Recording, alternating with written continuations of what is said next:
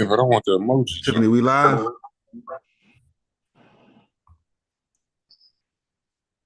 nah, I want an emoji.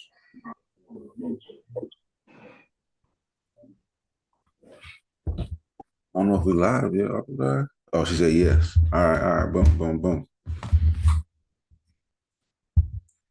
Yeah, I know if y'all want to rock the commercial first and let people get into the people creep up in the building.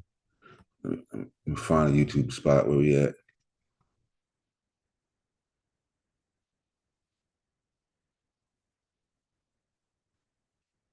Yeah, anyway, Logic, GQ y'all. Hit the link. Hit the link. We can discuss this on I mean Brad GQ. Are you saying you want me to Logic start discussing a little bit on the social world show? Yeah, we can do whatever. Let's get it. Like now on SOSA show and flesh out some ideas, but and then write this shit down, and then we come back together and put it together and get it done. Yeah, we do it right now. Matter of fact, we can ask people in the chat what they think about it, and we can go from there. All right, I'm on my way. I'm just trying to get some more. All right.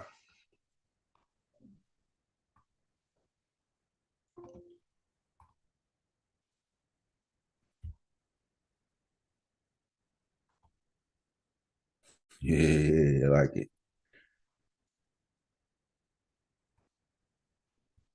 Peace, Yolanda. Elder vitamin DNA.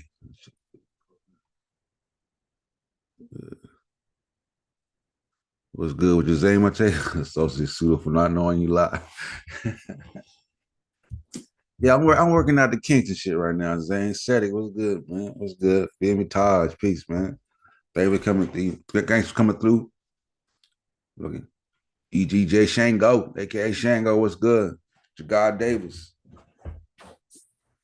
Yeah, man. I titled the show, man. Growing up conscious. Just some of the things you go through, man, growing up conscious, bro. You know what I'm saying? It's just a wild and crazy life growing up conscious, man. You know what I'm saying? It's like, you know, I've never I've never experienced like how individuals fall out over information. It's like a wild, it's like a wild concept to me. You know what I'm saying? Cause like, you know, if I fell out with niggas over information, I wouldn't have no friend there. All my niggas pseudo. Ain't none of my niggas scientific. That's on God. My niggas watch all my niggas be watching 19 keys and all type of shit. You feel me? Shit drives me crazy. You know what I'm saying? Like I don't, and I don't go in on them for watching 19 keys. That's just the way they act. You know what I'm saying? I talk to them. I try to give them a little bit of game where I can, but you know, it is what it is. You know what I'm saying? Like I go to I'm with my partner the other day and he watching high level conversations and shit. Like 19 keys and some of a dude, you know what I'm saying? He talk about us and we, you know what I'm saying? He talk about the Sumerians and the Egyptians, you know what I'm saying? You feel me? Talking about, this us and we and this high level conversation. It's pseudo as hell. Shit, what I'm gonna do? That's the homie. You hear me? Like, I tell my little people, I say, yo, that dude, I say, yo, he lying about that. You know what I mean? He just be like, for real. But I ain't finna argue with him about that shit, go crazy with him. It's still my homie. Dude. You know what I'm saying? So,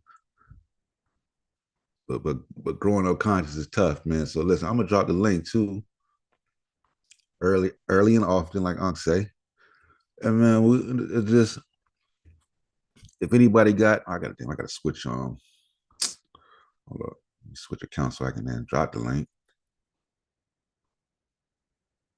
If anybody got any critique or any any story they want to share about growing up conscious, man, listen, man, by all means, hit the link. You feel me? Here it comes. Oh. Yeah. What is that thumbnail? I don't know. I just felt like as soon as I saw it, I was like, pause. I don't even know why. I just felt My I first had thought was, getting, man, pause. What I don't what know is about that getting thumbnail? porno bond or nothing. I was like, what's going on here? Wait, You I know was about to say you a vet who came in here, bro. You about to see something wild.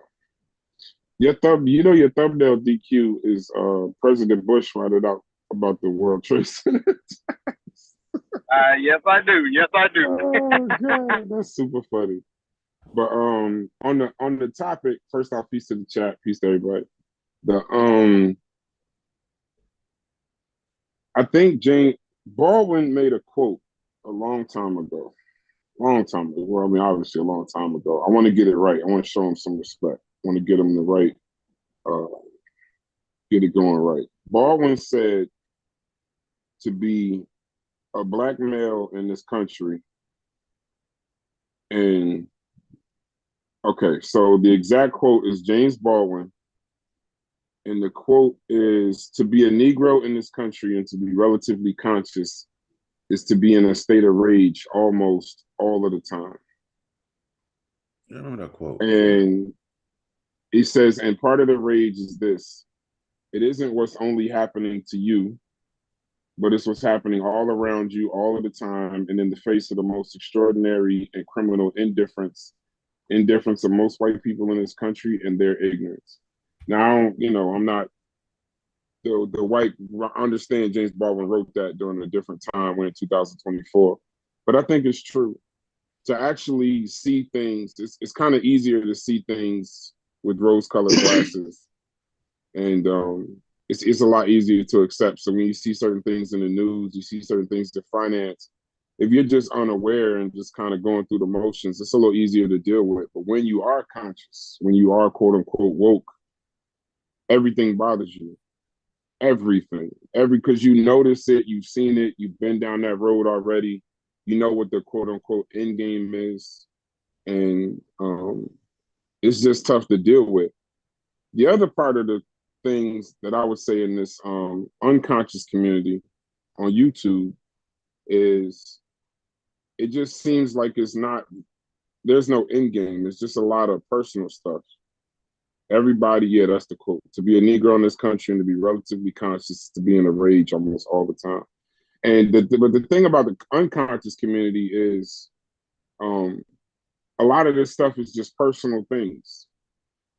So what'll happen is then you can have topics that you talk about for years, right? People they felt one way, then they felt a different way, then they feel a different way, then they feel a different way, right? All these different contexts, people come in and out of it.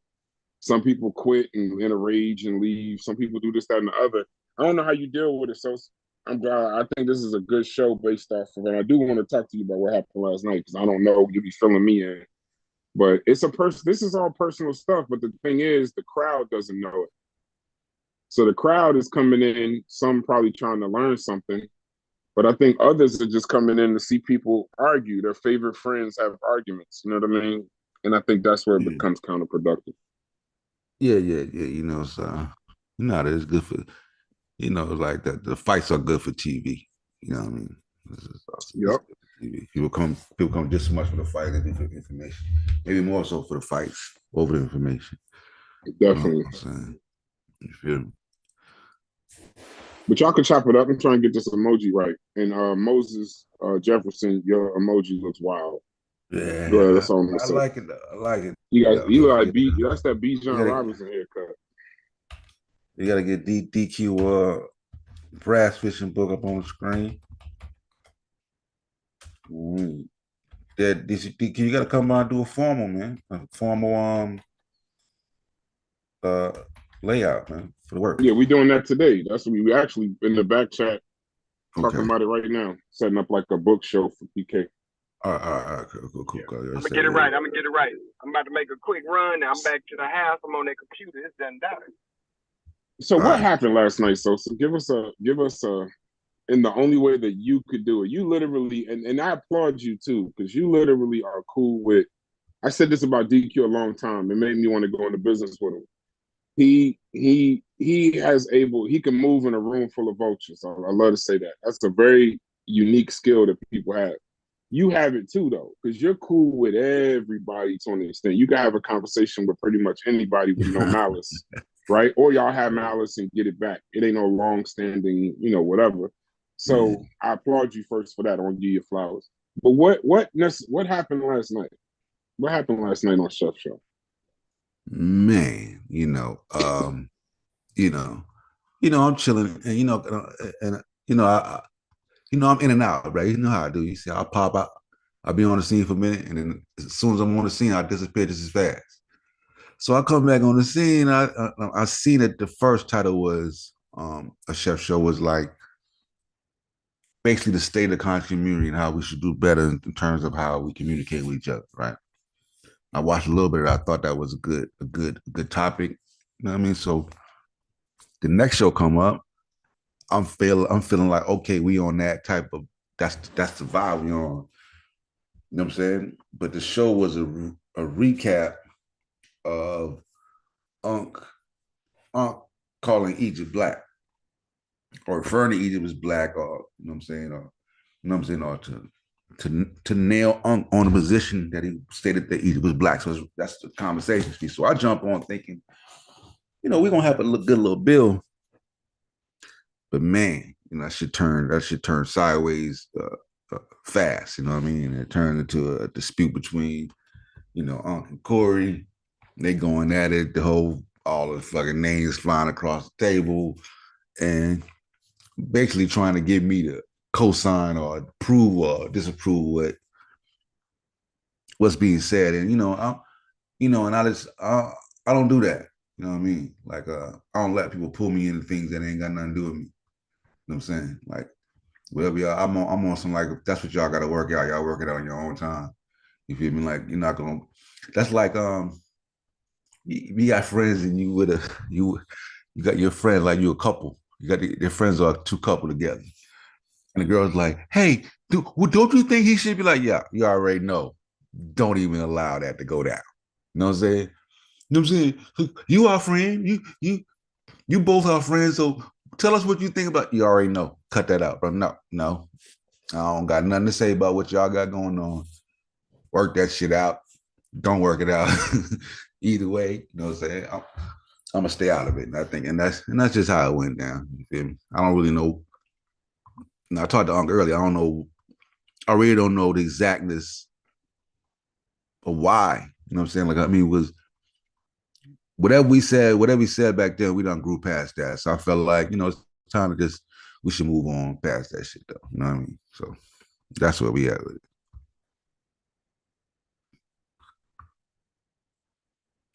We got Cedric in the building. I think Brad dropped off. I don't see Brad. Cedric in the building. What's good, Ced?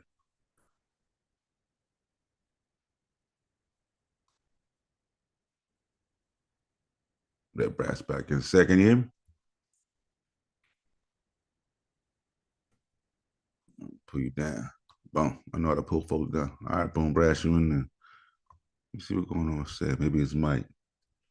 Oh, Ced, you ain't hooked up yet. You ain't got your mic and stuff hooked up. My avatar showing? Yeah. It was showing when you dipped out. Okay, dope. Yeah, you heard me. That's just the gist of it. You feel me? Yeah. But like I said, Rash, you done been in the room with two couples. You friends with both the male and the female. Mm-hmm. And they said, "Hey, you know what I'm saying? Don't you think he should? Don't you think she should?" You like, nah. Nah. I'm good. I'm good on that, bro. No, I'm Gucci. Exactly what you was about to say. I'm Gucci. Now, you heard that times last night. I know. Like, I don't know nothing. Nope. I don't know nothing. Yeah. See, and you be in a different position because they definitely gonna try to use you. Because I noticed, you know what I'm saying? I noticed like I watched out when I watched the other shows and stuff, and you're right, you'll just dip out when it's cool, dip out this, that, and the other. I don't even ask, when you dip, I'll be like, yeah, so take some me time. You'll be back. And then when you do come back, it's funny, you come right back into this. Now, when you say growing up conscious, now I do got a question. When you say growing up conscious, do you mean growing up conscious in real life or growing up conscious on YouTube? Because I think it's a distinct, it's the double double-edged double sword or double, consciousness. Yeah.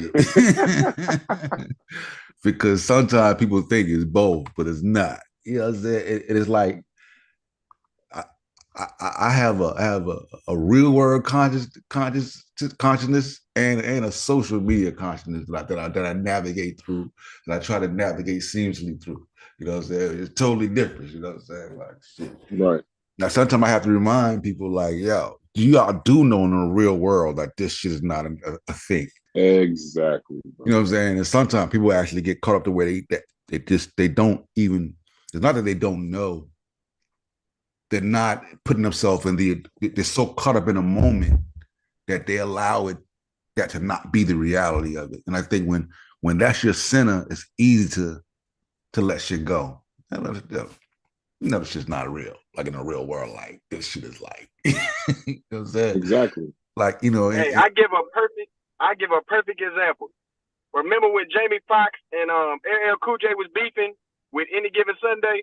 yeah. That nigga Jamie Foxx said, "Yo, this nigga was over there working out like he was a real game." He was like, "Nigga, this is a movie. Somebody hit me, they going to jail." Yep. Thought we was Exactly. really at a game. Yeah, So yeah. yeah, that's how I get in this mug, bro.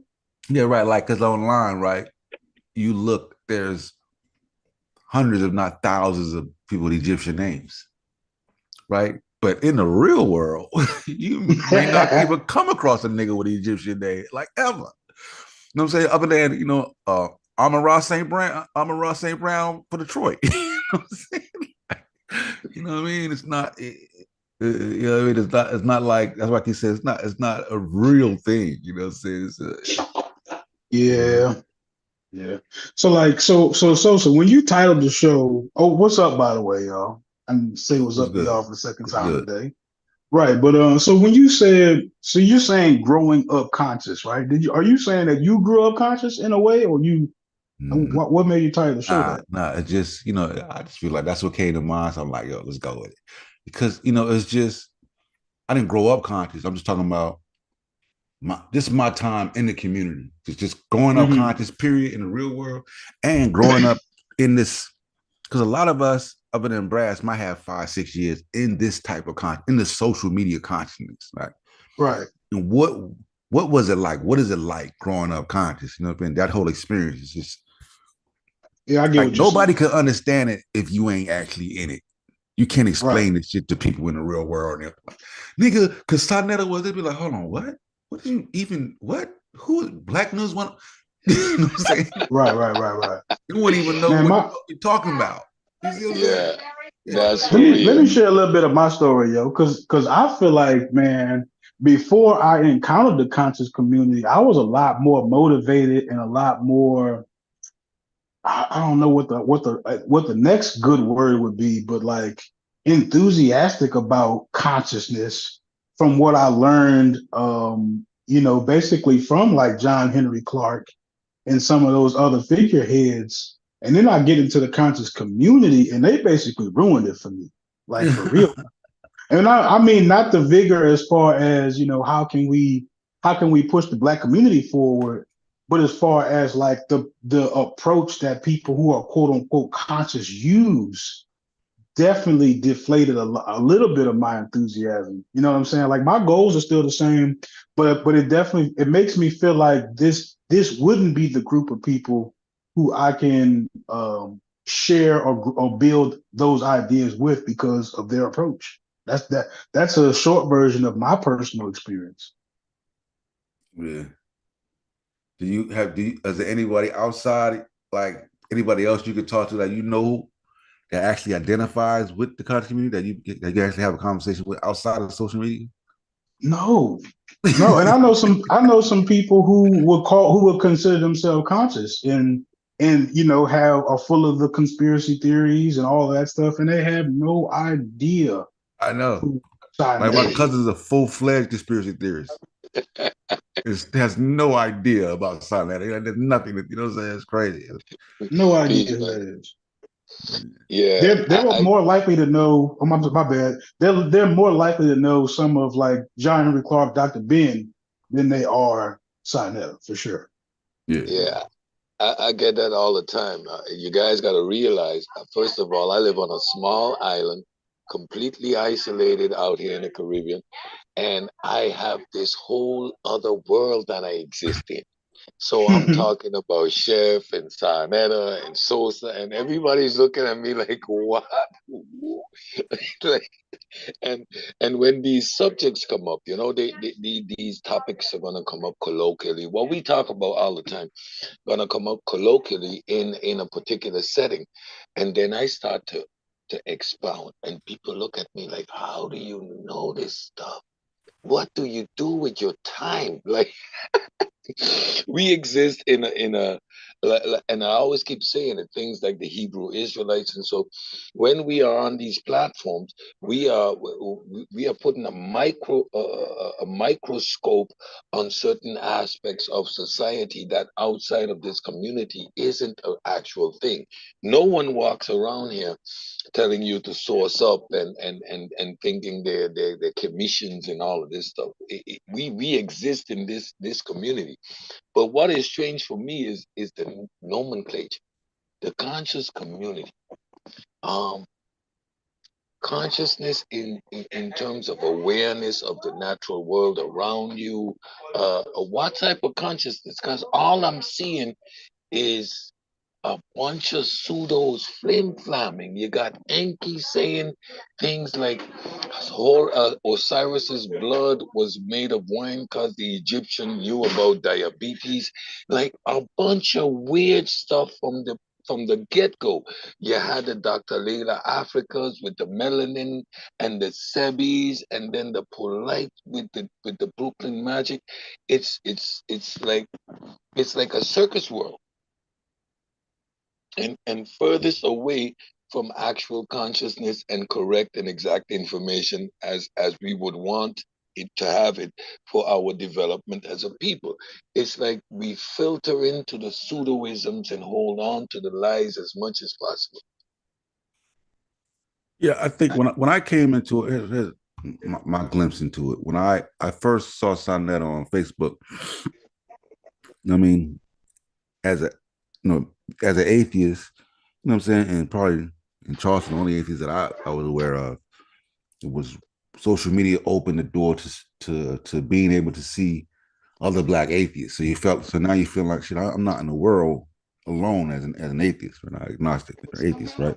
So I saw Sonetta, and then his video, he used to try to make people take a step, walk. He would put a picture of Jesus or white Jesus on the sidewalk and dare people to walk over it. And people when they came to pick of Jesus, they would never step over it. They would always move or walk around it. You know, he would dare people That to was step over it. hilarious.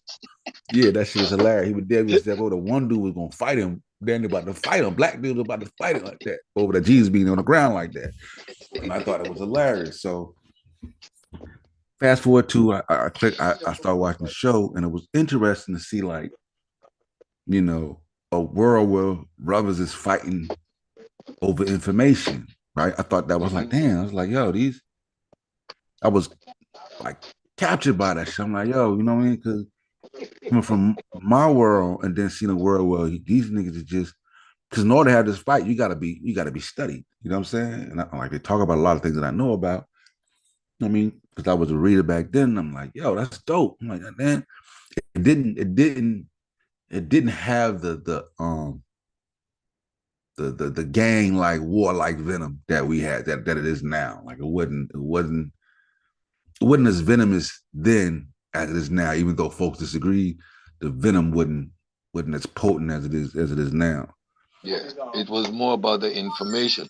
But you Yeah. see, the parrot, and I agree. When I came in and watching Sarnetta on 125th Street, and I found a black atheist community. I've been always in a part of the European quote unquote conscious community, the Tom Jumps and these type of individuals. But finding Sarnetta was really cool. I mean, and especially hearing him say real black atheist. That was for me, okay, this is home.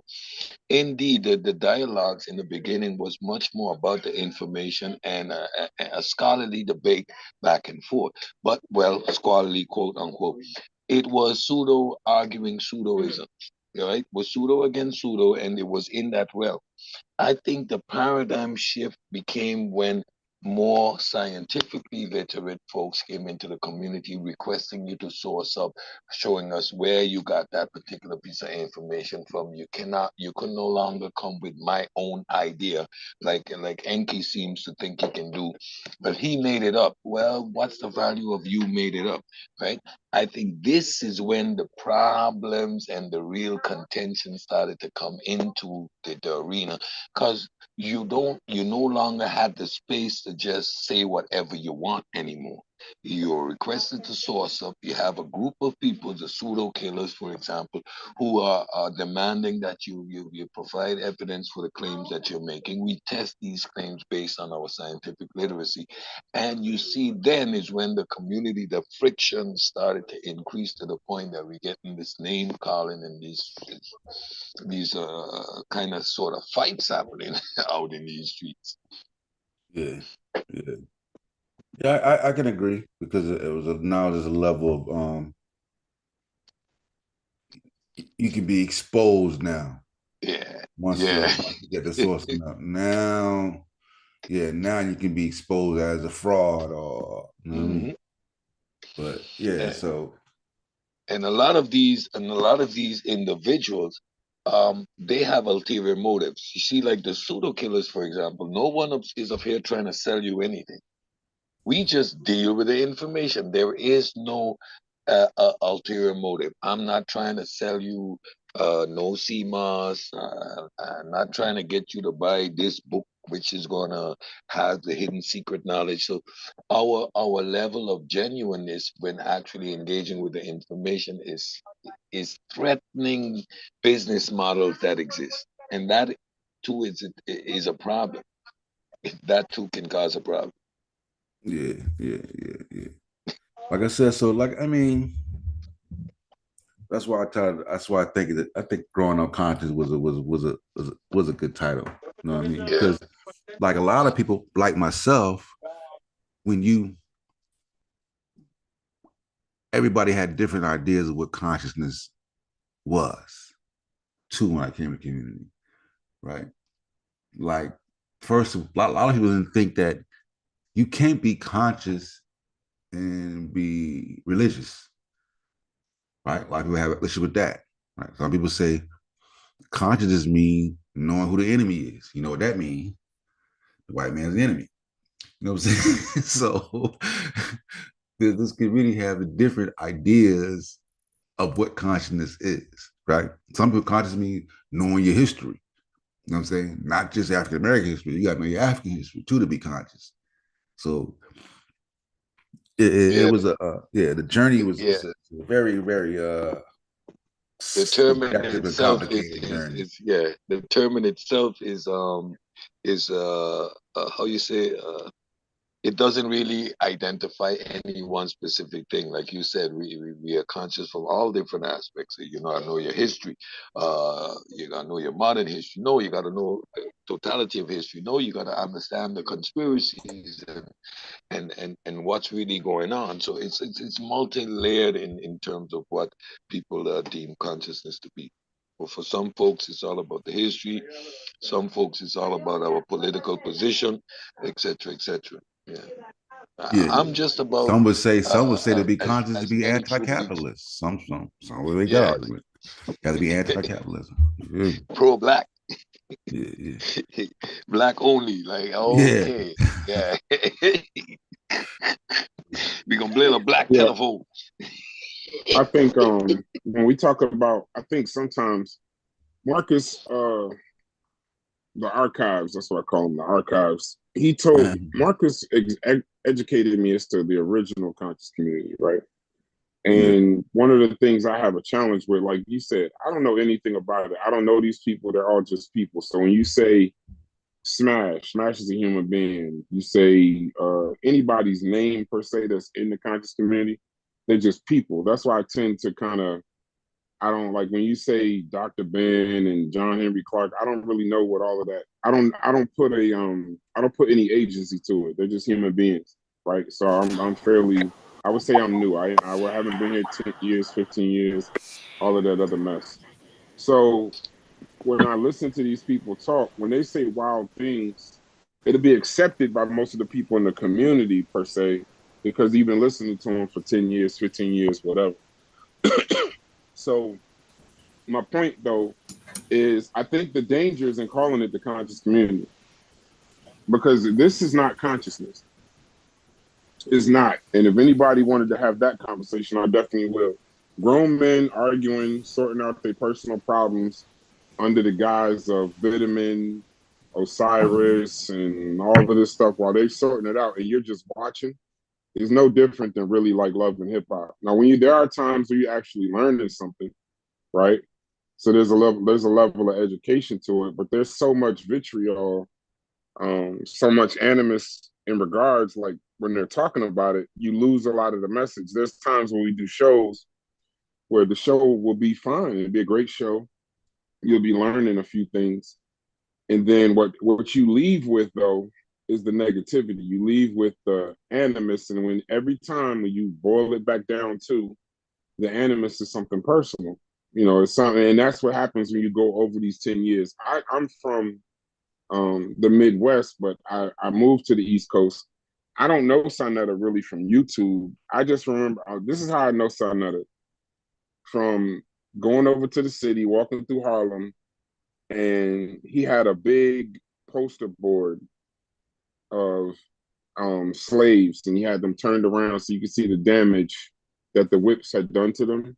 Yeah. And it just stuck out, because if you ever walk through What year Harlem was on that? 25th What year was Street, that? What year was that? ooh, The black and white photos, that's in the this is beginning of about, yeah, the consciousness, about photos. 10 This years was ago, like, yeah, this is about 9, 10 10, years ago. 15 years Yeah. ago. Yeah.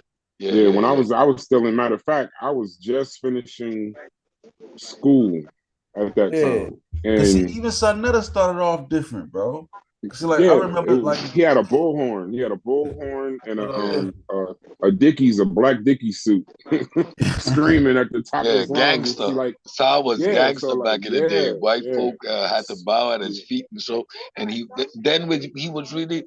Those were the early days when it was all about bringing the awareness of the atrocities that were done to our Yeah. people, and Let's primarily put it in. under the guise of religion, right? Let Brad So get I us was out. Let Brad get us out because I want to hear the rest of this. The black and white. They what? They were, yeah. He had the black Dickies suit with the megaphone, the big combat boots, the beret, right? Kind of like give you like a Khalid Muhammad kind of feel.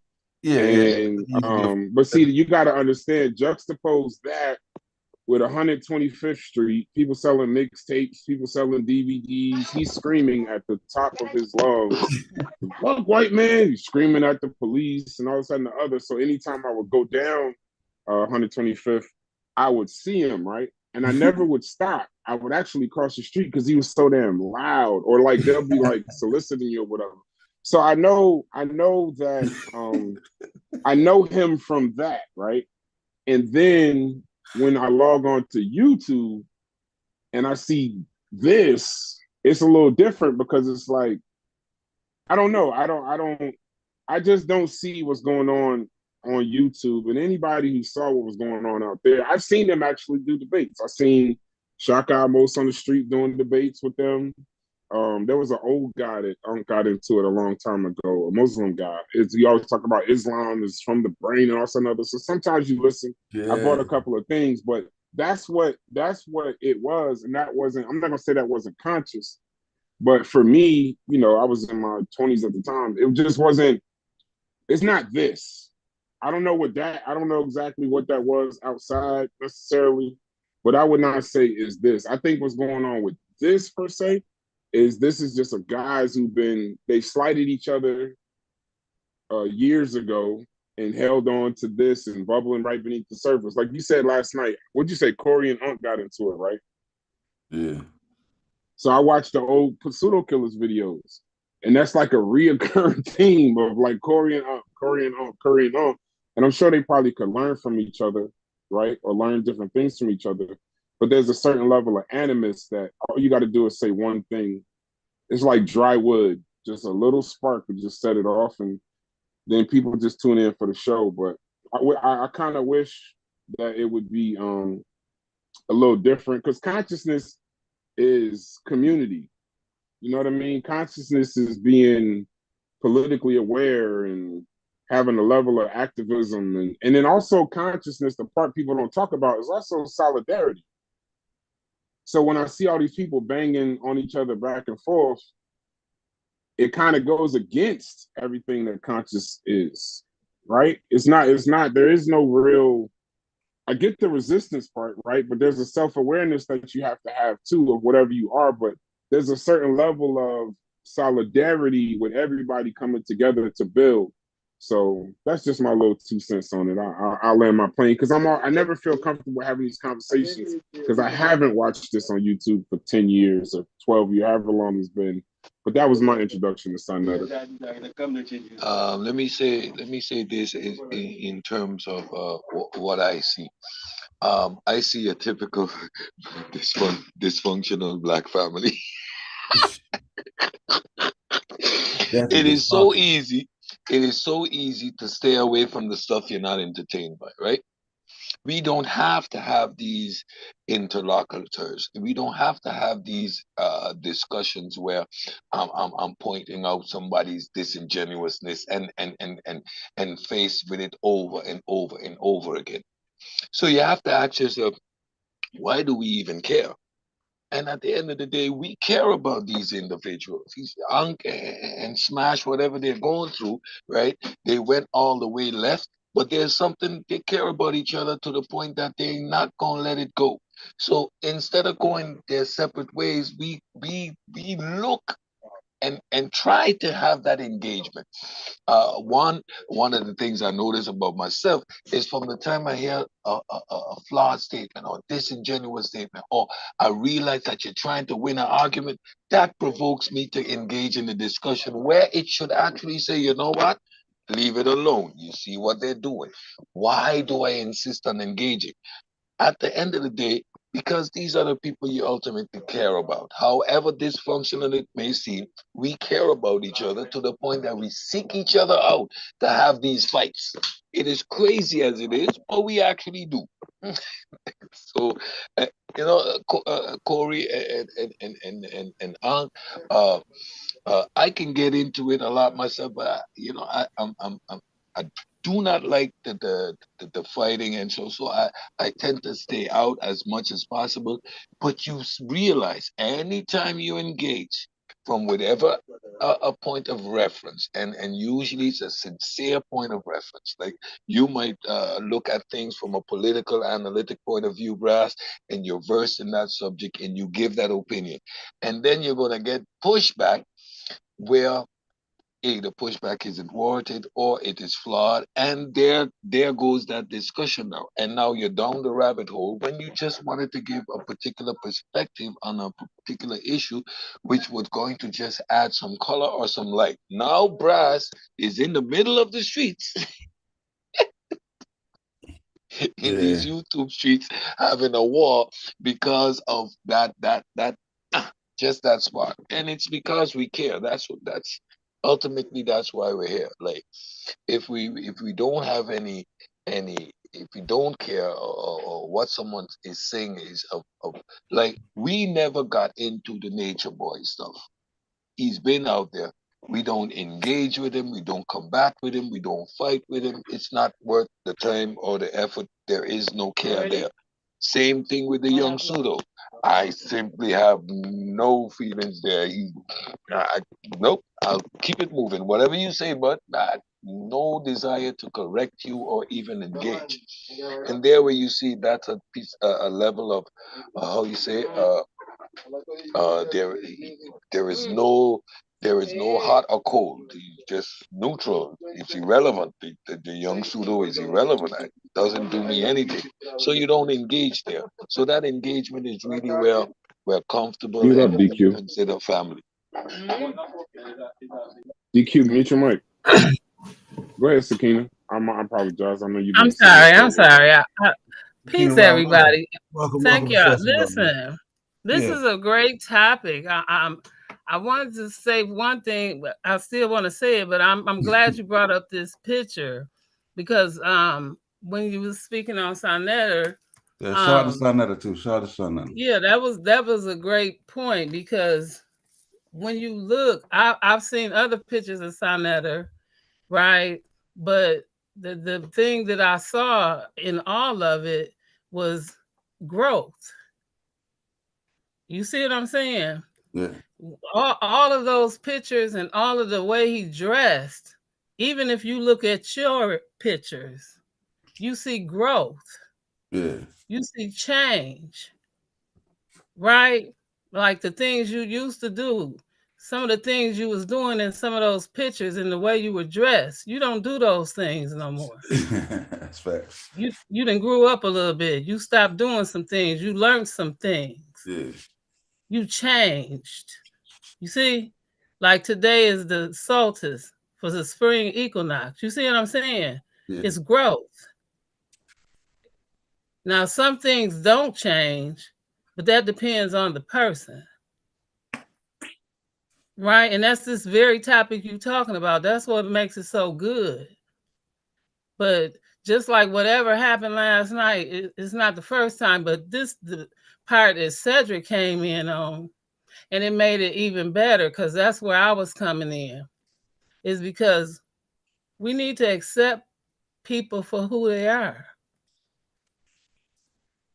Right. Like I tell you, I got. And that's just where Cedric was going. But instead, we like them for that, and then we start bumping heads. Yeah, And we we gotta bump heads learn to live with because the pseudo. once we get to bumping heads, it's because, right, we get to that point where we start changing because we starting to grow up, we starting to learn just as much. And now you ain't no better than me. And that's okay. But can you say that I'm no better than you? And that's the part we can't swallow. Right. There's a toast of you. I don't know if anybody's familiar with it. It goes, here's to you as good as you are. Here's to me as bad as I am.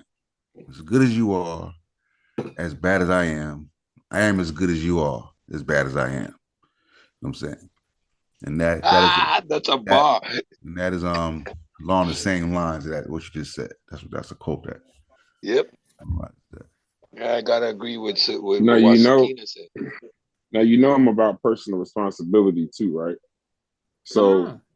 like how you say, all right, I'm gonna go ahead and say it. So, uh, and honestly, said that's my challenge all the time to come into this. I'm a like my science in the pseudo killers is political science. So I'm learning all the other things. You know, I learned some of these things that we talk about in school, a lot of it actually, but I'm not an expert in that. But as far as political science, I'm right there. And a lot of times I look at introspective, like when you point at people, pay attention to the fingers that's pointing back at you, right? So one of the challenges I think in this community, I think pseudo killers got to take some responsibility for it too, because that word pseudo is overused, misused a lot more than is used correctly. Now, I won't say from official pseudo killers. Official pseudo killers tend to use it very sparingly. They use it very like calculated with it, where it fits it. There's a difference between being pseudo and being something else.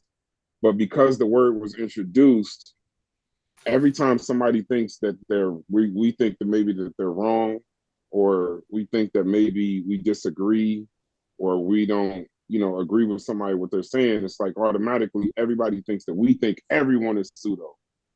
And I'm gonna be the first to say, and I'm not an official pseudo killer, but I've been around in the Discord for a while.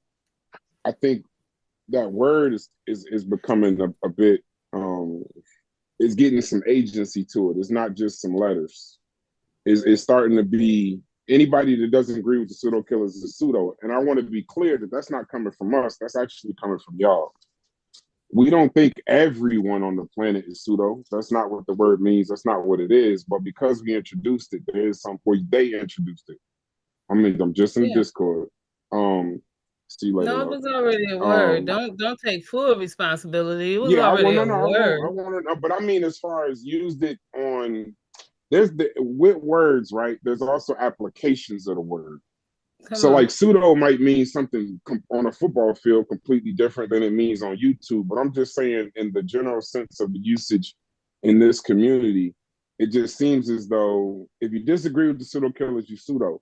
And I just want to say, maybe you can correct that, Sosa. You can speak to it as an official pseudo killer, but I think that word has caused a lot of contention too, unnecessary contention.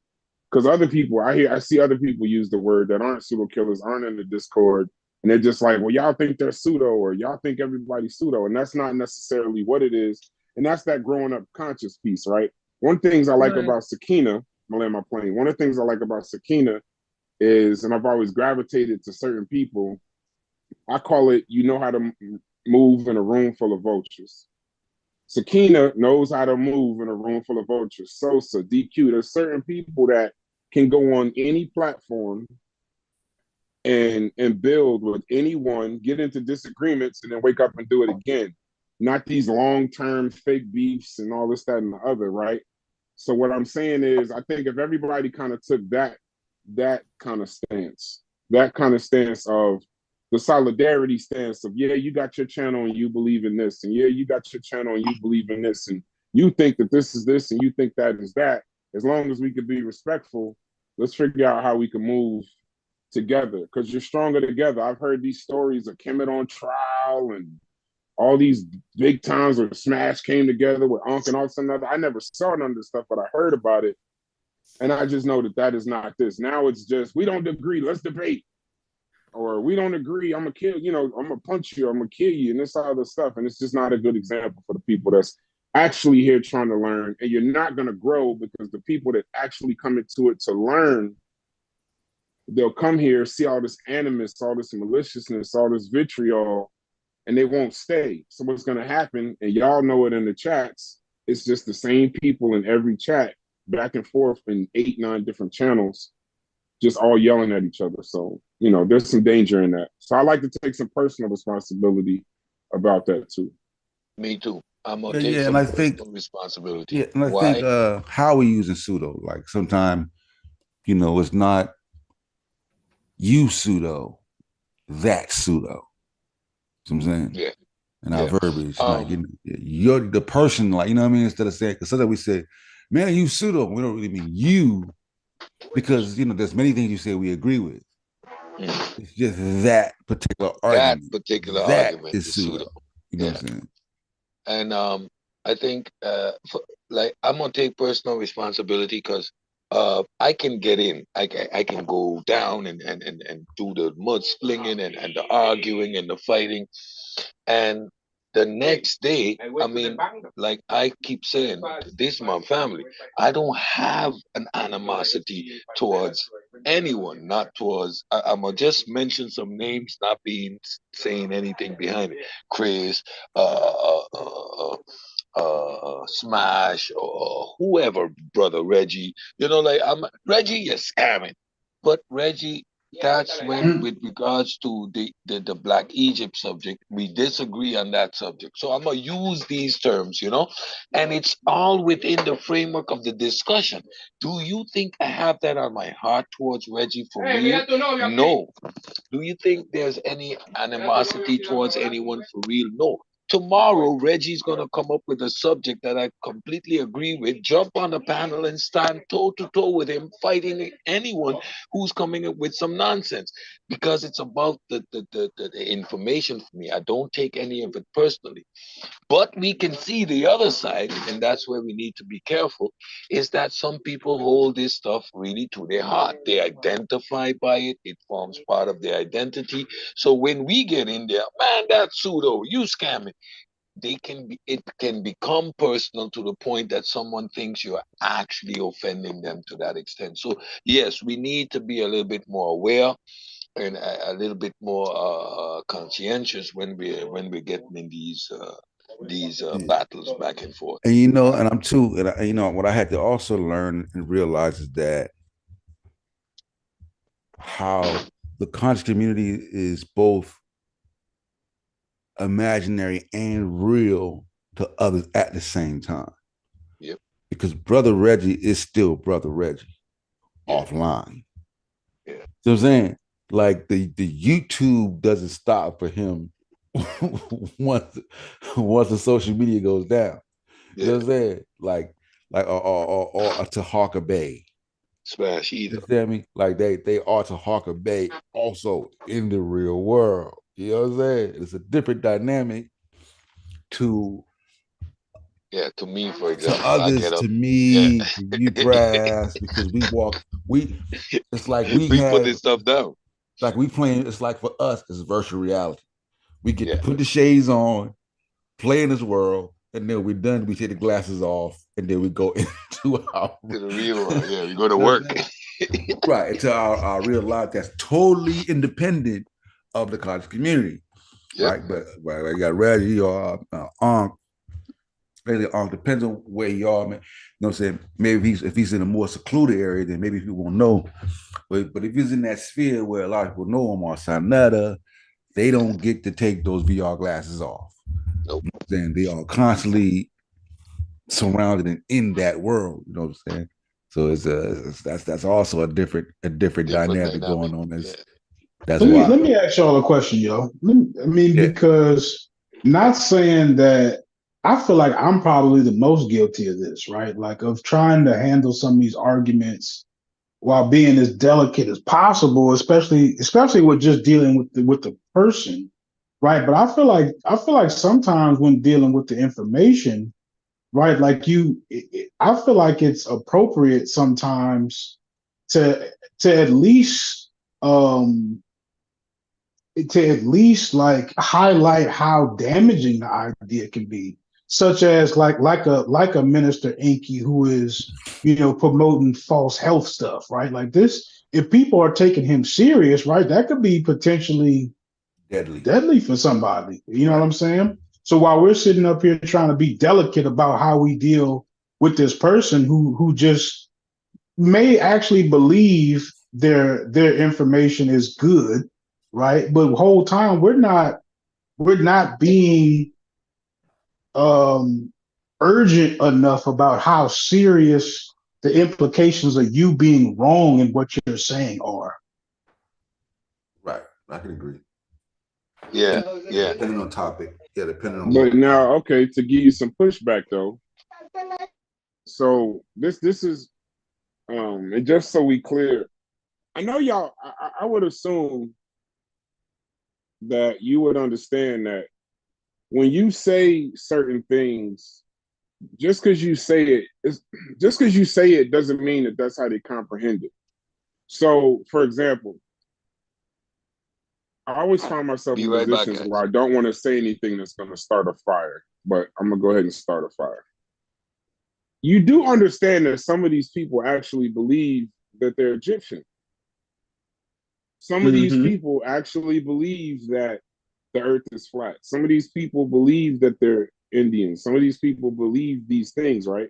Now, yes, they may be wrong, and I agree with you, like a Sabi, where you telling I got cancer, go eat an apple or something wild. I'm exaggerating, but yes, I would say in that case. But when I say I think it's overused and misused, I think when you say to somebody, Logic, in real life, you're a scammer, you got to put some information behind that, right? Yeah. Like you can't just say you're a pseudo. Like I've seen it happen so many times, it'll make your head spin. Pause. I don't know if that's a pause, but I'm gonna just catch myself. You'll see somebody say you're pseudo, you're a scammer, da da da da da, and then put all of these things, right? And then you'll get mad when people don't understand exactly what you're saying. Now, even me, sometimes we have these private voice chats in the Discord. A lot of times, even I have to come around to the thinking of, okay, yeah, that would fall under the vein of scamming. But when you make these general statements, you are pseudo, you are scamming, that's not used to build anything. That's kind of used to destroy. So if you want, let's say his name, Inky, right? if you want to say that he's doing something that's going to kill people, or some of the things that he's saying they might die, say that.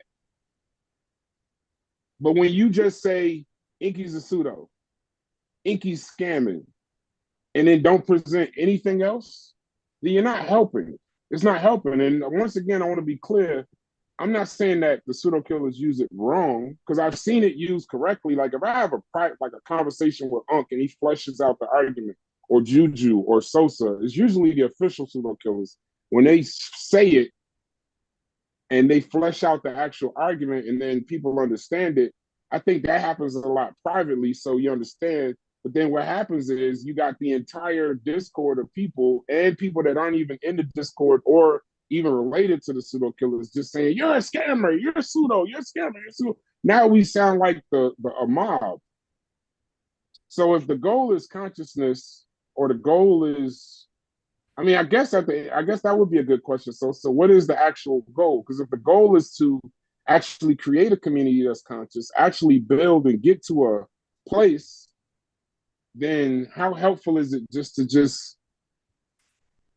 throw out stuff with no information? When I came into it, it really wasn't no necessarily a goal set other than like correct information. I mean, I used to with unbiased, we used to call ourselves, we used to call ourselves the fact checkers. You know what I'm saying? Because we just realized that, you know what I mean? And then so with Arcanem, it's just like there's so much misinformation being spread, and there's no, you know how like you go on Google and you have like you can test and you can find the truth, you can put it in the fact checker. Like, so pseudo killers, in other words, there was nobody actually verifying any of the shit that's being said. Everybody just saying shit, people choosing sides, and nobody's verifying it. So the pseudo killers kind of emerged out of the real black atheists, and just as a window into fact checking information. And that was just the only goal, just fact checking information. We didn't have a specific person we was aimed at. It was just anything pseudo in the conscious community that came across our desk, we would address it. We would flush out the argument, see if it's factual or non-factual, and with sources. That was it. That was the only goal. There wasn't no now other that goal makes other sense. than that. Now that makes sense. Now, Brass, let me ask you a question. What's your politest way to describe what Minister Inky is trying to build? By giving I don't us... know them. I'm gonna say this. I don't know the man. You're asking the wrong person. I don't know anything. Okay. You know my first introduction to Inky when y'all did the Pseudo Killer Awards on New Year's. That's the first time that's the second time I heard of him. That's when him and Cuban got into it like a while, because that's when the first time I saw Cuban. So I don't know anything about the person. And then now see, Logic, you're actually making a good point, but I want you to understand something. To people that don't know him or know what he's done per se, you just told me that he does things that can kill people. Say that. Like, if I don't know him and you just say he's pseudo, then he no different than Sanchez or any of these other people. I'm thinking he's just saying something wild. You know, he believes in something wild. And then no, I totally get what you're saying. How does he kill? How? Like, what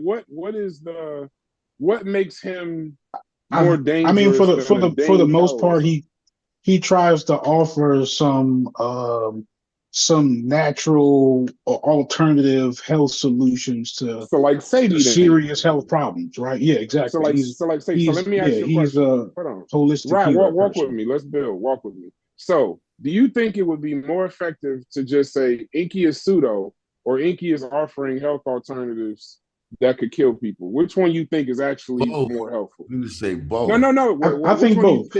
Which one do you think first? I was gonna say both anyway, but honestly, it's got to be both. But so like, okay, I gotta redirect you a little bit. Go ahead. Last thing. So what? I just want to get my point across.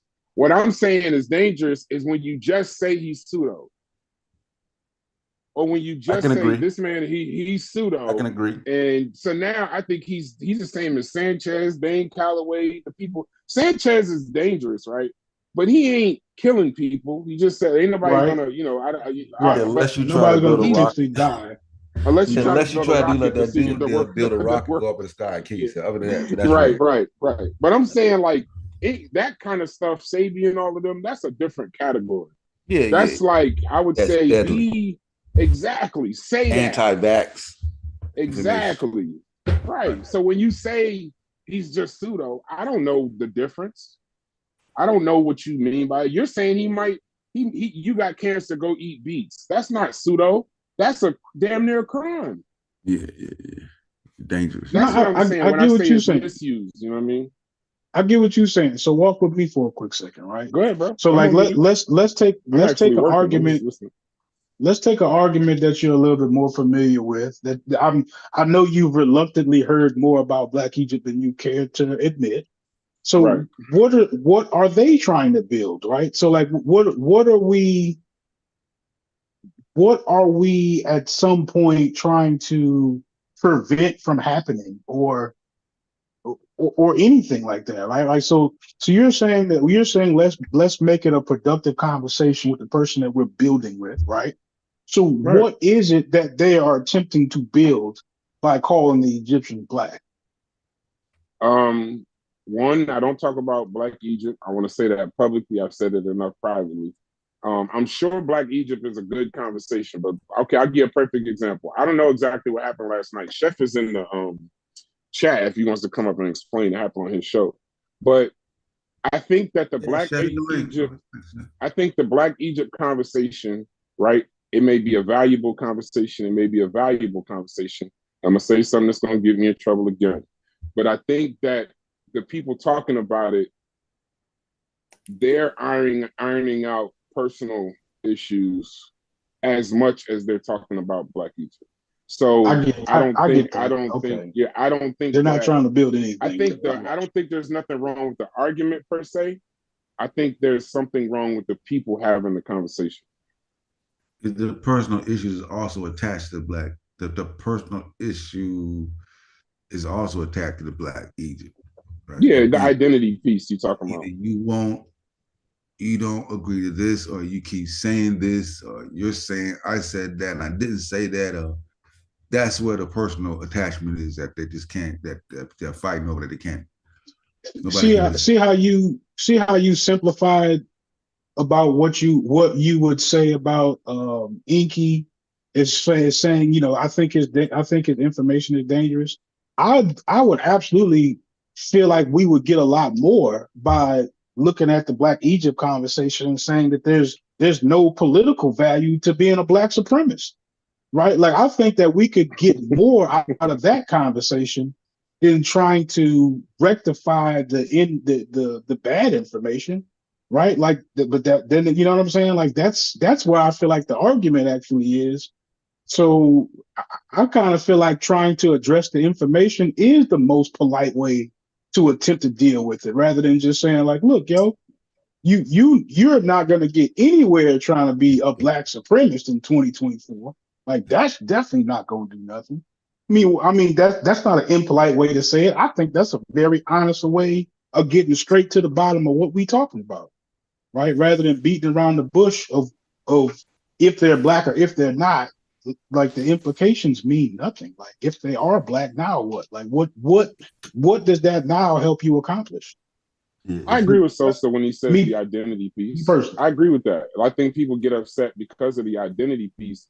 But when I say the people involved are ironing out personal issues, I don't mean the identity part.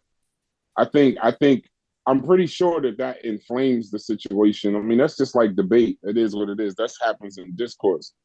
But I think what happens, just my opinion, I think the personal part I'm talking about is this person threatened me 5 years ago, and that's still underneath the skin. So when this person disagrees with me, we have this joke we talk about in the Discord all the time of, have you ever been in a situation with all your friends, everybody making jokes, everybody laughing, and then you just pick the guy that's getting teased the most. He's not even mad at the person talking to him. He mad at you because he already don't like you and you laughing at the joke. Like it's like I it's get like that. that personal stuff underneath the skin. So what happens is, and I think I'd like to get back to that piece too about what is the end goal? Is the end game to, because see, this is not an argument that's been going on for a few months. This is an argument, Sosa could correct me, I think it's been going on almost 5 years.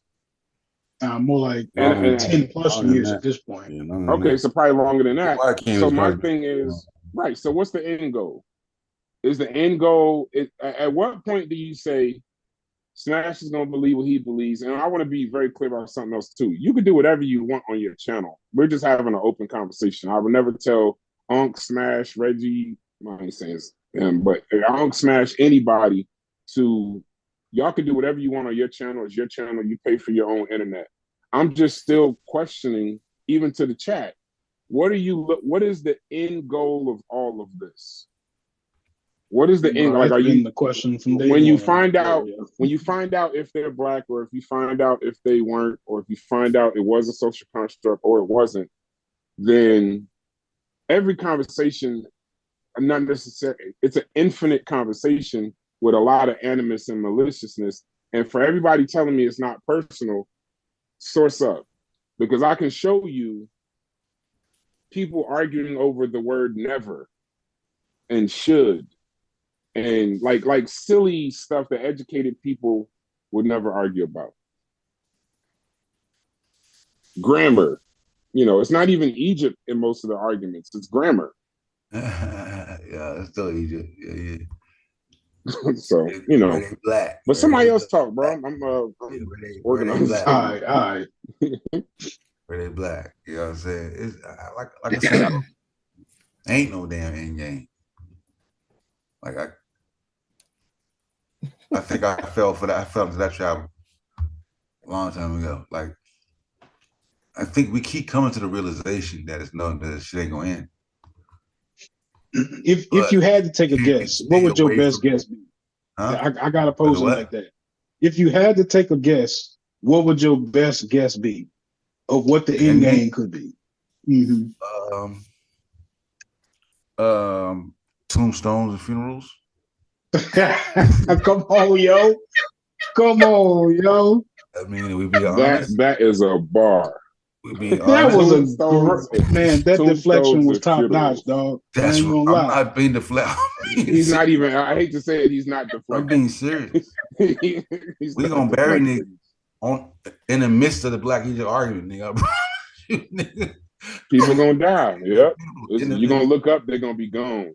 And then and guess what? You know what's gonna happen after the funeral? Somebody gonna pick up the argument. Somebody gonna create a channel, and you just got a new person arguing about it. Right back up. You feel me? Yep. Sakina, I know you just chilling. I don't know if you like, because I'm actually doing some work over here, but somebody's still laughing, yo. It's to err is to be human, and to forgive is to be divine. And this is why, again, Cedric keeps saying they come back together just to argue. You see what I'm saying? And exactly. So this is why, right? Because if we just go ahead and accept them for who they are, right? And because it's part of this conversation as a whole, right? Once they grow up, right, and become more conscious and stop doing things that they used to do, and just you're becoming more consciously aware. Now you gotta accept people for who they are, because you want people to accept you. Now you gotta accept people for who they are. To yourself, you gotta be true. So you right? said like we so too busy trying to. Hey, Sakita, I'm sorry, go ahead. So you said even though the brother's wearing the Moorish outfit, and he needed a lot of the store, just take the brother to the store. Don't even trip on that. I mean, even if you find it funny, right? Some things don't need to be said, but that's still that person. The clothes didn't make that person, right? Right. That Exactly. person, that's that person, right? You gotta accept them for who they are. Right. Like it or not, right? Right. You rolling with it or you're not. You can laugh along the way. Like, I can't help it. Right. Because I'm gonna laugh. I'm gonna laugh. But I accept you for who you are. Yeah. or I'm not rocking with you. Now, I mean, now you that's know what? your choice, right? Right. I feel like you are unintentionally saying that it's better to just leave people behind. Are you leaving them behind or not? I mean, do you kick it with people you don't like? Yes or no? Are you? So I mean, so are do you I kick it with faking it people I to make don't it? like? No, are you faking it to make it? Because I mean, this is really right now we are in Sosa's world because you want to be, or did he make you be here? I'm here because I want to be. Okay, then. No. So I'm talking about. So like let's create. Let me give you a No, there's circumstance. nothing else because everything This, go you ahead. I'm do, gonna let you talk. everything you do is based on your choice. So if you want to rock with me, then you do that according to your choice. So accept me because you accept me for who I am. You're not trying to change me just to hang out with me. You accept me for who I am. But when it comes to arguments, it's based on you want me to agree with you or I want you to agree with me. That's why we can't meet in the middle. This is what y'all talking about. Consciously aware of things. Smoking That's conversation. what they're Excuse me, arguing brother. about. But the information that they arguing about has always been the same. Their I mean, opinions are I'm different. 50-50. I'm halfway in and halfway But out. their opinion is different. But the information is the same. Can we all agree on that? Say it again. Yeah, there ain't no The new information. information has always been the same. Can we agree on that? Yeah, they ain't got no information to say. Ain't no new I'm not information. sure if I that don't even know. I applies to don't know all Well, these anything. If conversations, we are yo. from Like their talking about side, if we like talking about if I'm pro vaccines and my homies like let's just eat fruits and vegetables, like that doesn't mean we still can't be no, but friends. you are pro-vaccine, but vaccines is the issue or the topic. Now, Mm-hmm. pro or con is choices, but vaccines have always been the topic. Now, the issue or the problems is going to be because one may be con and the other may be pro. That is to accept you for who you are. Because if you want to take it and they don't, that's your choices, and neither one should have a problem with that. That's I all depends. I'm don't have a. saying. Depends. Like with my I don't sister, have I a had to fight problem. my sisters for a while to get them to do it, and I was willing to fight my sisters, and everybody in my family they eventually got it. But like that's something I can't live. Now they was Abo or I don't even want to say anything. It was Indian or Moorish. That's not something I'm going to fight to break up with them. I'm just going to. There's going to be Rashida Bey. It was Yeah, going to be. that's what I meant by I'm 50-50. It depends on the topic. If you think you Egyptian, I could just laugh at you from a distance, no problem, yo. But it'd be a lot harder for me to watch you try to deal with being sick from COVID and you want to stay at home and eat fruits and vegetables. Like That's different. that'd be a lot more difficult for me to watch you deal with that in that Okay, way, but right? how do you stop that? I'm not saying I can stop it, right? But I'm talking about if Exactly. somebody is choosing to have the conversation, right? Like I feel No, like this is the problem though. What I'm saying is if you can't do anything to stop it, but yet y'all gonna argue back and forth about information you cannot do anything for, that is somebody else's choice. Why are you trying to persuade them to think your way? okay, let's get into the actual reality of the situation. Let's say we're actually not friends, and it's me on YouTube and you on and you on YouTube, right?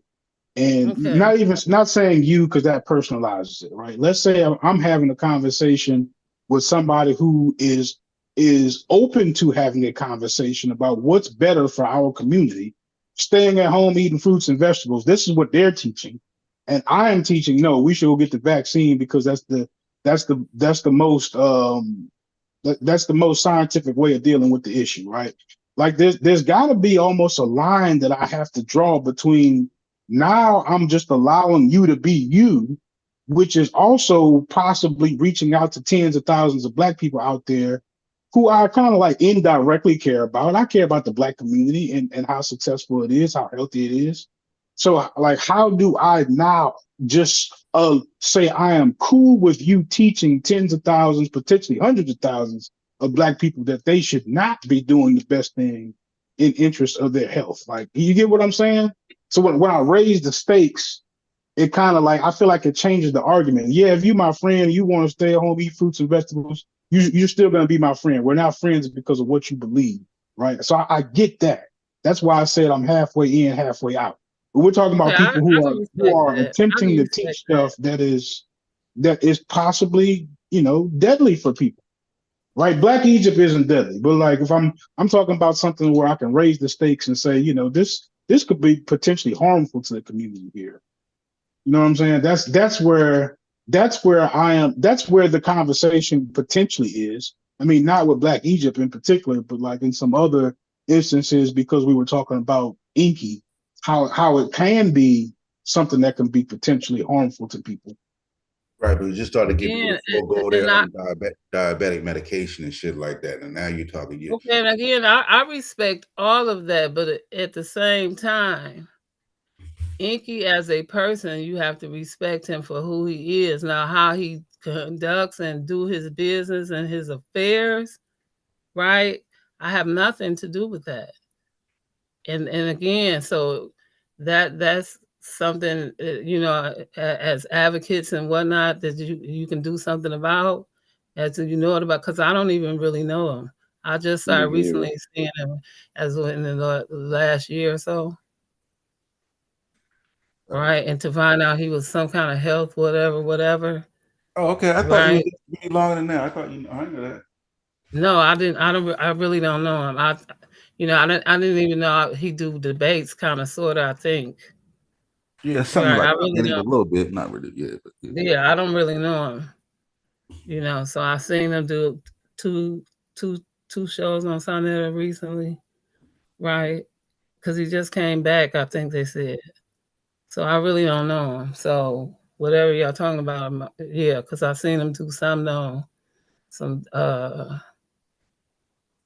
think it's something about digestive system or something. I don't know what he did, but I seen it. Yeah. I mean, we can go, but we can kind of go on and on with the examples. Let's talk about, a a former person in the conscious community that Hold was on. attempting Stop, to stop, sell stop, Right, stop, but real stop, stop, estate. stop, stop, listen, stop, this stop. this is the whole point, though. It's not about the people themselves per se. What I am Exactly. saying, even if it's a personal friend or this is the point. Regardless to when we talking about information, people that saying or competitive, this is far as this. Because when we trying to look at people to say that they're no better than you're no better than them, we arguing over information, we're arguing over scholarship, we're arguing over consciousness. This is where I'm at. Where I'm not really caring about who out here selling flowers and sage and crystals and all this other stuff. This is where we taking it and going to the left. That's too much. I'm just talking about when we are talking about uh, uh, giving information and trying to wake up the people and put it out there, because we got politicians out here chopping up people, right? And putting them in bags, and they out here being advocates. If we really want to talk about something, let's talk about that, okay? Because this other stuff don't make sense, right? You want to talk about fruits and vegetables? Let's talk about people that's killing people and chopping them up, and they being advocates all in politics. We can talk about that. That's real. Yeah, I'm not even aware Okay. of that, but So we can get right, that. this is what's real. Let's come to So that in a second. I'm not and we too. got the votes and stuff coming up, and I'm not. so I'm not there with Now that so I'm yet. so starting to this be this like, I this what I'm believe you. talking about right I'm gonna now. just let So you let's believe talk that. about trying to just really keep the community. This is why this is real good, and I love y'all. So just when we trying to just get the information out here, the correct information to the people out here, and we arguing over, we can learn from each other, and that's what this is. This is what I love over here, because we learn from each other, right? And we trying to keep it together. This is why y'all trying to get this little thing going on because y'all want to keep it going strong and keep it going on. It's Wanna be not, healthy. nobody knows. Nobody knows better than me. Nobody knows more than me, but I don't know more than one another. Y'all quick to drop the panel and let somebody else speak. And that's one thing I love. I don't know. Ask and you pass the mic. I don't know.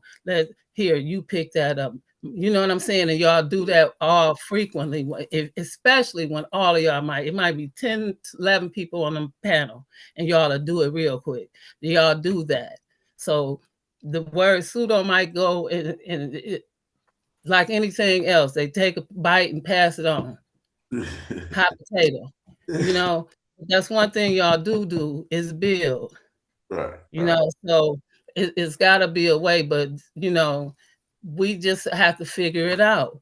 You Right. see what I I'm feel saying? that a way to do it and be Nobody's better than be healthy. nobody, but that's the bite that don't nobody want to take. That, you know what I'm saying? That I'm no better than you. It's good to say you ain't no better than me, but the bite is I'm no better than you. Right. I feel that. I feel that. Gideon and Chef and them in the building. Afraid of way of being helped. Chef, what's good, family? God on Gideon jumped in first. Let me get in. Gideon Block. I'm sure Loki gonna tear us all apart in about half. Gideon, you free? I'm sorry. Peace to the room. Peace to the room. You know I love you. What's up, Joel? Go ahead, Chef. Gideon Block. Kill us all if I appreciate your contribution, Miss Sakina. Don't be sorry. I love Sakina. I don't need to tell her no more. I love her. My wife's getting nervous. I love Sakina so much. Smoking conversation with Sakina Rod, man. Y'all make sure y'all tune in, man. Y'all so I can get some more of them gems right there.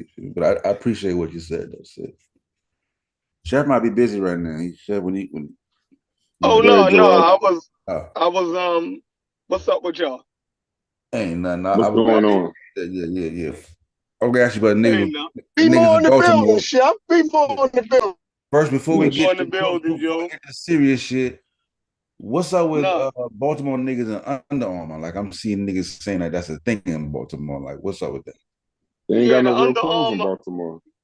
Yeah, Under Armour is actually headquartered here. Okay, so everybody rock Under Armour. So yeah, because they do a lot of stuff in our city. So okay, nice. They build training facilities. They got gyms here. Their headquarters here. Okay, like they some of our football fields and parks are done by Under Armour. So it's like a because the nigga on TikTok be like, I'm from Baltimore. Of course I wear Under Armour as a style. I saw that TikTok the other day. Yeah, so I was like, what does that mean? I'm like, for real? Okay, but now it makes sense. All right, I got it. I got it. So everybody don't wear Under Armour? No. I don't have nothing. That's a Baltimore thing. I don't own a single Under Armour thing. I've never. I haven't worn a piece of Under Armour. So let me ask you, what's wrong with Under Armour? What's good about it? I wouldn't say nothing's wrong with it. It's just like it's not fashionable in Atlanta. Like we just don't wear it. It's not fashionable on Earth except Baltimore. around so hot Fetterman on you, Brad. I didn't know. I really didn't know. Tell me another place that I know Steph Curry got paid. Like I've never seen it. Like I've seen it here and there, like spots, like a person, like maybe a drink. But I didn't know like it was a thing. Like, you know what I'm saying? Okay. And then Joel, it ain't no different. Like we wear Timberlands and North Faces. That ain't like everywhere. Everybody wear Timberland. Well, everybody rock Timberlands. Don't do that. No, but what I'm saying is, well, we wear ACGs. Y'all wear ACGs? Yes, we wear ACGs. Well, I mean, y'all got it from us. So let me see what else y'all got. Okay. Let's see. Well, every region has their thing. Like down south, they still wear jabots. So I mean, every region still has not so like much no more, thing that they wear. The time when jabot was. So what do y'all wear that don't nobody else wear, Brad? Well, I mean, y'all take it all from us. So I mean, we started it. Y'all just took it. So technically nothing. Hold on, where you from? Jersey, New York. We ain't took shit You from New can't put Jersey. Jersey in New York together. We ain't club never took music. nothing Y'all from New took Jersey. club music. Hold on, y'all took club music. Y'all Jersey ain't club fresh. sounds like ours. Yo, really Y'all took trying to act like New Jersey is a real place. y'all took our club music. New Listen, Jersey is not let me even tell a you real something. place. Yes, it is. If Baltimore didn't have the corner and the wire, y'all wouldn't be a real place. So what do New Jersey have? I'm lost. You are lost because They you're Nobody from don't have Baltimore. nothing, Chef. That's why he put. right. That's why he Nobody lumped from New New York Jersey in can with talk. it. Right. We New have the York wait. can, We have hold on. New Okay, we Jersey have can't the talk we, slick to They Baltimore. got Not New Red Man. Jersey. That's it. okay. They got Red Man. That's it. We have the Sopranos. Y'all have the Wire. Y'all got the Ravens. We got the Jets and Giants. We have things similar to y'all. I'm just saying, but the fact that y'all are The proud, New Jersey the what? Under Armour, hold on, The New the Jersey Under Jets. Armour is the clothing of choice. If the fact The that y'all are, Giants. hold on, I've never heard of that. the fact that y'all are literally proud. The Under Armour came in and dressed the entire city. Says enough about that's all I need to know about. It was crazy when I saw it on TikTok. I was like, what the fuck is this dude talking about? He's like, Baltimore so dropped everybody a couple got the like, dollars, and y'all just bought it all. Everybody on TikTok got the thing like, yeah, from Atlanta. Of course, niggas got money. Nobody know what they do for a living. Like a little sketch like that. And then nigga dude like, yeah, I'm from Baltimore. Of course, I got the half and half chicken. Then he said, yeah, from Baltimore. Of course, I went Under Armour as a designer. And he walking in little clothes and shit. I'm like, I didn't know that was. I thought he was bullshit. But then I saw they another wear dude. everything here though. Yeah, but the Under Armour, which seems to be I've seen that on a couple of different TikToks. 2 or 3 Under Armour is a theme in Baltimore. He specifically highlighted Under Armour. It's like putting on a Nike sweatsuit. No, it's not. It's just sportswear. And that's crazy. No, it's not. That's no, crazy. It's not. That's crazy. Right. No, it's not. It's just different. It's Under different. Armour is like a Chrysler 300, and Nike is like a Phantom. It's just so different. Under Armour clothes look like Nike clothes until somebody with Nike clothes stand next to somebody in Under Armour. Once you explain it, though, it made sense. Once you explain everything, it made sense. Yeah. That's crazy. So, but the fact that you are so intelligent, Chef, you're defending Under Armour. Let's have a show on Under Armour. It's the New Jersey part that's fucking with me. Everything is fucking with you, low key. Everything. It's the fact that somebody from New Jersey is talking shit. You know what I mean? It's like he lumped him in with New York. That's the thing that got me. New Jersey, New York. He lumped himself in with New York. Like that's crazy. Yeah, it's I just say. I don't know. I only said that because where I live. I live in Bergen County. It's basically 5. I saw the World Trade Center from my house. So it's like that's what I mean by New Jersey, New York. Somebody in Camden ain't gonna say New Jersey, New York. They're not gonna say that. Right. I live 10 minutes from the stadium where the Giants and the Jets play. That's why I said Giants and Jets. That's why I said that. Everybody in New York, New Jersey ain't gonna lump themselves in New York. Yeah, but y'all need to stop that. All right. Proceed. No, you just messed me up with that because nothing messes you up, bro. I know your history. Under Armour is definitely not frowned upon in Baltimore at all. I like see.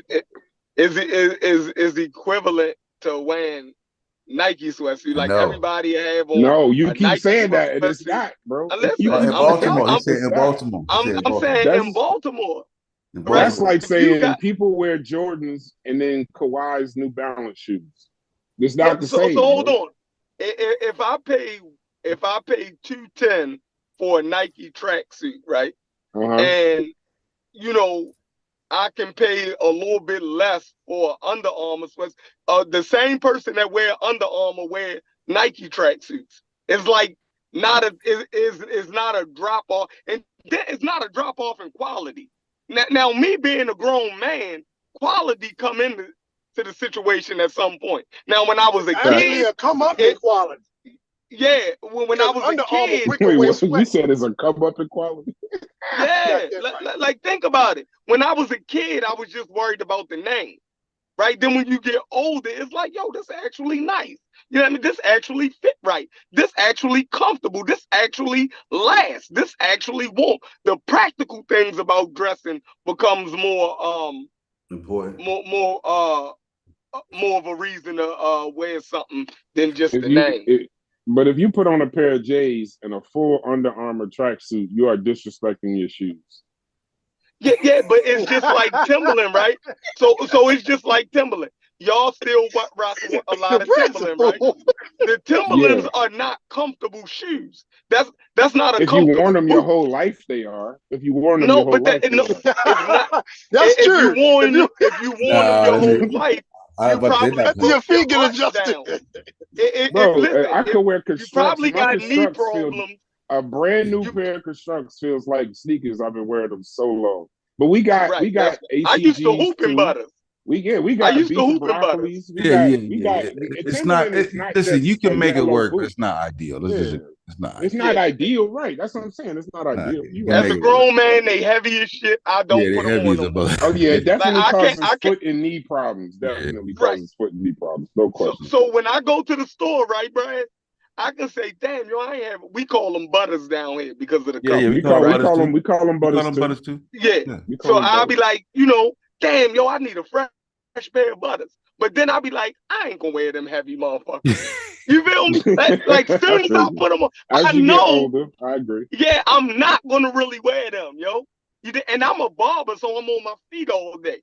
You know what I mean? And if I decide to go out, and I'm not putting on but I'm putting on something as comfortable as possible, right? And sometimes those little, we wear a lot of New Balance because New Balance is comfortable. You dig what I'm saying? So, you can't go to a barber shop in the state of New Jersey, and every single one of them barbers has on a pair of old butters. Promise you. That's crazy.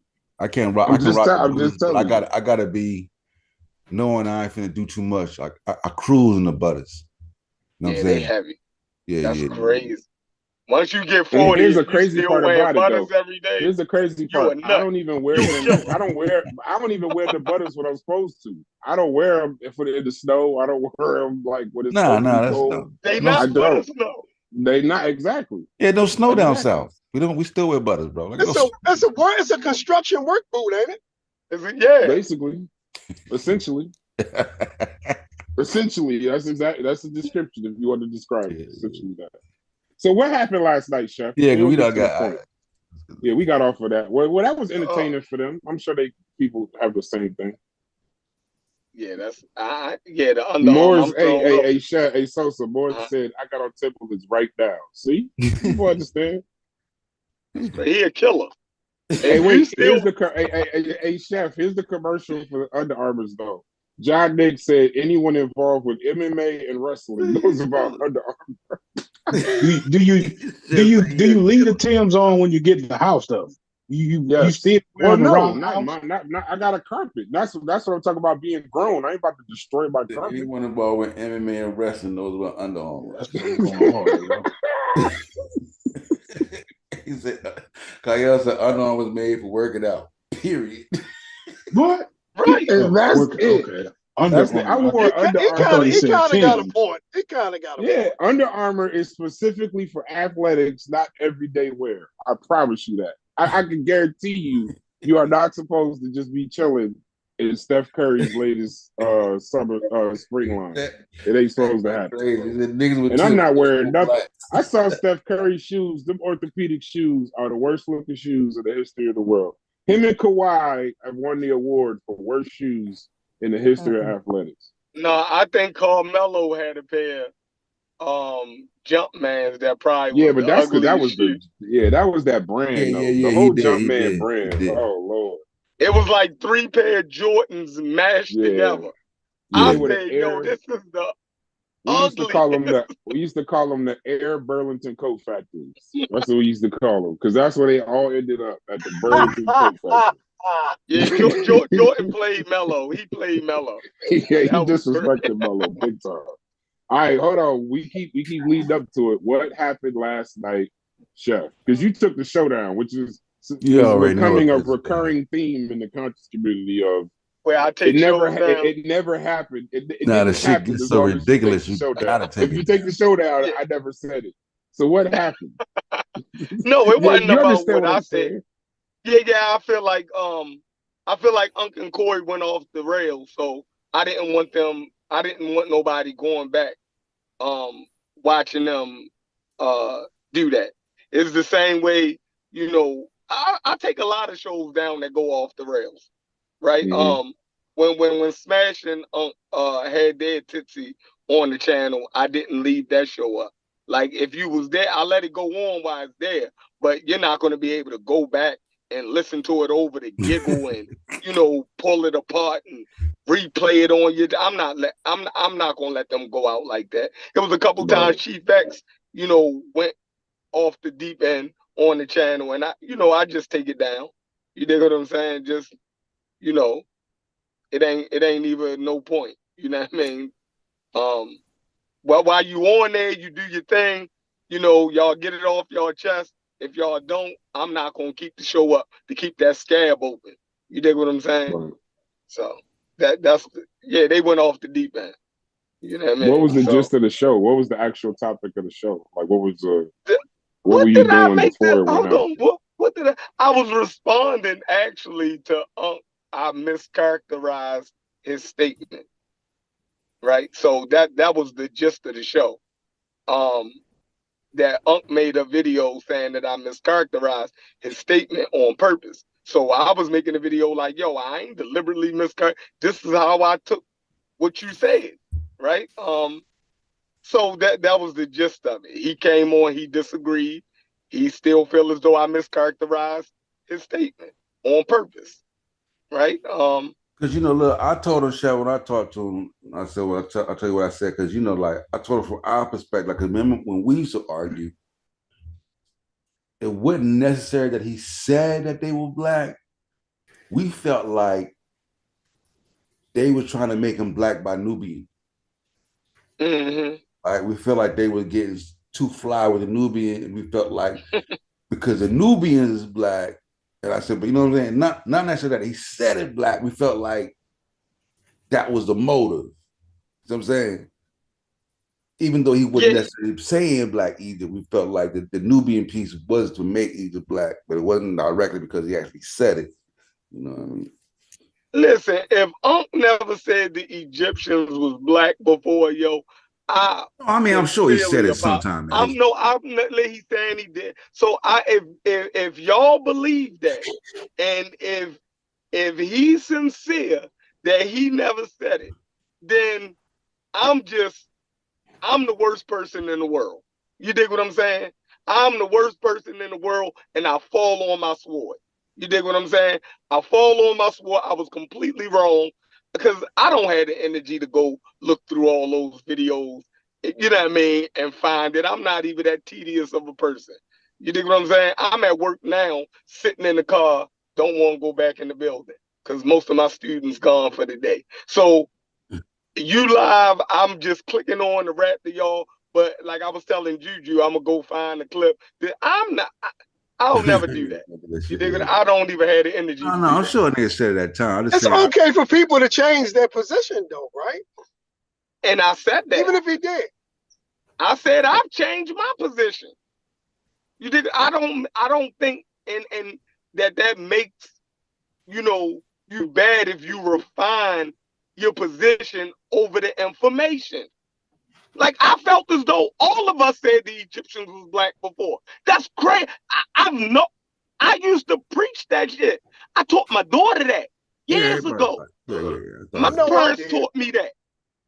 So how could I not, reading Van Sertima and Chancellor Williams and all of them? My father used to drag me to go see Dr. Ben. Of course I believe the Egyptians was black. Of course I said it. And it would be crazy for me to think that anybody in the conscious community, right, never said that shit before too. So it's just, it boggles my mind to believe that how y'all gentlemen doing today? None of us never said it. What's up, Unc? How you doing, man? Hey, though. So let me tell you why your mind is boggled.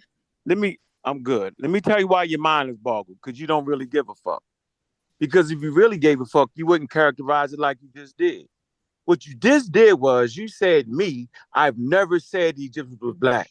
I told y'all I was on a cult. I told you we did all that shit. I said I was a top-notch black algist. So for you to even say that means you don't give a fuck. You don't want resolution.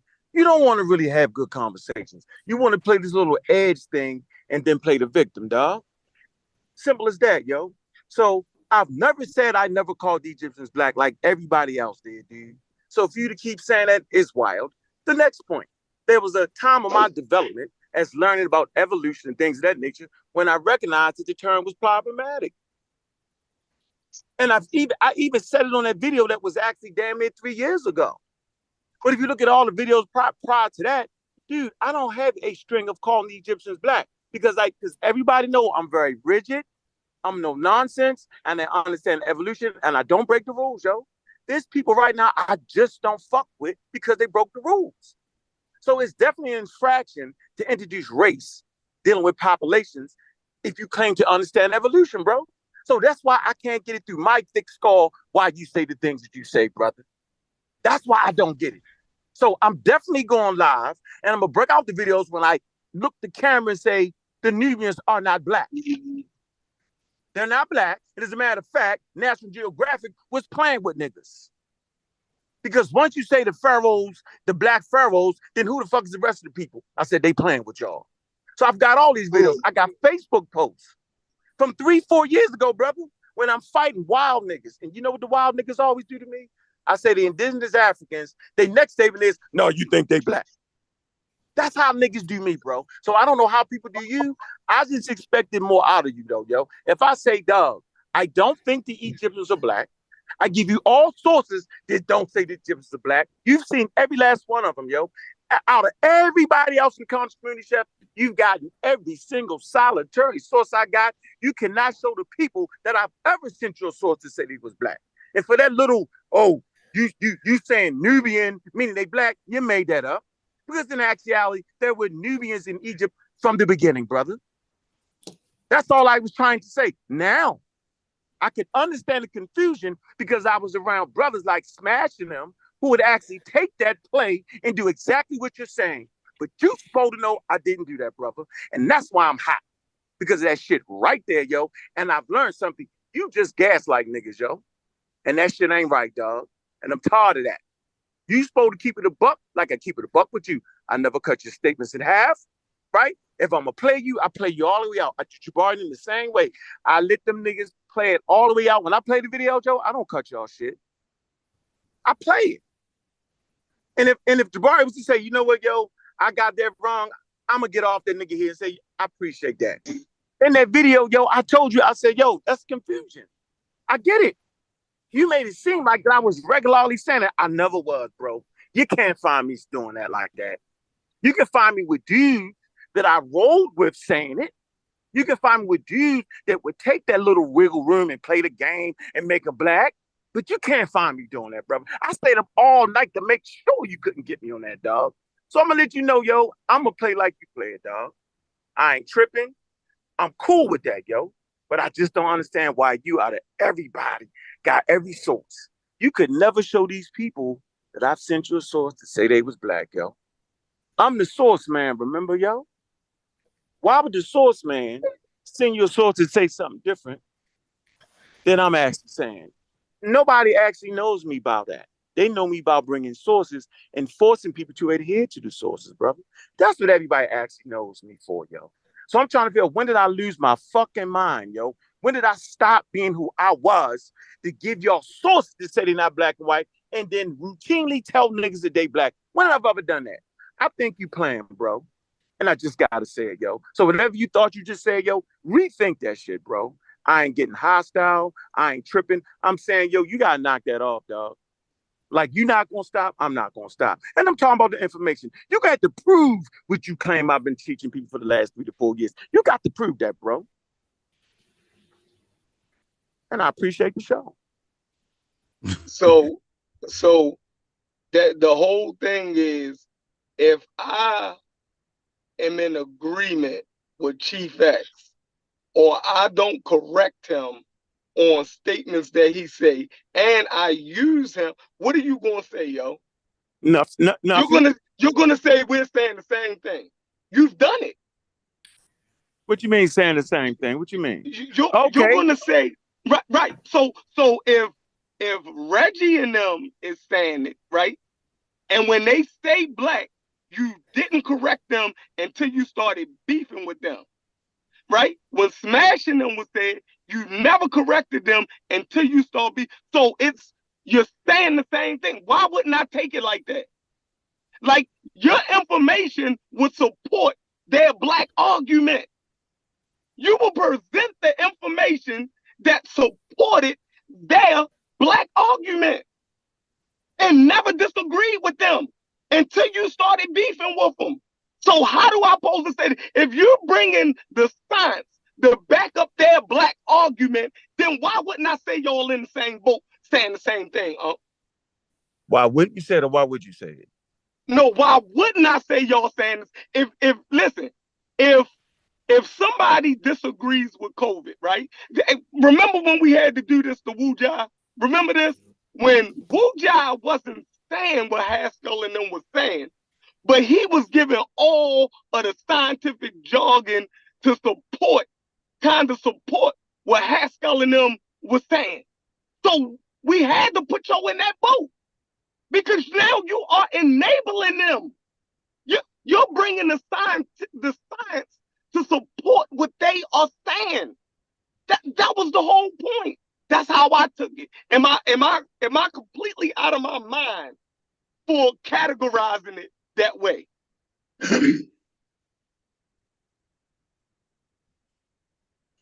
Yeah. No.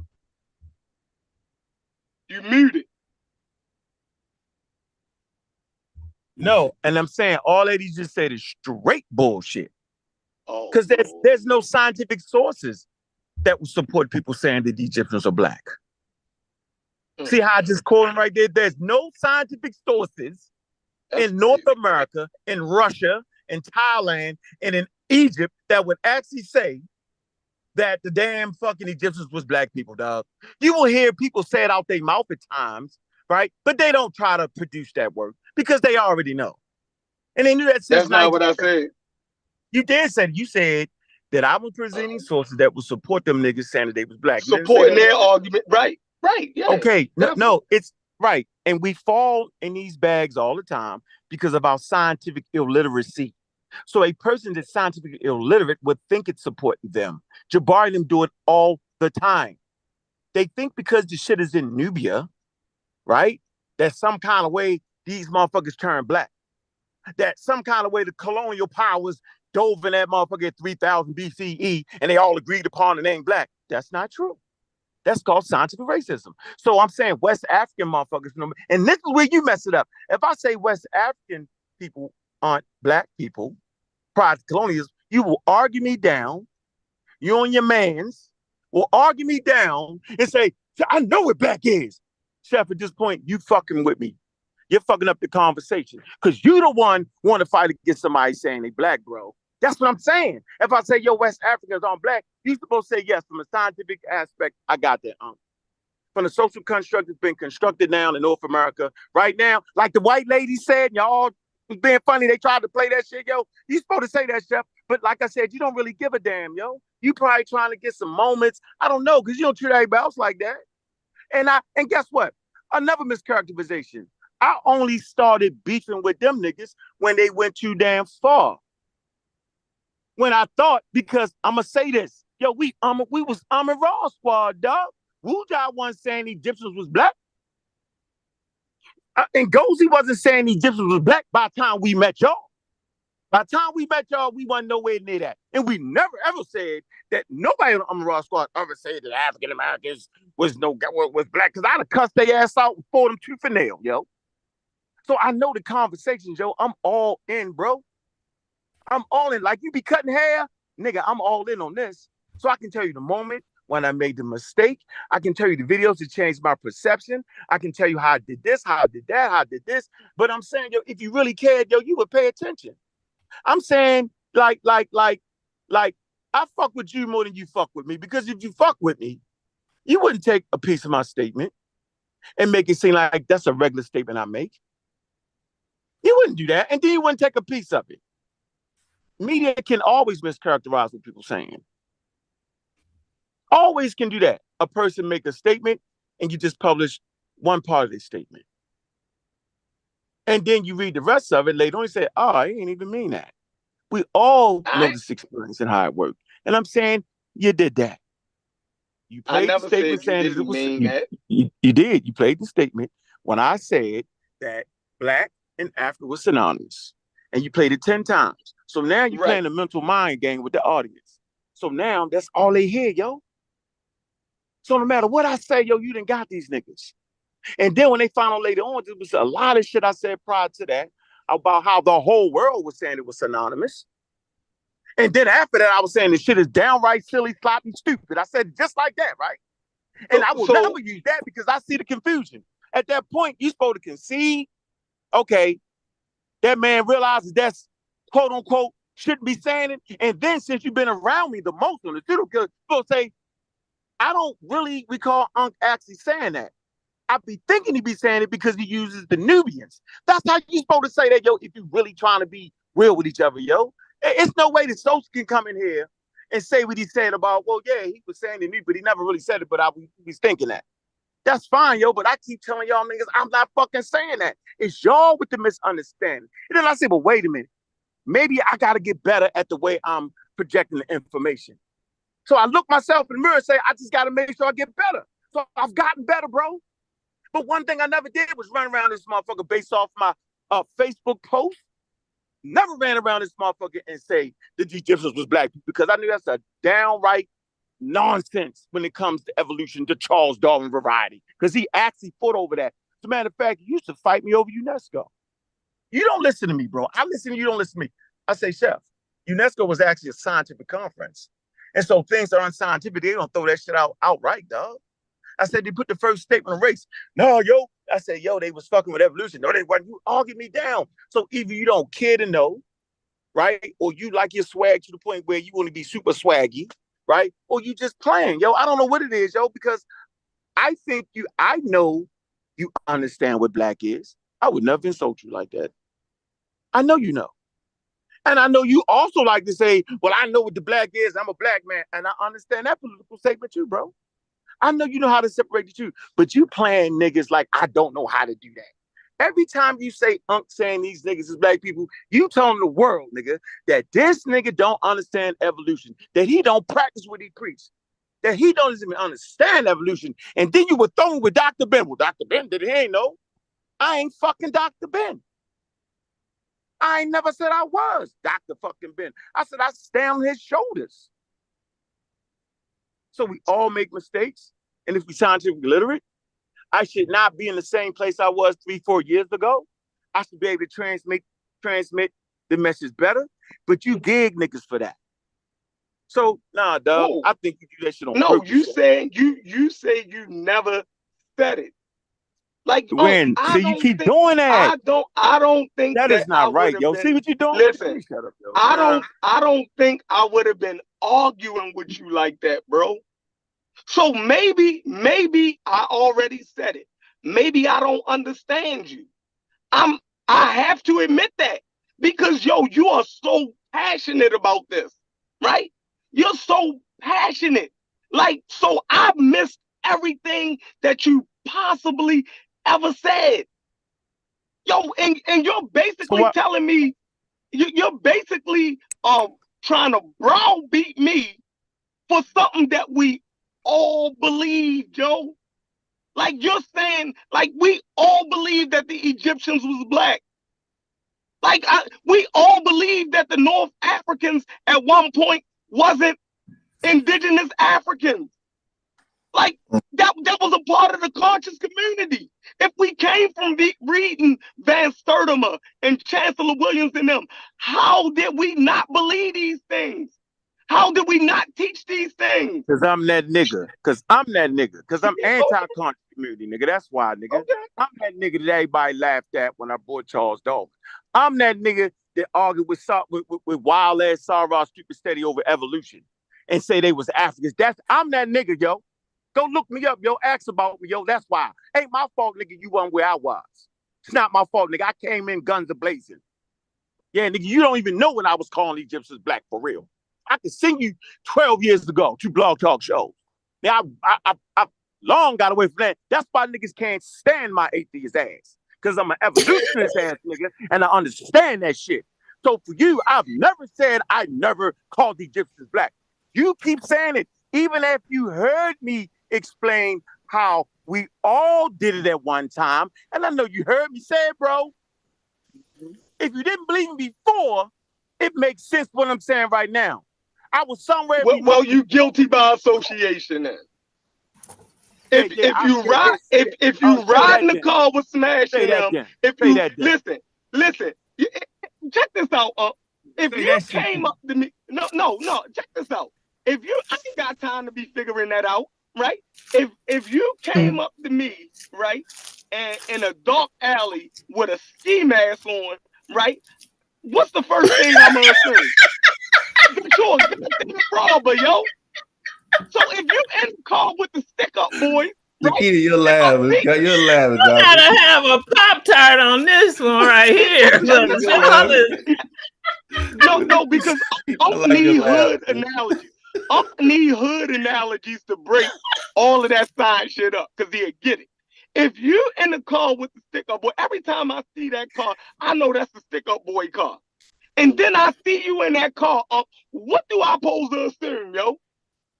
And if that car get hit, do you then come to me and say, yo, you shot at me for no reason? Nigga, why would you be riding around in the stick-up boy car? What I supposed to think at that point? So if you riding around with smashing them and and you never correcting them on it, right? You're correcting them on it now, but in the middle of our argument, you riding in the car with them. The height of our argument, you riding in the car with Reggie and smashing them. So why would I assume you're not saying the same thing as them? Because at a certain point, I actually thought you was more intelligent than that. And so I'm around with a mask on my head. COVID, nigga. Then you're not supposed to assume I'm a stick-up man, nigga. It was COVID, nigga. We had masks on, nigga. That don't mean we was robbing niggas. That mean we was wearing a fucking mask. And you supposed to understand that, but not you. You would actually shoot up the whole car. Nigga, it's COVID, yo. And nobody, Wu-Ja didn't say that. Go find a post where Wu-Ja said he was black. Go find that post. You don't have it. Hey, Chef, I didn't think Unc was going to be able to get out of that. He did. Yeah. Let me finish my point. He crazy. Let me finish my point, brother. See, so you painted a false narrative. There you go. Because everybody in the car wasn't saying he was black. See, that's a false narrative to say that. So then you would have to make a fucking choice. Wu-Ja not saying they black. I'm saying he's not saying they black. They not. So won't y'all just produce the videos? No. Hold on. We got Asar and Wu-Ja with the side-by-side photo of the African American next. They've been doing that.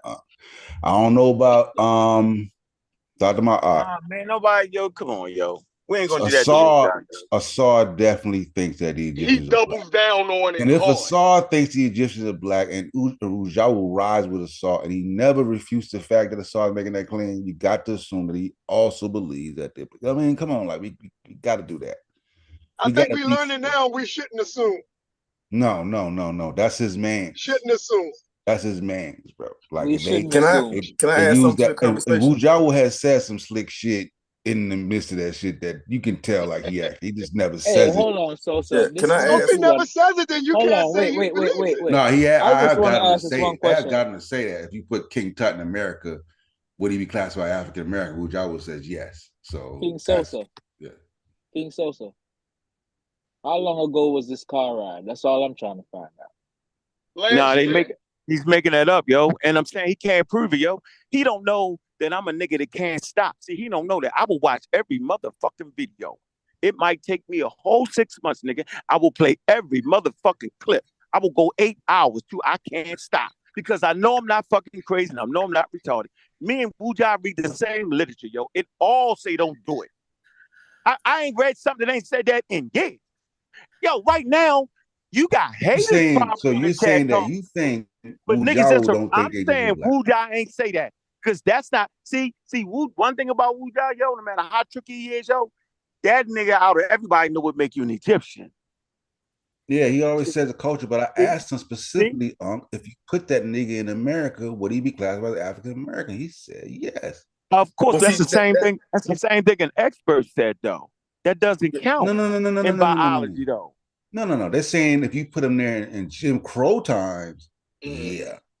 But not in modern. That's where we gotta learn to compartmentalize the conversation, though. Like if we are talking, and that's the problem. That's what we're not doing. We're not taking information and putting it in one category, and we're letting information flood into multiple categories, and that's what causes the confusion. Because us as African Americans, we would all say black because we're using a reference point based on the one drop rule of slavery. But when we're talking about human genetics and evolution and different cultural groups, what happens is we remove the diversity of those groups, and we're doing our own people a disjustice by using that term because it removes their personal identities. And I think that's what Unc is trying to stress. No, we get that part of it. Like, I'm not refuting that, but I'm saying like, Wu Jiao wouldn't have thought that shit, bro. No, Wu, just see how you did that, and that's our issue. You keep saying that. I didn't talk to the man, yo. Wu Jiao would thought that shit, bro. Don to say it, but Wu Jiao never, yo, because we know what it means to be Egyptian, yo. But I'm saying though, if Asar is your man, is Asar saying it though, Man, for real, start playing with y'all niggas, nah, yo. Man, oh my God, Joe, you playing with y'all niggas, yo? Nope. Hold on, listen, listen to what I'm telling you. Listen to what I'm telling you, yo. Oh my Asar just like the attention, yo. Bro, I can't do that, bro. Well, he got it. Well, he got the wrong attention. So is Asar playing about Sumerian and Bantu? No, I think. Hold on, hey, check this out. I think y'all know Asar is wild ass too, though, yo. Nah, so he ain't. You know what I'm saying? I think y'all know that, right? But and then I think y'all know that if you want to cut somebody out for switching back and forth, you got to get that nigga, yo. No, but Asar ain't. 1 minute they not. He beat up. Look, 1 minute he beating up Reggie about they not black and how crazy it is. He just think that Reggie doing it wrong. He think that the way that Reggie doing it is actually detrimental. How they make He don't think that bullshit mean it. Yeah, he think the bullets. He don't think that the bull stuff mean it, yo. No, yo, he said it. We got the clips, yo. Y'all know we got the clips, yo. Y'all know we got the clips, right? I watched the Asar say it. I watched so then you should probably fight that way nigga. that you're I'm doing saying it. I would fight him. I think the case for saying the nigga saying it would be fighting him, not me. You gonna lose. I watched Asar say, I agree. No, he said, I can't even understand.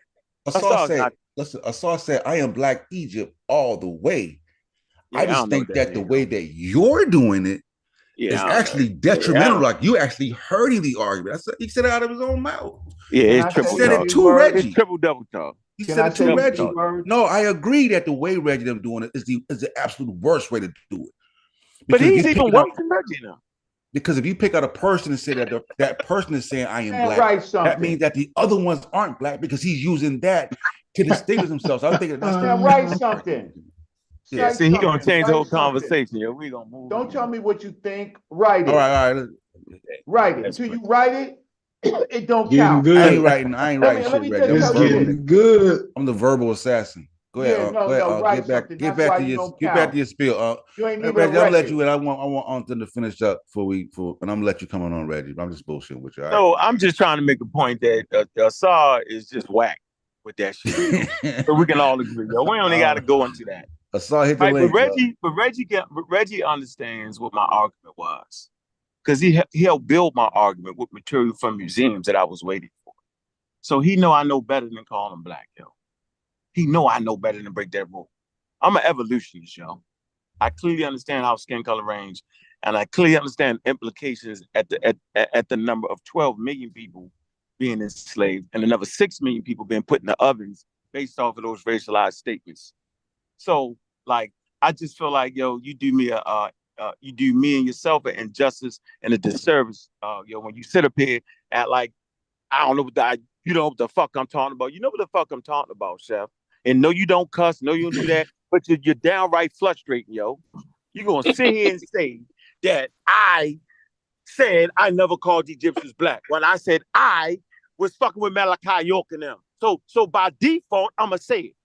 I read the books with Dr. Ben and them. And what I told you was Dr. Ben and them was interchanging the statements, but their foundation was that they was African because the scientists and the anthropologists, they wouldn't say it. They would never say they was African. So here's the real reality of the situation, right? And I'm glad I used Facebook. I can produce Facebook posts consistently the last 4 years, and I'm gonna show y'all because I can't help myself.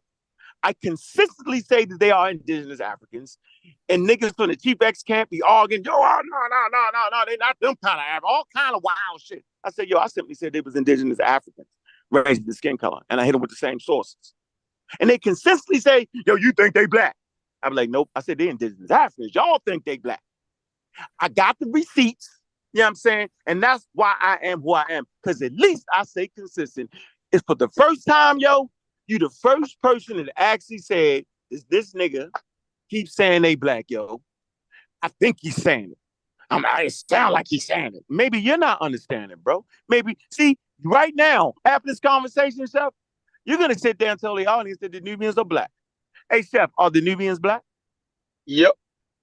See that? So now we see what the confusion is. There you go. So how does that make any sense? Can I ask you a question? Dang. I'm listening. Okay. Because you have all this knowledge and skin tone and everything, and skin tone is actually melatonin, and I've been asking a couple of people and they don't know, so I'm gonna ask you because I know you just told me. So is it I want to say it because the word is kind of funny in my mind. It's not funny, but I mean funny as in like, but I don't know. I'm just gonna say it because I don't like really saying it. But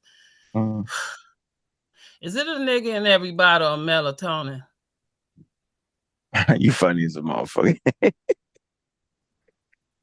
Yeah. I think what she's trying to say is, I think what she's trying to say is, it basically is everybody connected. Right? So like if we saying if you take out the word nigga and put the word African, there will be a bottle of it'd be a touch of African in every bottle of melatonin. Absolutely. I get what you're saying. But you funny as hell. I just want to let you know. I got the joke. Hey Sosa. We all interconnected. Hey Sosa. Yeah. I just wanted to say that I know what the show was actually about. And this is a perfect example of what I was talking about when we started the show. I'm gonna leave it right there. Brash, you on here, Brash? What's up, man? Yeah, what's going on, G? Y'all proceed and get crazy and all of that, but that's literally what I meant in the show. To Logic, Sakina, and you. Just watch. Just sit back and watch because it's about to get the implications, yo. The implications, dog. Growing up, it's about to get crazy. Growing up conscious. That's what Egypt, this is right here. Yeah, Egypt is very provocative. See, the thing about Egypt, y'all, it makes. Can you just explain your statement, though? Can you explain your statement and make it real? What's because that's the real. You're the source. No, the one that never used the source. Is exactly what I'm not. I'm talking about Chef Renell. I'm talking about Chef Renell because he said the Nubians are black. You said the Nubians are black. So you're the one actually. Yeah, but you're the ones actually confused. And so let me make this last statement, right? There has not been an anthropological study that ever said, from the beginning of scientific racism to now, that ever said that there was not Nubians in Egypt from the beginning to the end. And so since you want to say that the Nubians are black people, right? Then why are you arguing against motherfuckers when they say the Egyptians are black? Because then there would have to be black people in Egypt from the beginning to the end. Just not all. No, you get that? Hold on. That's why I say it's confusing. So when did I? So why are you doing that? So when did I ever disagree with that? Okay, so then that's why you're crazy. It's not me.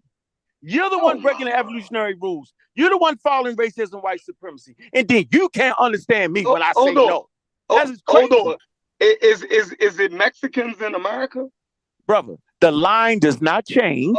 Hold on, I'm asking the line you. Of reason. Hold on, the line and I answered it. Yo, the line of reasoning does not change. Hold on, when you asked me, right? I agree. Now, when you asked me a question, I answered it.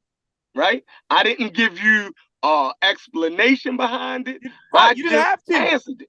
Right. You should have actually gave an explanation. No, I don't have. Listen, I don't think it's damaging for me to admit it is damaging, yo. You just argued about these Egyptians ain't black for 3 years, yo. Hold on.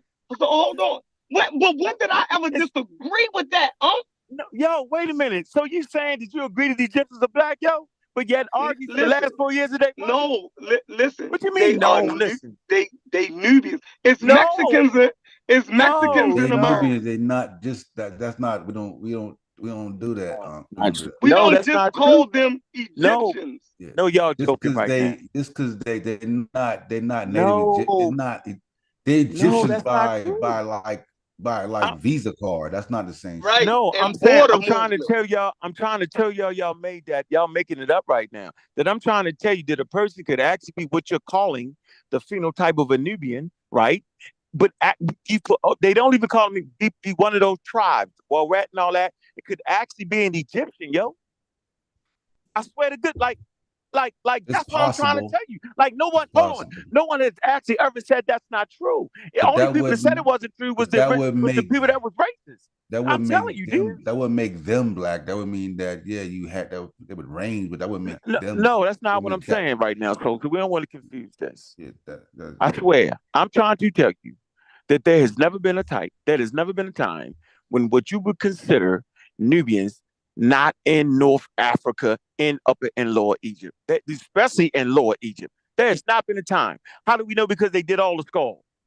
And so if that's the point, right, you're not going to go back retrofit 3,000-4,000 years and say that those people couldn't be an Egyptian. Because the only thing that makes you an Egyptian is not your phenotype, it's your language that you speak. Just like a Mexican. Let's deal with you, Chef. If you talking Mexican, yo, nothing is stopping a Mexican from being an American. At no point in time. At no point in time. You got first generation, second generation, all of that. Nothing is stopping that. So after the second generation, you speaking crystal clear English, and nobody's saying that about you. You're just in America.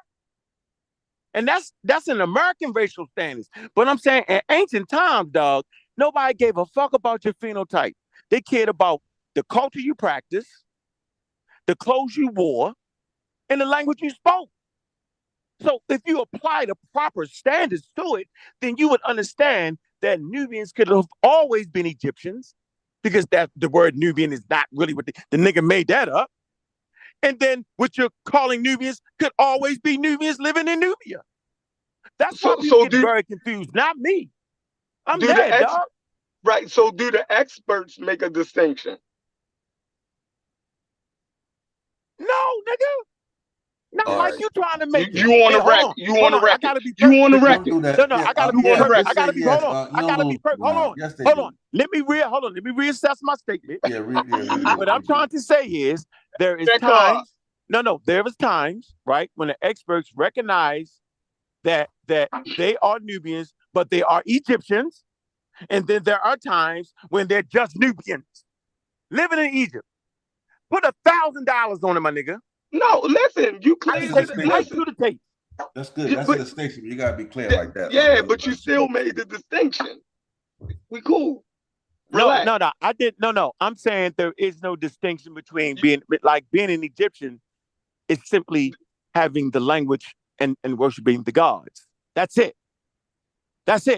So any phenotype, a person from Palestine, the people in the Delta are Egyptians, but they actually migrated from those areas. The Hyksos are actually Egyptians. You feel me? So I understand it because I got the books and I can just get you myself and really focus in on the shit.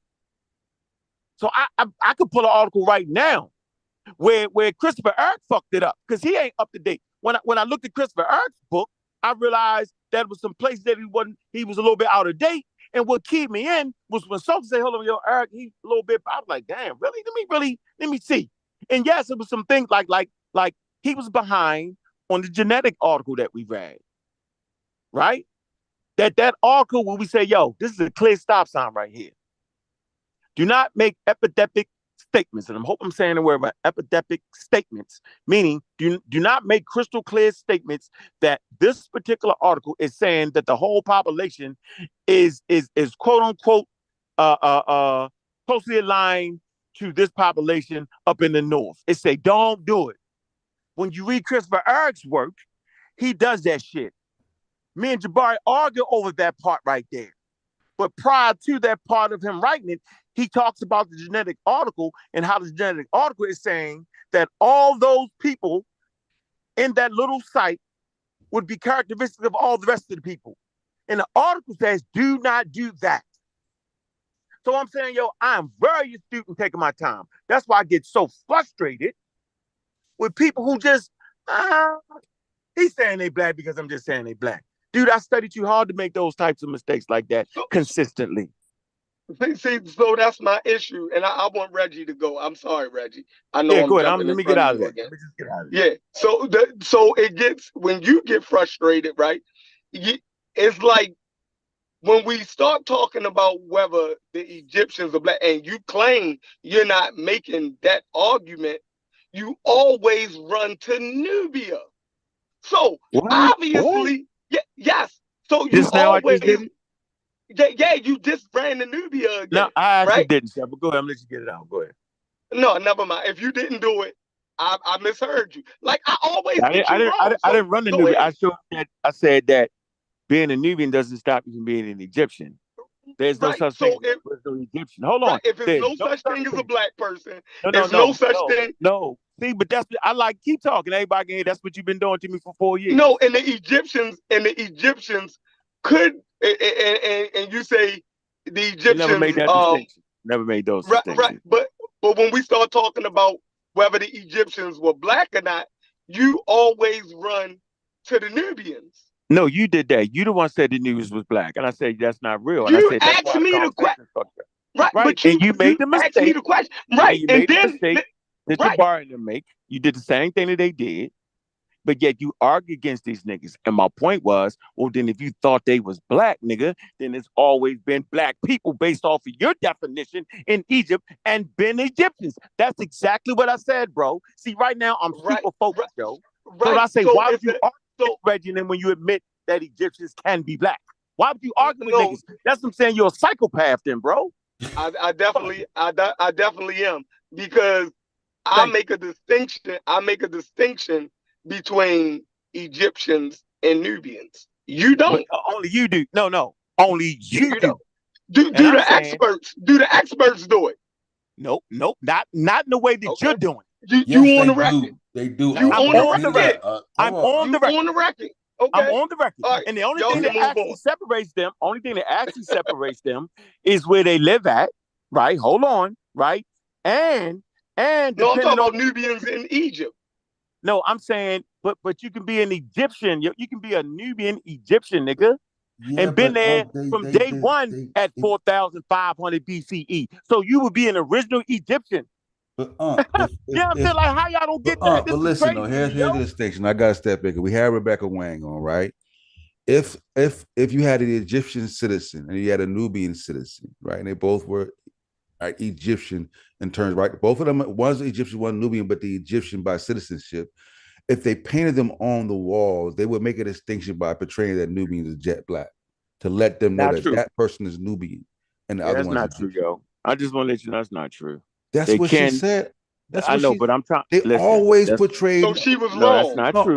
No, she wasn't wrong. Portrayed Nubians as black. Lady, no, I'm saying the lady wasn't wrong. I'm trying to tell you that a Nubian could actually portray himself as an Egyptian, yo. No. I'm saying, I don't think we got into that. No. I'm saying they still vice versa, yo. as an Egyptian, but they are showed with black skin to make a distinction. And I'm saying no, and I'm saying not all the time, yo. You act like we got every wall. I'm saying we can look at the. I'll just send you a lecture so you can see it. That way, me and you, yo, we don't gotta go back and forth. I'm gonna send you I'm gonna send you the lecture. All right, we got for what I'm trying to tell you. You got me on that one. But hold on.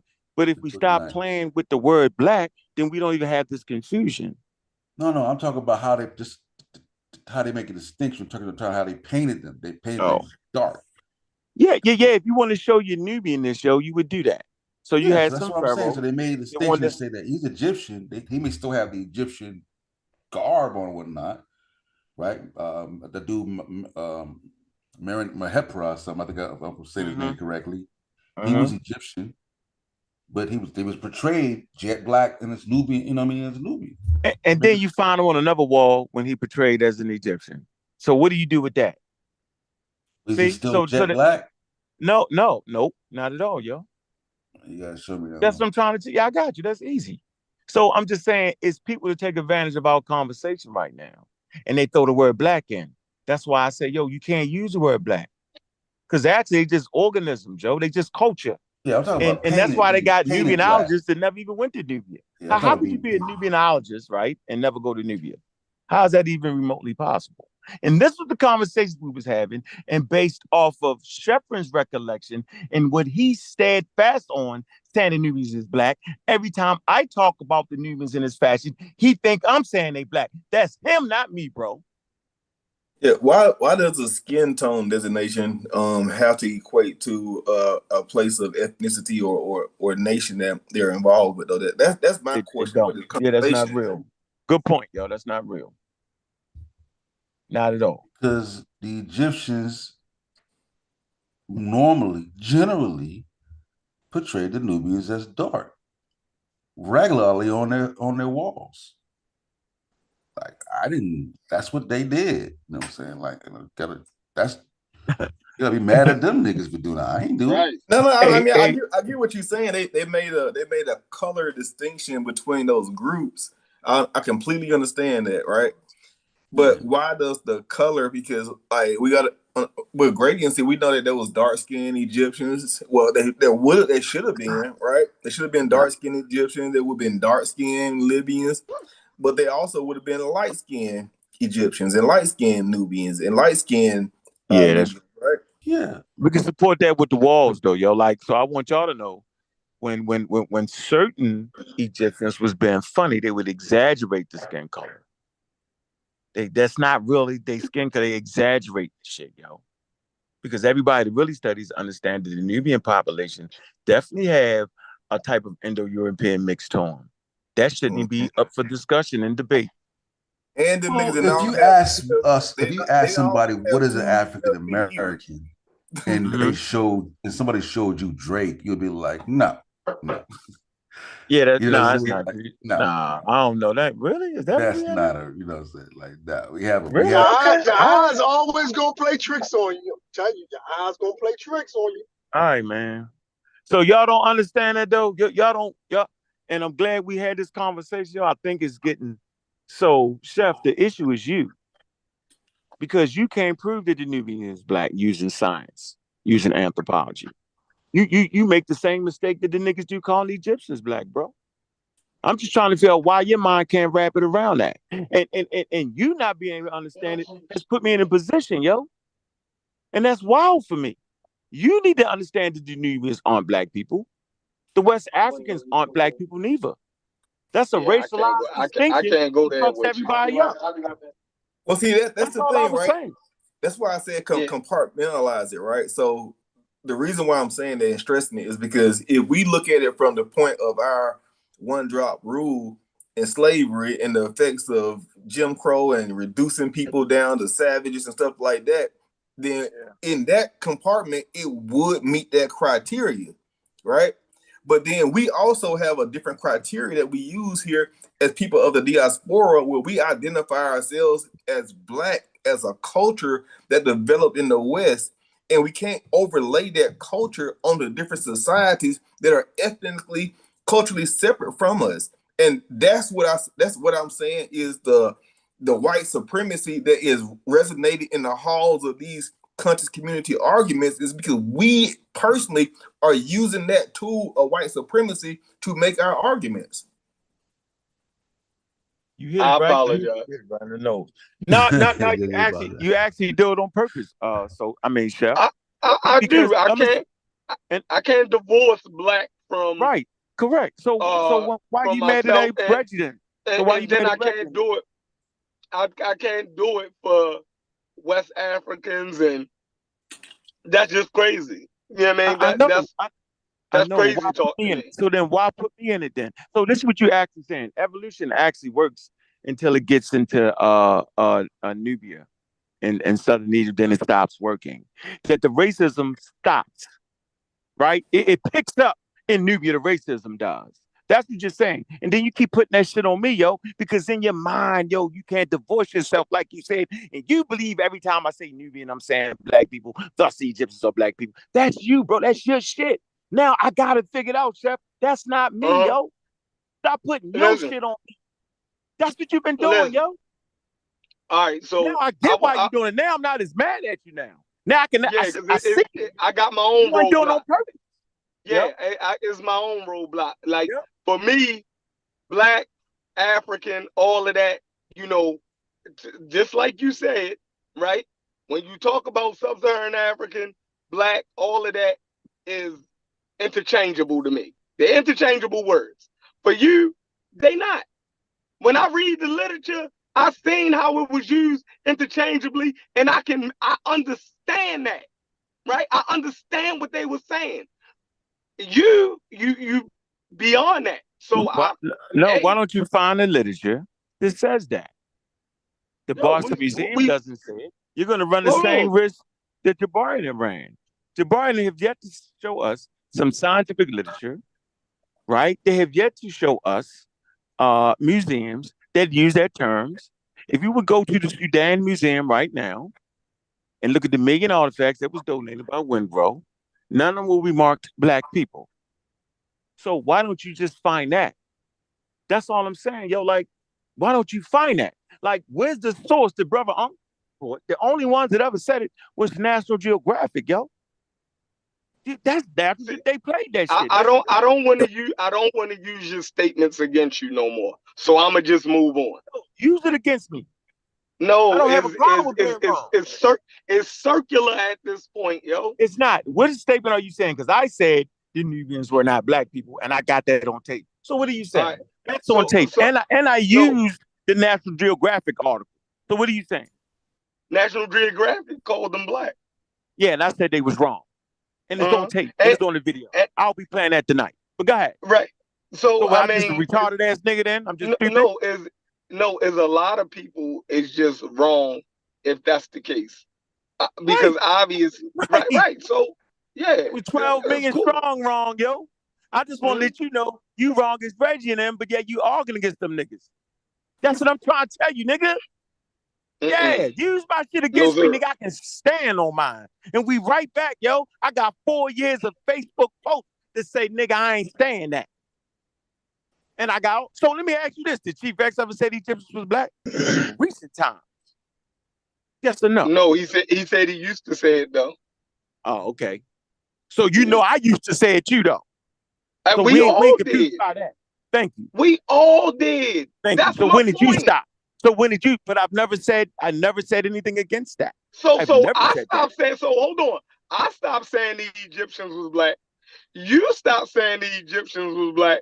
So if we all saying the Egyptians are not black, what the fuck are we arguing over? No, because you say the Nubians is black, so you dove right back. Oh yeah, so now we at New. All right, so we over. We clear that the Egyptians are not black.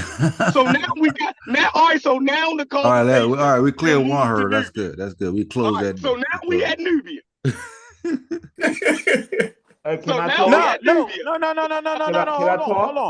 Hold on. But Nubians have never not been in Egypt though.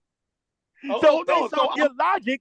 Hold on. This is what I keep saying. Based off your logic, Chef, there has never been a time when Nubians have not been in North Africa. And there's never been a time when Mexicans have not been in America. Fine. No. So you better hold on. I want to get this straight because you play trickery, and I forgot that level of intelligence wanes sometime on you. So are you saying that Mexicans and European Americans share ancestry? Are you saying that? I just want to I want to get your ass on the record, Mr. Smart Ass. You said what? Hold on, say that I'm again. Say you keep using the example of the Mexicans in America, right? As if it's trumping what I'm saying as far as the Nubians and the Egyptians. So my next question is, are you trying to tell us that European Americans and Mexicans share the same ancestry? Direct ancestry. No, they don't. No, they don't. Okay, no, so they then don't. why are you using that No, example? did you hold on? Did you hear my statement? Yeah, I know. Did you hear my answer? Then you said no, they don't. So my next point is, then why are you using that to defeat my conversation as far as the Nubians and the goddamn Egyptians? Because they share ancestors. The Libyans, the Nubians, and the Egyptians share ancestry coming out of the Green Sahara. Why are you doing this, brother? So either you doing it on purpose or you just don't know. Which one is it? Because I'm tired of this shit, dog. Make it make sense. Let him explain his point. Let him explain his point. Let me explain my point. Explain now. Do the Mexicans and the Americans share the same thing as far as European culture and lineage? Yes, they do. But it's two different things. One is Spanish, right? As far as European, and one is British. You dig what I'm saying? What I'm talking about, man. Stop that. So I'm not talking about that, bro. Hey, Sosa, did I explain that correctly? No, but I'm not talking about that. I'm saying from the direct same. I'm not talking about a nigga come over and come to you and no. I'm saying that the Egyptians, deep ancestry, human come ancestry. Listen. They come up out of the Green Sahara, shared ancestry. That's not what Europeans and Mexicans are actually Native Americans that was there prior to Europeans intercontinental ships arriving. That's two separate things. There's distance there. There's a whole different history. Nubians and Egyptians share it's a real big difference, about 20,000 year difference. That's a big difference. That's a big difference, brother. That's all I'm saying. I don't want to go down that rabbit hole, with you. How is that a rabbit hole? I don't want to go down that rabbit hole, with you. Because Europeans and Native Americans share. Not go down that Because rabbit hole. Europeans and Native Americans share ancestors independently. But that's the same amount.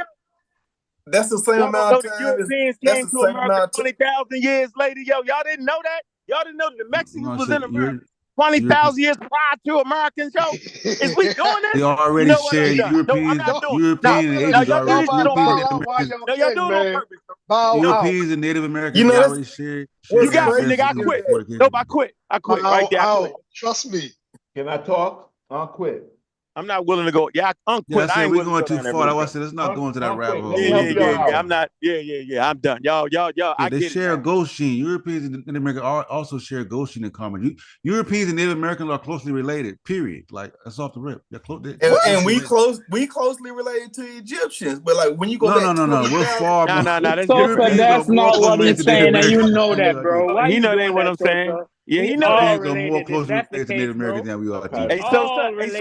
Let Reggie get a scene. I don't want to go in that. No, hold on. Hey, Sosa, hold on. I want the audience to know that you're right. That Asian population, right? Listen, or somewhat Eastern Europeans, right? They say they migrated over thousands of years into the Americas. So yes, that stock does come out of that Asian, but that's not what we're talking about. I'm saying direct ancestry. There's a big difference there, bro. Remember, I'm the evolution nigga. All the motherfucking way. Yeah, nigga. I don't know how direct. That's another. That'll be another show. Go back 50,000 years. That'll be a good show for another time. Yeah, that's 50,000 years. Come on, yo. You don't know that. I know that, but I don't want to get into that. We'll get to another show. Yo, you don't know they come out the Green Sahara, yo. You don't know the Palestinians. Hold on, you don't know the Palestinians. We'll fight that later, man. That'll be another good show later, bro. You don't know that the Palestinians and that'll be a good show later. Share ancestry. You don't know that neither? We can fight that later. That'd be another good show, bro. Let's fight that later. I bet. I'm gonna fight that later. I want Reggie because I want Reggie to get his. Don't count. I'm gonna tell you what it don't count. Reggie gonna change the whole concept. You already know. We gotta let him do it. I'm gonna tell you why this don't count. In the 1980s, Dr. Ben was king. So was Dr. Clark in the 1980s. Here we go. Nobody was going against Dr. Ben. If you went against Dr. Ben, your career was ended.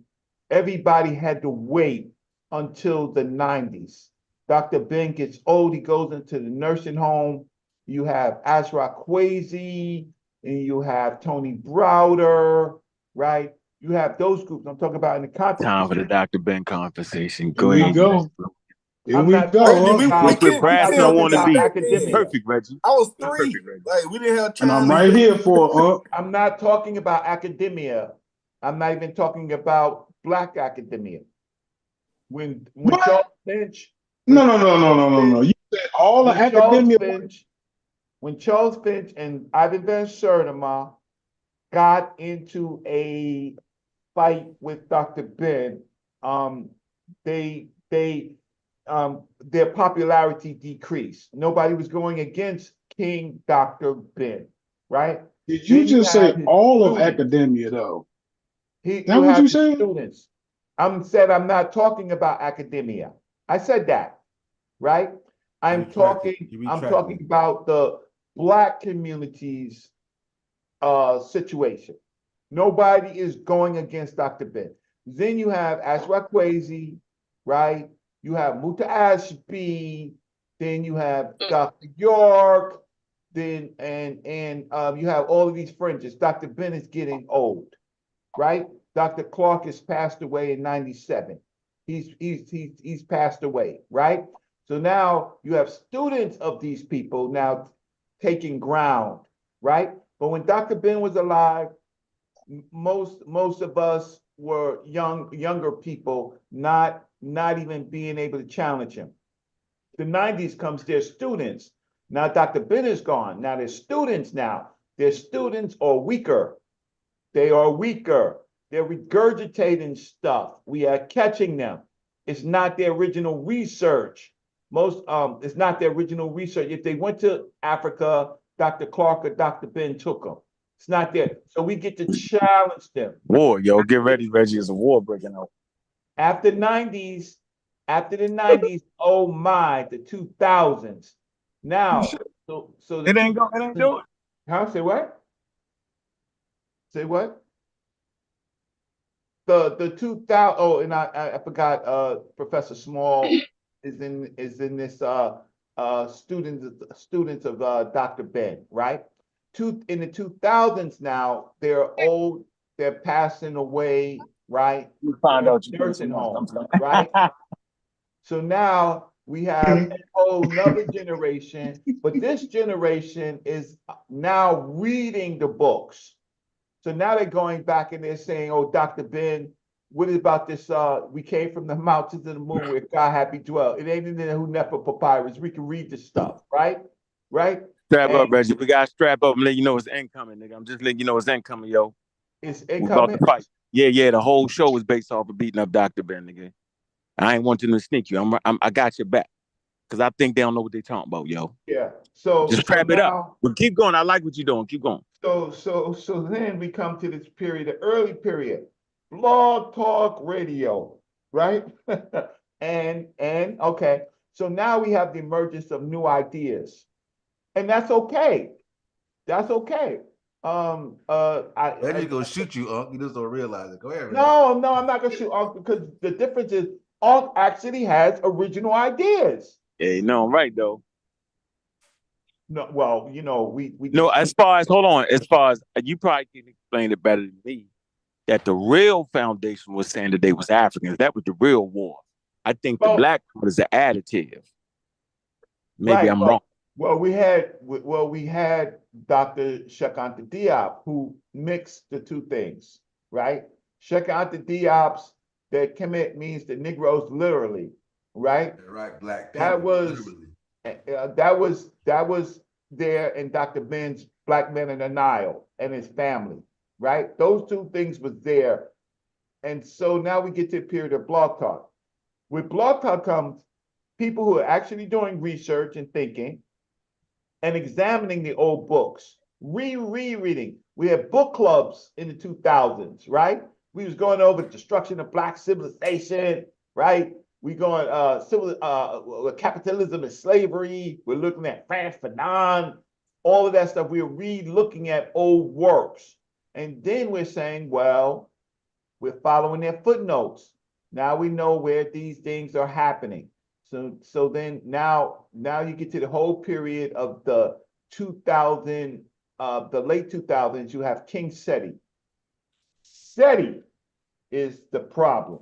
Seti now is representing the whole Black consciousness movement. He's the leading, most sought after speaker. He's booked, bitch, right? That's what he says. Everybody, and okay, so now then there's cracks in SETI. Now, one of the cracks of SETI, believe it or not, was Ankh, right? Another earlier crack of SETI was myself. I almost lost my everything messing around with SETI. Ankh knows that, right? Ankh knows that, right? Yep. So Ankh had to mediate it. And I was like, say, come on. You're not a student of Dr. Ben. You're a student of Azra Quincy. Stop it, right? You wasn't with him. I was around Dr. Ben. Never seen you, right? Right? You might have went on a trip or two with Azra Quincy and Dr. Ben. Stop it. You can't speak for Dr. Ben. That was heresy. Heresy. But now, Ankh now is emerging with his ideas, right? So I'm starting to talk to Ankh behind the scenes. That's how we got to the SETI thing with evolution, right? I was watching the show, I was following Ankh, and I was like, I called Ankh, I had his number, I talked to him. I said, Ankh is now or goddamn never, right? Ankh says it's now, nigga. So now, but you do see Ankh with his original ideas. Now, where are we at this particular point? It's a very, very important point because the point is now actually doing research. That's the point that we are at right now. So I think I'm gonna stop, right? Because it's important. You left out that part though. The argument between me and SETI was the whole Black Egypt shit. I say niggas evolution and Charles Darwin, yo. It's a varying skin color and tone, Joe. I said that's some racial shit, nigga. That was our fight. Now, before we get into all of that, what was the point of bringing up Dr. Ben? Because it sounded like you brought him up to validate your point about the Egyptians being Black or somebody being Black. Well, why did you bring him up in the first place? No, Ankh threw him off. Ankh threw him off. I'm going to tell y'all what happened. He actually came in to defend himself against Ankh accusations. But then y'all told him it was incoming, so he veered off because now they got to fight against whatever y'all about to do to Dr. Ben, so they not going to square off. So Reggie pulled back. Nah, you're not that smart. He realigned himself. I don't know. Yeah. I don't know if that's what happened. Reggie pulled back. He definitely pulled back. He came. So why did you bring up Dr. Ben, Because it sounds like you brought him up to try to validate. Let me tell you. Why okay, you go ahead. Tell me what you think when I'm gonna tell you what I know? Go ahead. I brought up Dr. Ben because of the title is Growing Up Conscious. That's the title, right? I went away, I came back at lunch, right? So getting back to growing up conscious, I'm 59. I grew up in communities, right? So I'm just trying to say is how we get to the Black is largely through Dr. Ben. Black in Egypt. Interesting. So that's where the original thought comes from. That's what you saying. Yeah, that's I knew Dr. Ben. I knew Dr. Ben before I knew Sheikh Anta Diop. So are you also saying when Unc tried to fight against you in Black Egypt, he really fighting against Dr. Ben? That what you saying? He's not fighting against all things of Dr. Ben. He's fighting against with some of the things that Dr. Ben is known for, Black man of the Nile, right? Right. That's what he is. He is looking at it from an evolutionary, archaeological, anthropological way and say it's too simplistic. Unc is saying it's too simplistic. Some people want to be simplistic. Unc is saying it's too simplistic. I fight with Unc the other way. The other way is Africa is too general. It's too general. Meaning, now let's if you're gonna talk about Black isn't general. Say you don't understand what I'm saying. just say you don't understand what I'm saying. To say Africa, right? Everybody is African. They're all Africans. Is too general. Do you understand that? Right. So I like to deal with populations. Right. It's specific enough to say they're not European. I'll say that. We're not even talking about that. We got a whole continent. We don't even have to talk about the Europeans, right? We get to need. It's specific enough to say they're not Asian. If that's where you want to go with it, like that's too general. So I'm gonna stop talking. Y'all listen to the brother. Y'all listen. Maybe y'all learn something from him. So you gonna cop out right there? No, I ain't doing it. Like I'm not doing that. You say you're talking about the continent logic. How you going to Asia and Europe? No, because he said it's too Reggie. general. Keep on going, man. Keep on going, Reggie, please. No, because you know what? I'm just older. I'm a little bit more talking about the continent logic. Yeah, I actually think now y'all want to fight me. It's cool. Well, can I ask you a question, Reggie? Uh-huh. All right, so just to confirm what you're saying, I don't want to put words in your mouth. I just want to make sure we're on the same page. You're saying that the term black, that's what the fight was originally for, right?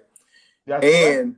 And the term African is not exclusive enough or not zeroed down enough to determine the differences with. No, you said African. It's not zeroed down enough to determine the differences in the different population groups and stuff like that. Is that kind of what you're saying? That's correct. Okay, so last question. Would you also acknowledge that the fact the term black does those same things and does not allow us to make those determinations of different ethnic populations in Africa? Correct. Oh, well, shit. But y'all, Me and you saying the same this is what thing. y'all don't understand. What in the world? But that was good, Kyle. That was good. Y'all have to understand. You got a trick Reggie or something. I see. No. You got a trick Reggie, dog. Let me mute my mic, man. Because I want to hear you talk, Reggie. I want to hear you talk, one of the leading proponents of Ankh in the early days. Hey, Reggie, it's actually worse. It's actually worse, though, Reggie. So at least Africa gives us a location. Black doesn't give us a location. It puts us any fucking where that your skin browns the fuck up. Africa gives us a big location, too big. Thank you. So hold on. So those who study evolution understands that Africans are the most diverse population of phenotypes and genes on planet Earth. So we already understand that Africans are diverse in their appearance and skin color. So let's study we say the Egyptians are African. We say the Egyptians are African, right? We now Valley Africans. We identify their original homeland, and we do not put up an invisible barrier to stop people that's closer to them from migrating in and getting married and doing all the shit that humans do. And we don't do the same thing when you go down south. We don't do that because it's malarkey. Like nobody does that. In the modern times, yo, we understand what it means, yo.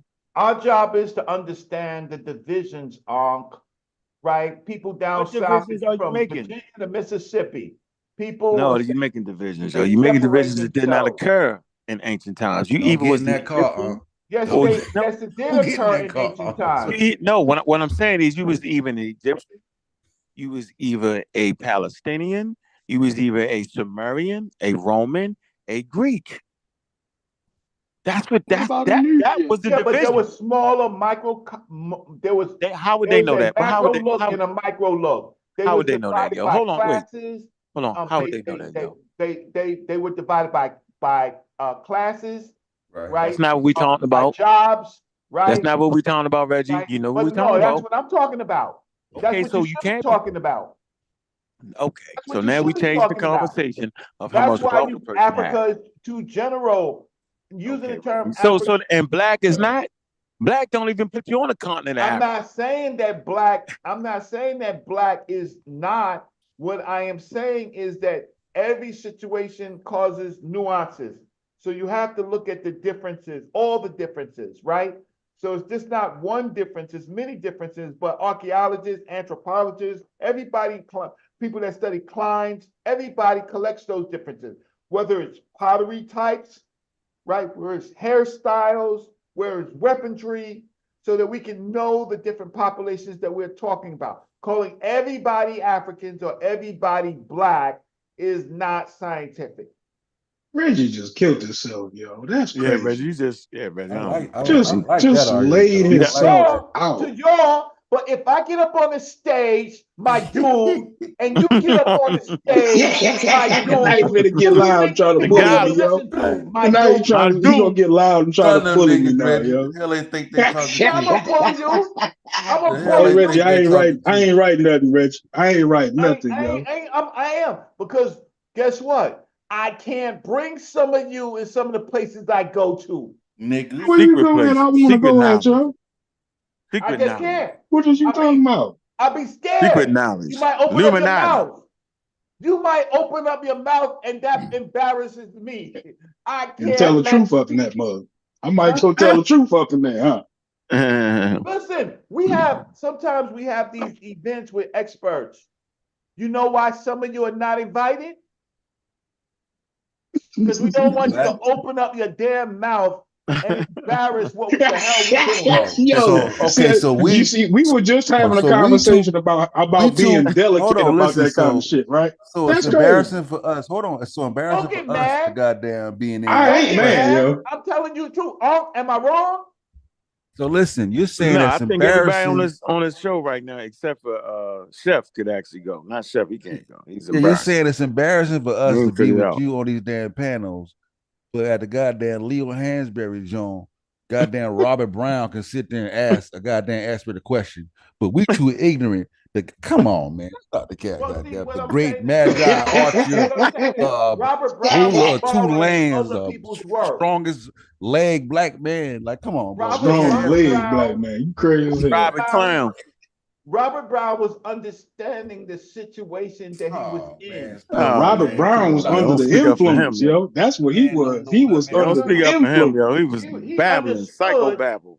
He understood the gravity of the way in which he was doing it, because he was talking to black women. And Robert Brown was under nothing. He was overwhelmed. Reggie, you are actually reducing all of your movement down to Robert Brown, yo. No, I'm explaining the point. You saying Robert Brown represented your argument well, yo? I think people want to hear crazy. Me. I got to mute again. Brown, that was Robert Clown. That's his right name, yo. Get his name right, Robert Clown. Get that right. Robert Brown. Ain't seen him since. Exercise of him, and it showed us something.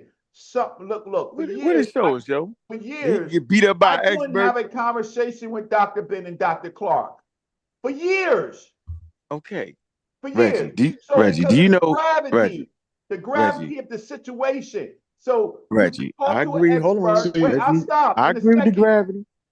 You talk to an expert with sources, citations. You don't talk out of your own thinking. See, Reggie say all of them was pushing black, and I believe him, yo. I believe him, huh? That's all I'm gonna say. So all I'm gonna tell you is, when Robert Clown starts fumbling and bumbling, the lady was like, "Get that out of here. Get the city out of here. They don't know nothing about that. And they're indigenous Africans. We don't say black. That's wild." That's all I know. She said what I said, and everybody got quiet on that. Now it's a secret meeting they have when they say the shit different. Well, I'm gonna go on this shit that I'm looking at. Feel that. They gotta lock the door and say it, yo. Yeah, lock the door. Only bring Reggie to me. That's crazy to me, yo. All right, some whatever, of the stuff that I said, some of you, I can take in the room and then you'll start talking when I don't need you to talk. You talking about the yes man, huh? That's who you talking about. Now, I don't mean that way. To the museum, I said, let me see. Let me see. So I got them tired and shit. I got them tired, like they do in the Army, the Marines, right? I got them tired. I walked them to the other side of the museum, right? A whole New York City block. I hope you understand how long the blocks are, right? Oh my God. Got them all tired, and then I pushed them in the room, right? It was the rope-a-dope. I pushed them into the room with the postgraduate and the German guy, right? And Unc did well. I said, I could rock with Unc, right? Everybody else shut up, right? He rocked you sleep like that on him? I didn't know that. I said, it was skulls in that motherfucker. The white boy was like, where this nigga with the jacket on coming here pointing the skulls out on the table? That's the such and such. Boom. No, that wouldn't even be in America. That's too young. That's the Australopithecus. Huh? What? Picking Yeah, up I was on niggas. And telling people what the skull is. Yeah, right? that's why. What this got to do with Dr. Ben talking about the people? But that's why I get we mad all at over niggas the place keep right saying now. I'm saying it. He ain't all over the place, nigga. That's why I get mad when niggas say I would never walk in that building talking about the motherfucking early hominids was black people. That shit, you get kicked out the fucking room for the dumb shit. Nigga, you dumb. Don't you know we enslaved 12 million you people with that very statement right there? What the fuck wrong with you? Educate yourself and get it straight. It was definitely a mistake calling everybody Negroes. We was wrong. Science proving it. It was racialized statement. It was pseudoscientific to divide human populations like that. So now we're drilling down to populations like the Bavarian groups, right? The Western. But they Africans, though, yo. No matter how many people come back in and get married, yo. Right? Those groups, right? We're drilling down. We're naming them now, right? But how did they get black, though, Reggie? When did they become black? Oh, they get black because of your skin map. Because of so the skin color make them black. They herders and gatherers. They naked. I know. So the skin map don't show nothing black. It show all brown. Yeah. Check this out. You because you speak English. They speak that English. Speak that Kim, yo. Speak that Kim. Right? You know how there's nuances in the English language. If now I'm gonna shut up because now y'all you sounded I wish this wasn't making you mad, so we could just have a conversation, bro. I know you ain't got no damn college. I know it. I know it. I smell it. Hey Reg. So I'm under the opinion, right? First of all, they don't even know that you actually wrote the man's obituary. And so I wanted to call you yesterday because I argued with these niggas we argued for 8 hours straight. It was a good one. I don't know how much we got left on the Dr. Ben situation, right?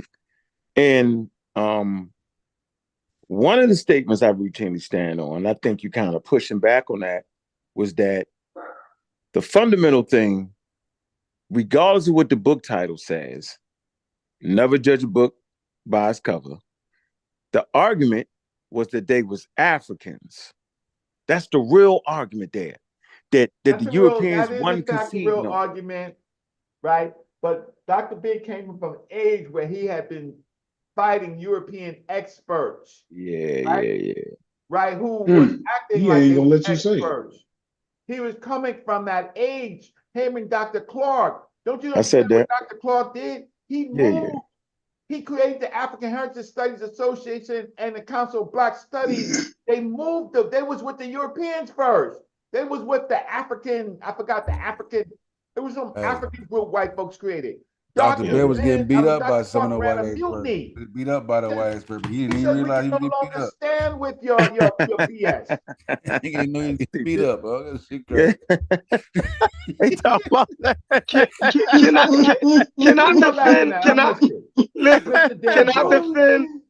I defend he was Dr. Ben? untouchable in the 80s. Yo, he couldn't say nothing to Dr. Ben. Hold on. Let me defend Dr. Ben because I think I can defend them better than what y'all doing. This is you really in trouble now, yo. If Chef finna defend Dr. Ben, you in trouble. Yeah, I'm going to defend them. I'm going to defend his position better than what they doing. All right. Now, I ain't said. All right, go ahead. So hold on. So Dr. Ben definitely pushed the African thing, but in that African thing, he said that they was black. And to be sure, right, and to be sure that you knew the difference, he pointed to specific geography and populations where these people came from. So not only was he just saying that they were just African in general, right? He pointed to populations in the South. He said where he said the Egyptians came from. You can't get no blacker than that in Africa. So he was talking about Reggie, he was talking about black Africans. Period. So he wasn't mixing it up. He wasn't saying that. He was saying that they came from inner Africa, where black people is at. However you want, if you want to just call them African, fine. But you will never get them confused. He ain't say black and brown. Yeah, you messed it up a little, Chef. You went too hard. No, hold on, black and brown. Hold on, he would never get. I don't know what. He probably did. I thought the emphasis was on Ethiopia. He probably did. Yeah, he went Ethiopia. How y'all making definite statements about what other people say and then say they probably? Let him finish his statement. Because I don't know every statement. I don't know every statement that he made. Yeah, so I hear your general thing. Yeah. In general, he pointed to a population and a geography of where these Egyptians came from. Mount on the moon. So he wasn't speaking like dwells. Reggie just said. Now, I agree with Reggie that he was really talking about black people. Yes, he was talking about Africans, but it was a specific type of African that he was talking about. He would have never been talking about those North African populations. He wasn't doing it. Well, Dr. Ben was trying to. You gotta understand, he came out of the age of fighting with white the whole background again. I swear to God. Where Egypt was he was born a sharecropper. His mother had him. Mother had a doula gave birth to him. Like, we know the background. Like, come on. So you gotta understand the man of his times. We understand the time. Hey, Reggie, I fought this. Give it to him again, Reggie. Your little boys on tricycles, acting like you're saying something. Like I sat down and I talked hours with the man. Shut up! Shut up! I'm just saying, Reggie, we don't gotta keep. We've heard. But no, you don't want to hear it because you think I'm you. I'm not you. I gave him 8 hours yesterday, yo. 8 straight. 1 to 8. It was 8. Yeah, we had it. We not got. It was a long one. It was his time. You are in a different times, but guess what? No, I made him submit. I can tell you one thing is, I know the people I don't know about all that. Platform. Yeah, y'all. I know I don't know about all I that. actually know Sheffrin reads. Some of you showing me that you don't read. Reggie ain't read actually, 10 years. Reggie actually set you back today, yo. You ain't beat us up at all. I gave you. I gave us. We wouldn't be having this conversation if Sheffrin wasn't reading, right? He's analyzing. He actually analyzed Unc. Unc dismisses your ass, right? Unc is super bully, but he's willing to come on and chit chat with Sheffrin, right? To get out the nuances of what he's saying, because Sheffrin analyzed Unc, right, at a particular time period in a moment, and Unc is trying to clarify what you got to give Sheffrin credit. But the rest of you, I ain't giving you no goddamn credit. Give Sheffrin credit for fucking up my argument, right, and he can't get past. He got you talking. Appreciate you joining my show and not giving me no credit, bro. I appreciate that. Like, he got you. First of all, it smell like feet up in here. It smells just like feet up in the show. Right, that's why I'm on it. SOSA. But I'm talking about who is reading the subject. Who is looking for the books when they first come out? Who's going to the lot? Okay. What? Okay, wait, stop. Wait, what library card you got? From where? I don't got no damn library card. It's 2024, yo. What? Oh, you don't need a library card in 2024? Just buy the book. Because you dumb. Amazon, yo. No. All books are not. No, you could buy a book on Amazon if you pay the $400 that I'll be buying. Buy the book. But you can't get the book and read the book unless you go to the library. So I can't read the book off Amazon. Nope. See how hard you going, yo? Oh my God. Now I'm religious. Oh my God. Y'all just keep talking. Stop taking this stuff personal, Reggie. Come on, man. I'm just trying to have a conversation with you. Having a conversation. Y'all would not talk at the beginning. Come on, yo. I was not talking about I'm just trying. When I walked into the library to both Dr. Ben and Dr. Claude, there was 20,000 I commend you for doing that. Have you ever seen 20,000 books? No, Have you ever seen that? No, why would a man at 2024 see 20,000 plus? Digital copy. It's crazy. That's like, nigga, have you ever seen 300 CDs? Like, no. Nah, you can't read the shit I got online, nigga. The shit I got, yo, you got pay, you gotta do something better. You can't read it. Please. Amazon ain't gonna get you there. What I'm fucking with. Let me jump in and bring the conversation. I missed the back, Dr. Ben. I missed the Dr. Ben conversation. What was Logic and them issue with Dr. Ben? They threw everything in the kitchen sink like y'all niggas did.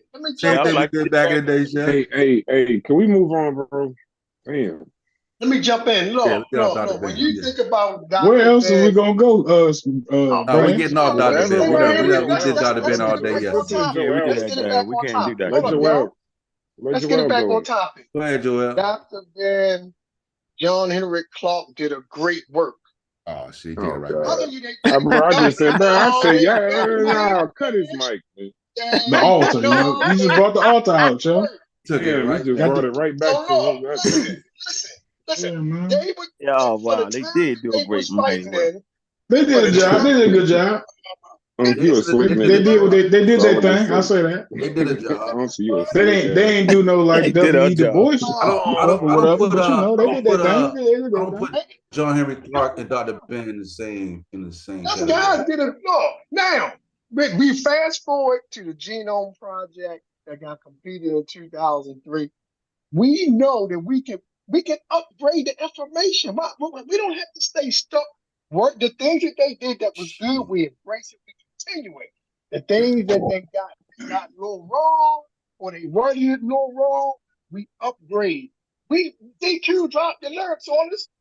You need an upgrade. So that's upgrade, and we're saying it like it's supposed to be said. Use biological terms for biological things. Period.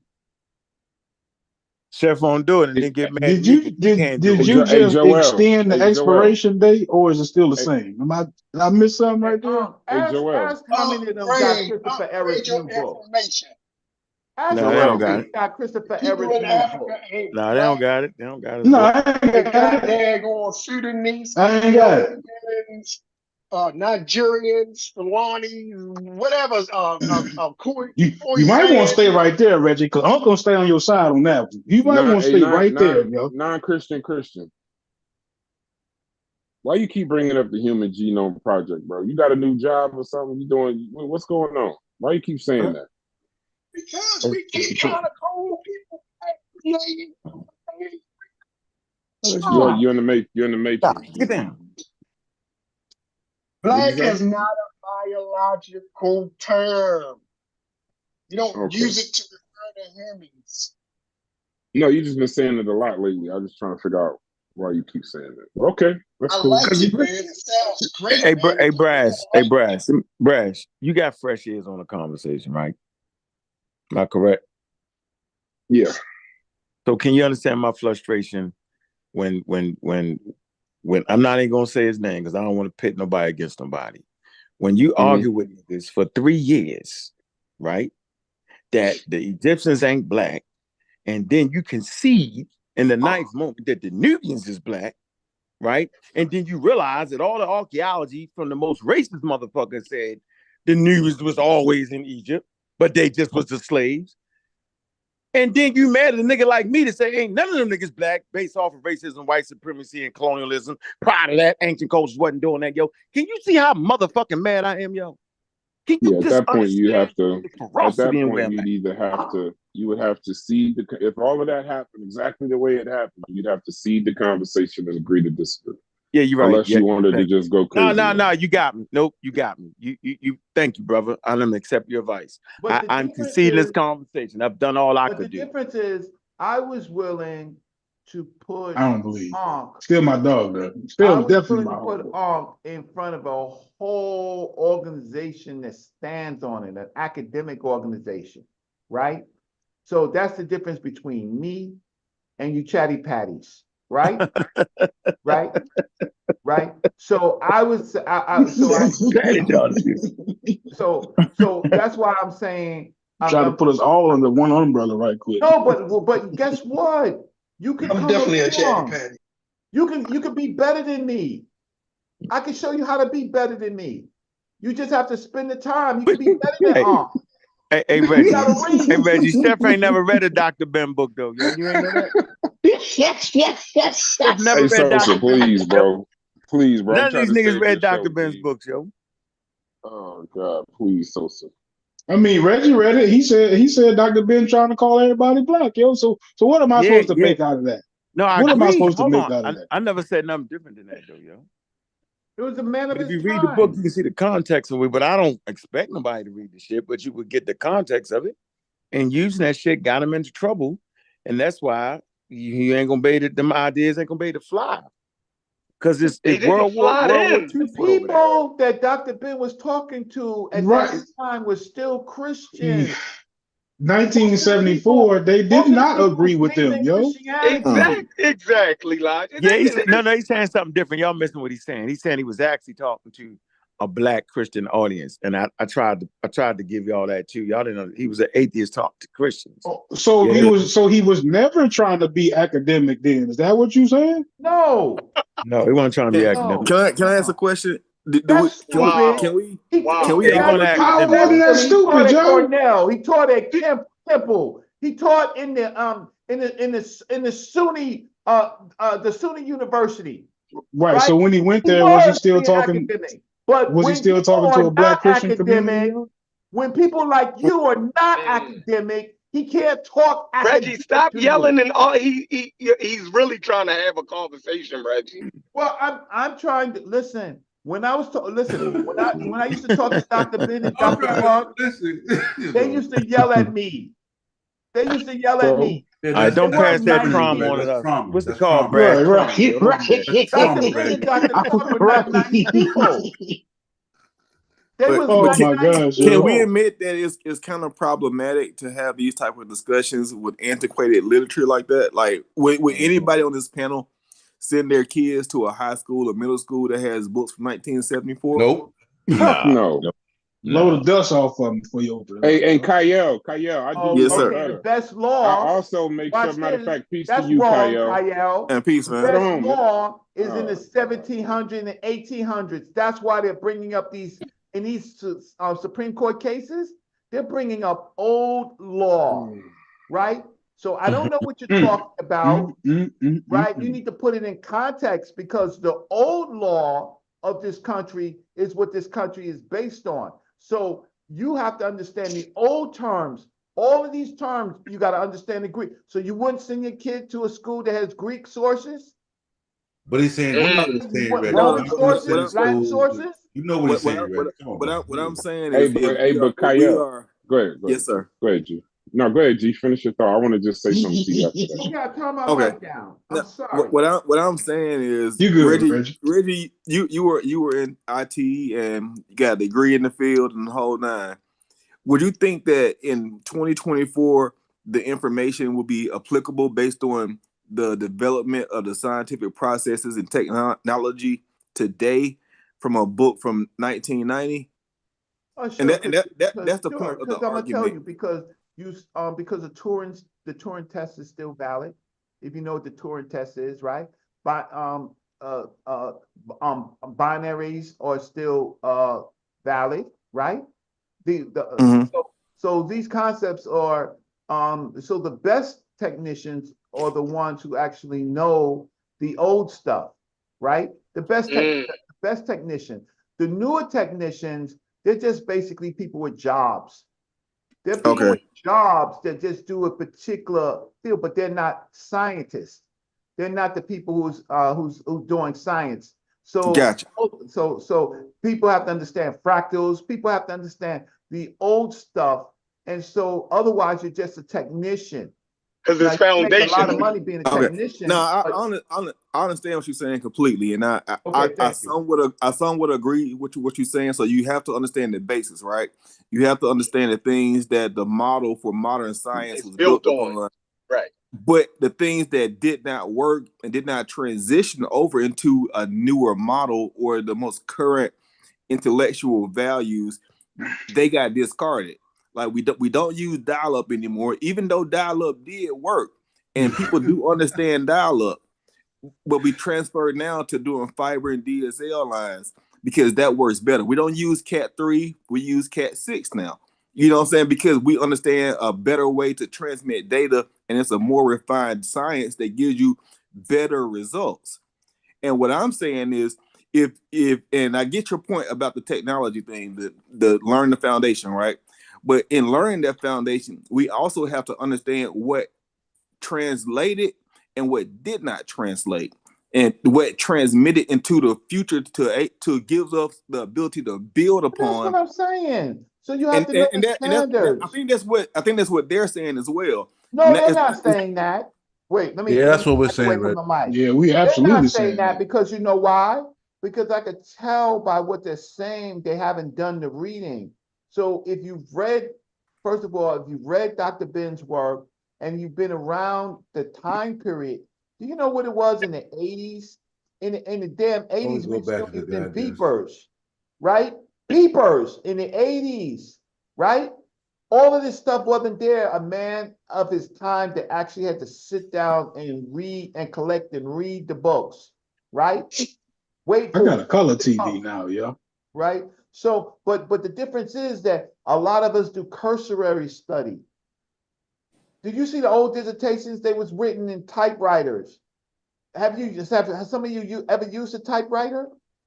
I have, but it doesn't mean that what I'm saying is true because I use a typewriter. Somebody can speak the text and be more accurate and more precise with where they're speaking the text than a person that uses a typewriter or old but they still have to get pen. training, Kyle. Kyle, you can't get away with not being trained. The people that we're talking about, the populace, are not trained people. They can't pass tests. Now, I'm not gonna argue that point with you. You're right on that one. What test? What test do I need to pass after UNESCO already said what they said? But Dr. Ben was wrong in his right?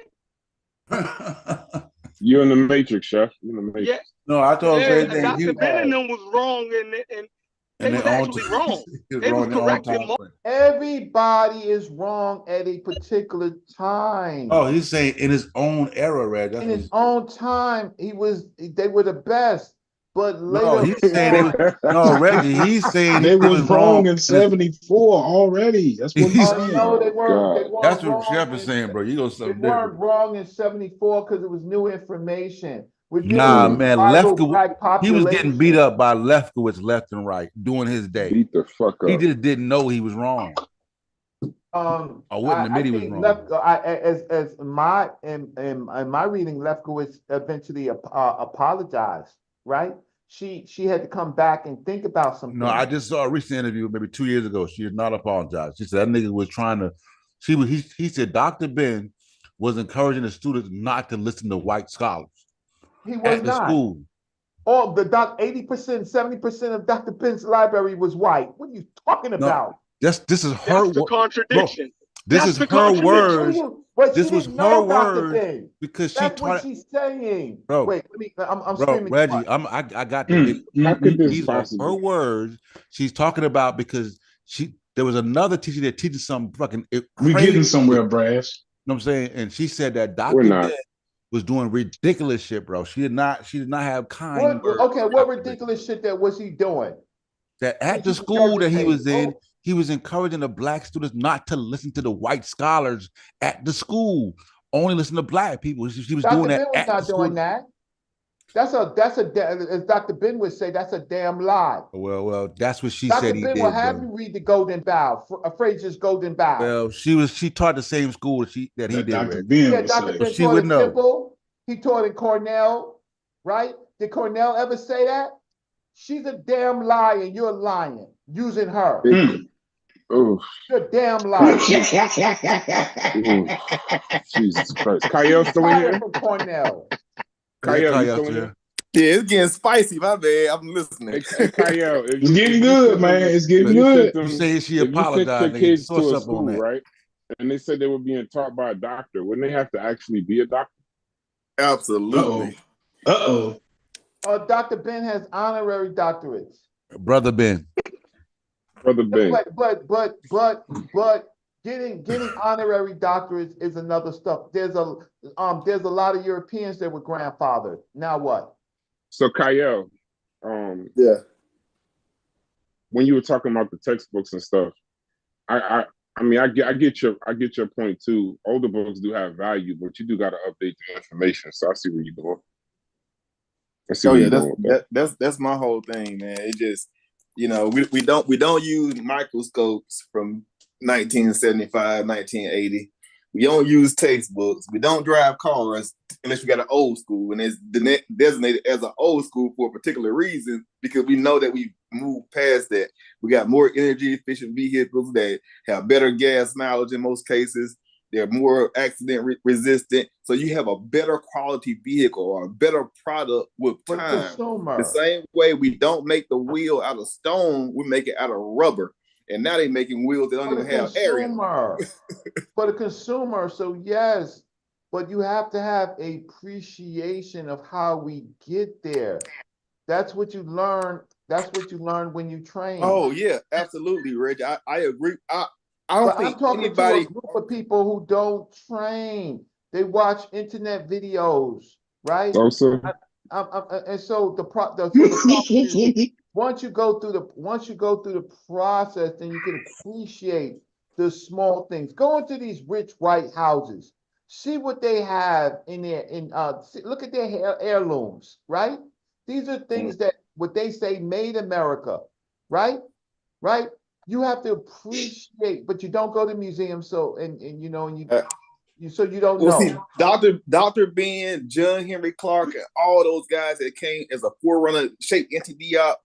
Those were our first wheel chiseled out of stone. We don't use that no more, but we understand the concept. That's our Stone Age. That's our we understand the concept of the wheel now. Super Negroes are not better. Okay. Super Negroes hey, Sosa. Hey, hold on. Hey, Sosa. Hold on, Sosa. Sosa, 1 second, bro. Sosa. You Super Negroes. Hey, hold on, bro. Hold on, Reggie. You can't write. Hey, Sosa, hold on, bro. Hold on, Reggie. It's the trauma. It's the trauma coming out, Reggie. Just relax, bro. Yeah. You're with friends, Reggie. You're with friends. Go ahead, Reggie. We're all friends here. We're friends. Yeah, all that Super Negro bullshit. Get the fuck up. Yeah, we're friends, Reggie. Reggie, come on. I ain't gonna be too. Hey, Reggie. Hey, Reggie. Hold on, whoa. Everybody, I don't even know you, nigga. Whoa. You're acquainted. You out your motherfucking mind right now. Hold on, Brad. Everybody chill for a minute. Friend of mine. No, come on, yo. Listen, y'all forgot we on Sosa's world, yo. Civil, bro. The avatar takes over, yo. We don't do the unk shit and the cussing the people mothers. That's somewhere else. That's not right here, yo. This is we all in this world where even though we hate this, like we say, yo, when we come in this world, yo, we figured out a way. Hey, I know, I got a question. I know. I say not in this world. I don't know. Hey, Unc. I don't know this nigga, and he don't know me. But he know called us Super Negroes. I know, but he don't mean it. But I mean, that's the fuck that kind of mean. I know that's Reggie. You know, like at the dice game, we got a dice game every Friday. There's one nigga that snatched the money at the end of the day. It'd be the same nigga that get robbed. Okay, I can't call you a Super Negro. You get mad because I call you. Exactly. You got the highest technology that any person ever. But we don't kill him though because we know who it is. And you're not doing that. Yeah, you don't kill him. You don't kill him. That's the point. And so Reggie is under impression. Negro, bro. Let me say this though. I got your name called Negro. Come on, let's bring it back. Let's bring it, Reggie. Let me make this point. Stop being a baby. Reggie, relax. Reggie, relax. Listen. Hey, Sosa, in about 2 seconds, I'm about to ask you to share my screen, bro. Go ahead. Can I make this point, yo, before you cut me off, man? You need me to do it? Go ahead, Unc. You need me to do it or you can't do it? Which one? Go ahead, Unc. You need me to do it for you? That's right, indigenous black man. I'm trying to save your show, bro. Just go ahead. See? Oh no. Go ahead. Nah, the show ain't good. The show. We got a little spicy. We ain't gonna say. What I'm saying is with Reggie, y'all, and I always say this, Reggie is too close to the situation. Meaning he was actually with Dr. Ben. Not like said he act like he was. You got a lot of niggas that act not like quote unquote Jabari act like he was. They all use that so they can gain their own influence. Reggie actually gets skipped because he spent the time with the elders for real. And he never gets credit for that. And they always put him to the back of the line, dog. So he too close to the situation. With me, I ain't close to the motherfucking situation where I understand that just because you wrote a typewriter book, that now niggas can write a book in 3 days. So you can't say you can't write, because everybody on this motherfucking go Chat GPT have a spectacular book if they so choose to do it. So that's not the standard anymore. The standard is being able to have high level sources, right, and understand the critique of those sources and who put those sources together, and understand and using your literacy in said subject to be able to converse and convey your ideas. What they basically saying is what you're saying is so outdated that it's not making sense anymore. Like, we don't gotta fight European scholarship the way we did, because they already admitted that these niggas is African. They expect you to know what that means, that you're gonna have genetic diversity, you're gonna have populations influx coming back and forth. So we already won. They just saying, yo, you like the nigga on the island from World War II, the Japanese. This nigga was still fighting 30 years later. It's over with. No, it's not. It took a while to convince the nigga the war was over. Yeah, the war's over, Reg. You don't do it. Reg, when you drop that thermonuclear weapon for the... Hold on, Reggie. Reggie, when we drop that thermonuclear weapon, no, nigga, you gave me the thermonuclear weapon, nigga, and I flew the plane and released the motherfucker. When we dropped that motherfucker, yo, nobody has said anything about that in the last 3 years, nigga. None of them has actually went to that museum and say, it don't say that. So I'm just having fun.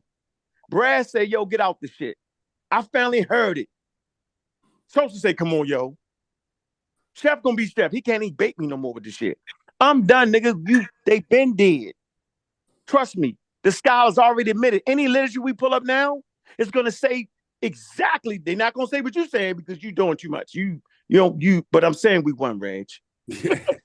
Trust me, bro. I haven't won. Okay, there's Europeans, but we haven't won with our own people. Do you see the debates that we're having on things like Ruth? Did Ruth exist?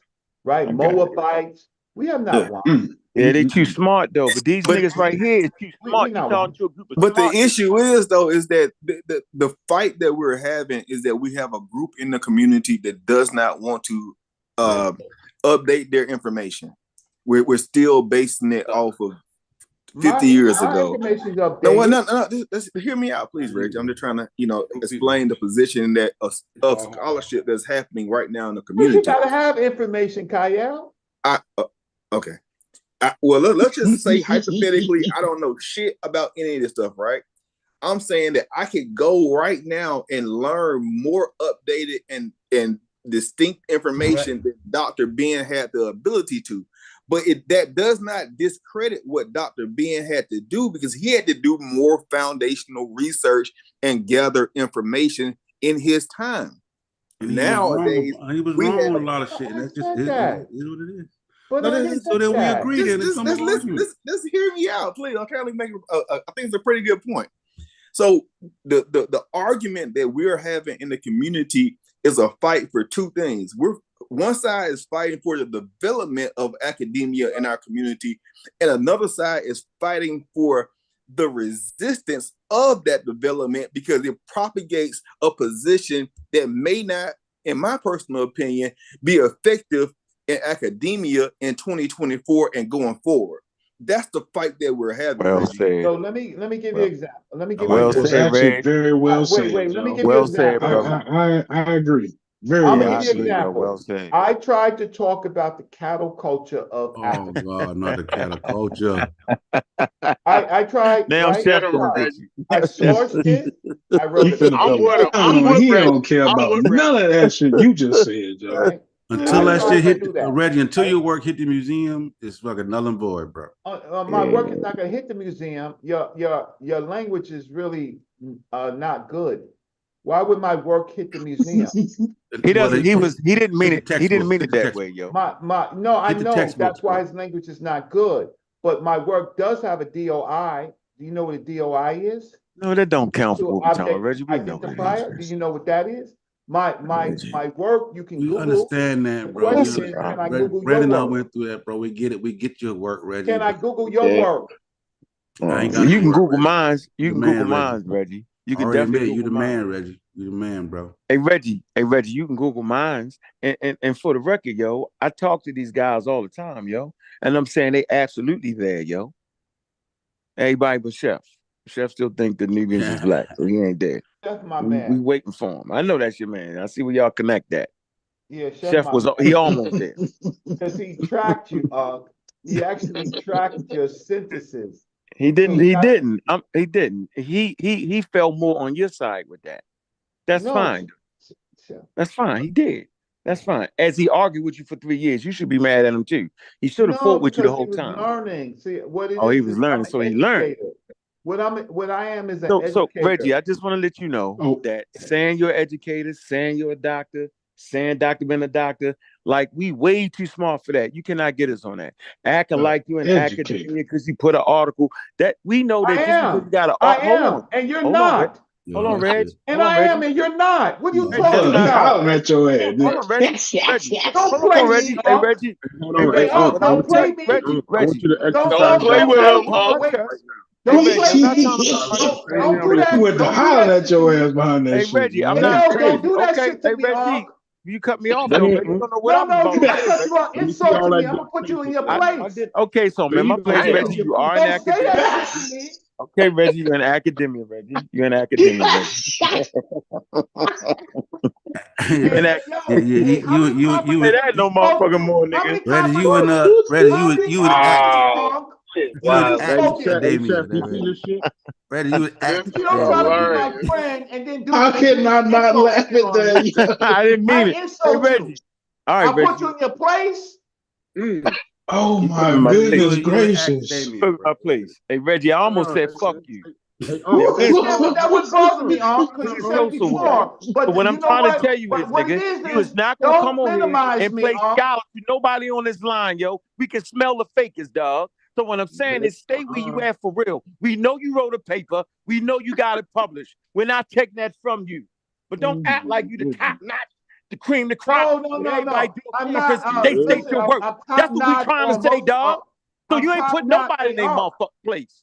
Calm the fuck down, yo. You know what it is? Just calm down, yo. Barrel thing. You gotta let them say whatever. You know what I mean? No, I'm just saying, then you making me look bad.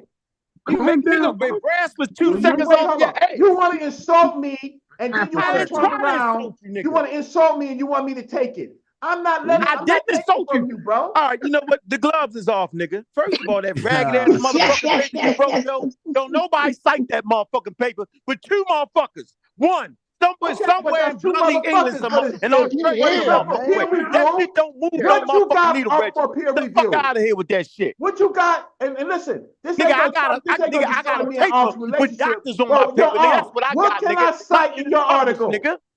What can I cite in your article, nigga? You know, nigga, I'm gonna reserve my right to beat your ass up on my own personal show. Yeah, nigga, my shit is published, nigga. And I ain't gonna say I'm published, bitch, because I don't want you to think I'm calling you a bitch. But nigga, I'm definitely published. With doctors on my paper, nigga. Don't play with me. Go play Lotto. I don't even like to talk about this shit because that don't mean nothing to these niggas right here. They should be saying, are you conveying the data right? Don't be something you not, Unc. Don't be somebody you not, Reggie. Reggie, we know you published. Unc, we know you got a published thing. Nigga, that don't make you the head of the goddamn Egyptian department, nigga. But why are you trying to minimize me on the show? Nigga. That man would not minimize you. Now you calling me. I didn't need to call you the names because anything that you say to me. Come on, you called a nigga super Negro. Don't give that nigga. Reggie just in fight mode. Let me say something. Hold on, hey, bro. Let Brass get it. Let Brass make a statement. Go ahead. Yeah, let Brass. Please let me say something. So first off, the show was about exactly what the fuck is going on right now. It's why the conversations y'all have, right? The topics y'all cover would be great for the conscious community if y'all niggas would just start arguing with each other and get the actual fucking information out. Now here's the other piece, Unc. Thank you, Brad. Here's the other piece, Unc. Calm down, Unc. That's just Reggie, Unc. Remember? Now wait a minute. Let's go back to why you don't get upset, Brass. You know, if we was at a dice game and the nigga started, get the fuck out of here. Nigga Reggie is a goddamn madman. Oh my god, yeah. Hey, Sosa. Could a motherfucker say we try to minimize them while he calling us super Negroes over and over again, and we don't know shit? Reggie will blow a panel up. As if they hold on, wait. The As if super they nigga stop was making, the point to say as that if we they have stop most making technology of any African. as if they stop in making the advanced time degrees period, when they gave and we're him doing his. less with it. That's Oh, what give me the host back because you changed the view. Ooh, man. Give me the host super back. nigga means They that we didn't have stop more making. They technology didn't at stop our making disposal. Give me the when host they. back. They did not stop making. Hold on. They did not stop making degrees and advanced degrees when they gave them shits out in the 80s, bro. I got a fucking advanced degree. I'm not gonna let no nigga call me no super Negro for nothing, especially if I don't know him. If we all know each Taking it other, out of context. my nigga, I ain't said your Because name. you don't because we speak English. English has multiple phrases, ahead, multiple Sosa, ways bro. of understanding words. When I call you a super Negro, meaning that we are the most technological, advanced Africans. And doing that, we have all the weapons that we need at our disposal, and we're still messing it up. But that you okay. so besides, hold on, wait. So besides, wait. Now okay, we so silly. hold on, wait. But so let's say I don't take. Hey, what now? Yeah, exactly. So let's just say I don't take Super Negro personally. What about you don't know shit, and you get your ass to the museum, you ain't never done nothing. And then, like, come on, bro. Like, get the fuck out of here with that shit, bro. You don't know but it's who I'm talking to. It's who I'm talking to you. But it's who I'm talking to when I'm talking. You can talk to me all you want over the internet line. That's fine. I don't care about that. But what I really care about, you know what I really care about? What I really care about is what you do for your people. That's what I really care about. Okay, so Sosa, can I say something, bro? For your people. I tried. Don't do it, Can yo. I say something? And I would hope that you raise a good family. Please, Sosa, I would hope. Get it in, Reggie. Calm down. I'm gonna go ahead and get it in. I care about that. So since we talking about what niggas do for their people, how about when you that ain't even in my character, bro. Go ahead, G. Yeah, because in a minute the show about to go off. You got it, bro. I ain't going there. Get it off your chest. You already did. You did. No, don't do it, Brez. Don't this ain't to get it off your Don't do it, Don't do it. it. You good. Don't do it. No, Reggie, this ain't to get it off your chest, y'all. Nah, we good. We good, Reggie. Chest. Unc got it off his chest. Well, that's Unc. We ain't about to do this. We good. Come on, bro. We got you. Good, bro. We good, Reggie. Jesus Christ. So if I mention a particular name, then it's personal. If I mention a word that may or may not apply, then you should put it in that. No, you said you niggas don't know nothing. He on YouTube right now, Brad. You said you niggas. Gotta keep it in mind, yo. He jamming on YouTube right now. Yo. You insulted me on my platform. This Dr. Reggie you talking to right here, yo. You have to keep it in mind, yo. So the question is that we have all this technology, we have all this information, we're still getting some things wrong. That's the point of this conversation, right? Some people are reading, some people are not reading, right? So what are we getting wrong, Reggie? What name something that we're getting wrong that currently talking about us? What are we getting wrong? What do you have an issue with us for? Like, what's your issue with the issue is this? It's clear. The issue is we're not agreeing with the wrong shit. That's the issue. Kyle? The things that academia have moved past, and that I hope this ain't offensive. I don't know. I don't want to get fussed at, but modern academia has moved past certain things as well as classifications, and we have progressed past that. The argument that John Henry I disagree, Kyle. Actually, academia has doubled down on a lot of things. So academia, I can pull up articles, Reggie, that says that there is no genetic trace for race. It says because race is a social construct that's not a thing. But by using the argument of black being a affiliation to a race, you're now using an antiquated argument that's no longer accepted by modern academia. And us, but I'm not. But I don't use the term. So what are you talking about? We don't accept the black herd argument as the black collective argument. Kim. Okay, you don't accept it. That's not substantiated by academia. Who's speaking? You're the only person that's not. Who's speaking? That's SOSA. Who's speaking? You don't accept that's me. It's not substantiated by academia, really. What basis don't you have? We could go to the Book of Gates where it says it's not substantiated by academia. How many people are herds? What is not substantiated by academia, bro. Huh? You're fighting with SOSA. You're fighting with academia. I gave you a source, the Book of the Gates, that people are herds. Give me a source. What does academia say about your work, Reggie? But what? Okay, let me walk through this because I'm tired of this argument going on YouTube, right? So let's say hypothetically, Reggie, that the black herd and the black bull was a reference to the power of a particular people.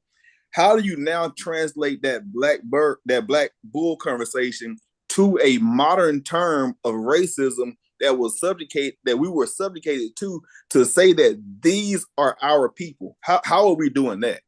Okay, first of all, that's not what I'm doing. I'm talking about the civilization in its context, in its place. Mm-hmm. So that's not what I'm talking about. If I want to describe the people, I would look for the metaphors and words that they use, right? Got it. So when we're talking about that ancient people, what I'm going to try to do is I'm going to try to collect enough information about what they said, their own terms, and I will put them in the context of people being 4,000 years ago. I will put them in that context. I'm not putting it in the context of the current day people. You don't see me running around saying I'm Egyptian or nothing like that. You don't hear me saying that. And Egypt is a fake term anyway. It's a Greek term. It's fake, right? But academia is not letting that go. Is academia letting go the term Egypt? I thought Egypt was based off of. Why aren't they letting that go, Kyle? Not letting go the term Africa either. It is what it is. Kyle, why are we letting that go? Why is academia letting that go? Why are they still calling people based on a Greek name? You tell me. Why are they still call Africa Africa, Reggie? So we at some point we have to have a transmutable prototype, right? We have to establish a language. My bad, my mind went blank. But we have to protocol. Excuse me. We have to establish an intellectual protocol for having intense intellectual conversations. And the issue is in these conversations, when we have an established protocol, some people use words without the established protocol. Like when I say I'm a Black American, that's a distinction from saying that a person that called himself Black 3,000 years ago is using that same protocol for how they're determining that word to be used. And I can't put my usage of how I call myself Black on how a society before the term Black was even used to denote Black people the way that we do onto them and assume that these are understand that, Tayo, I understand that. Get me to the point, right, where you're saying that academia has not changed this stance. Why are we still calling the field Egyptology based on ancient Egypt? Why are we still doing that? The same reason we still call Africa, bro. Like it is what it is. What you want to call it, if not Egyptology? Chematology? You want to call it chematology? We can drill down on that, right? Are we fighting for Taoiology? Like what do you want to call it? So the word Egypt, we did a little conversation. I think it was on your show. It might have been on another show, right? So Egypt is supposed to derive from Hecapata. Is that true? From that. Is that true? Yes. Egypt derived from Hecapata? Yes. Who said that? SOSA. Yes. Okay, King SOSA. How do you prove that? Is that proven? We look at some of the first attestations of it. I think the mythology that you're using, if I'm not mistaken, comes like 2 centuries after the first usage of the term Egypt. Oh, so that's in fact what you believe, but you don't understand the Greek mode of thought where they live in a mythical world, and so they convey things with stories. They convey ideas with the myth, stories, and so they the myth conjoin is these terms. the myth And is so the the myth. problem is in academia is separating these terms out of their lore, right? Finding out how they were constructed. Those are research questions, right? So the problem is academia has not been able to do that, right? Academia has not been able to do that. And so they've named the whole civilization in Africa, right? Right? Based on a Greek word. But you say that academia has moved forward. Academia has not. Let me ask you. No, Well, I'm what saying did that the myth. Hold on, Kaya. I'm saying the mythos, the mythology that you're using to say that it came from that mythology. That mythology is, if I'm not mistaken, is comes about 500 BC, something like that. I think 5 to 400 BC, somewhere in there. But the Well, the actual fact is, attestation of Egypt, I know Egypt the fact is predates that. Herodotus, who may never have been to the place that they call Egypt, Herodotus. No. What's the first attestations of the Greek calling in Egypt? What's the date? Yeah, where we know it comes from poems. Right. And how old? What's the date of that point? But you can date it roughly maybe to about oral tradition or written tradition. The written point. We're going to deal with the written. The written. So you got the Iliad. Iliad, which is about what, 800? You got it in that period. Yeah, right. Okay, so we got And 800 BC. 800 BC with the Iliad. Be later written. Right. Now, but the mythology that you're using comes about around 500 BC. Oh, so this is from oral tradition until they're actually writing. But the point behind this is the fact that it's a Greek terminology. Get it? I get it. Most of the place that we call Egypt has Greek names. Nile is from Nilus, right? Memphis, Thebes, right? Egypt itself, right? So it's coming from the Greek worldview, the great Greek civilization. The world has not changed its point that the Greeks was the origin of not an origin of civilization, but classical. Civilization is classical in Greek. The world has not changed from that. They still teach it every day. Yeah, but we was on the name of Egypt coming from Hekapatah. Yeah. Right. So, but if we had the first attestation in the Iliad at 800 BC, because all we can deal with is the writing. We don't know how old. We don't know how. Hold on. We don't know how old the origin is, but we know from the writings we got the Iliad, which is about 800 BC, and then the mythology that you're using. I forgot about Danis or whatever. So that is 500 BC. So you're talking 3 centuries later. So that couldn't. So that wouldn't make sense. So the Assyrians. You could see Hekapatah in the Assyrian language. You can also see it in a Linear B. What time period? Of Linear B? Linear B, the time period of Linear B is from about 1600, right? But 600 BC? But, yes. And then you see it from the Assyrians. But the point that I'm saying is that it never represented the whole of the country. It only represented a particular city. But that still would predate the mythology that you're using, though. Still. But no, it's not. How is it predating the mythology? Because the mythology you're using is a Greek mythology. Right, but which is at 500 BCE. No, Hekapatah and Egyptus is two different things. So what I just tried to say is the mode of Greek thought is to take facts and to make stories around it. Meaning there are some facts, but they present it in story form. Yeah, so mythology is right. Right. So when we get to this, so modern, where we are today in 2024, right?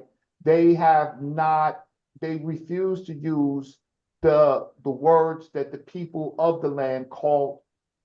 What would you like it? Like, instead of being Egyptology, to just better help everybody, what would you name it? I don't think that's. I think we could call it Tawi civilization. We could call it a Tawiology. civilization. We could call it sometimes Kemet, sometimes, but not all the time, right?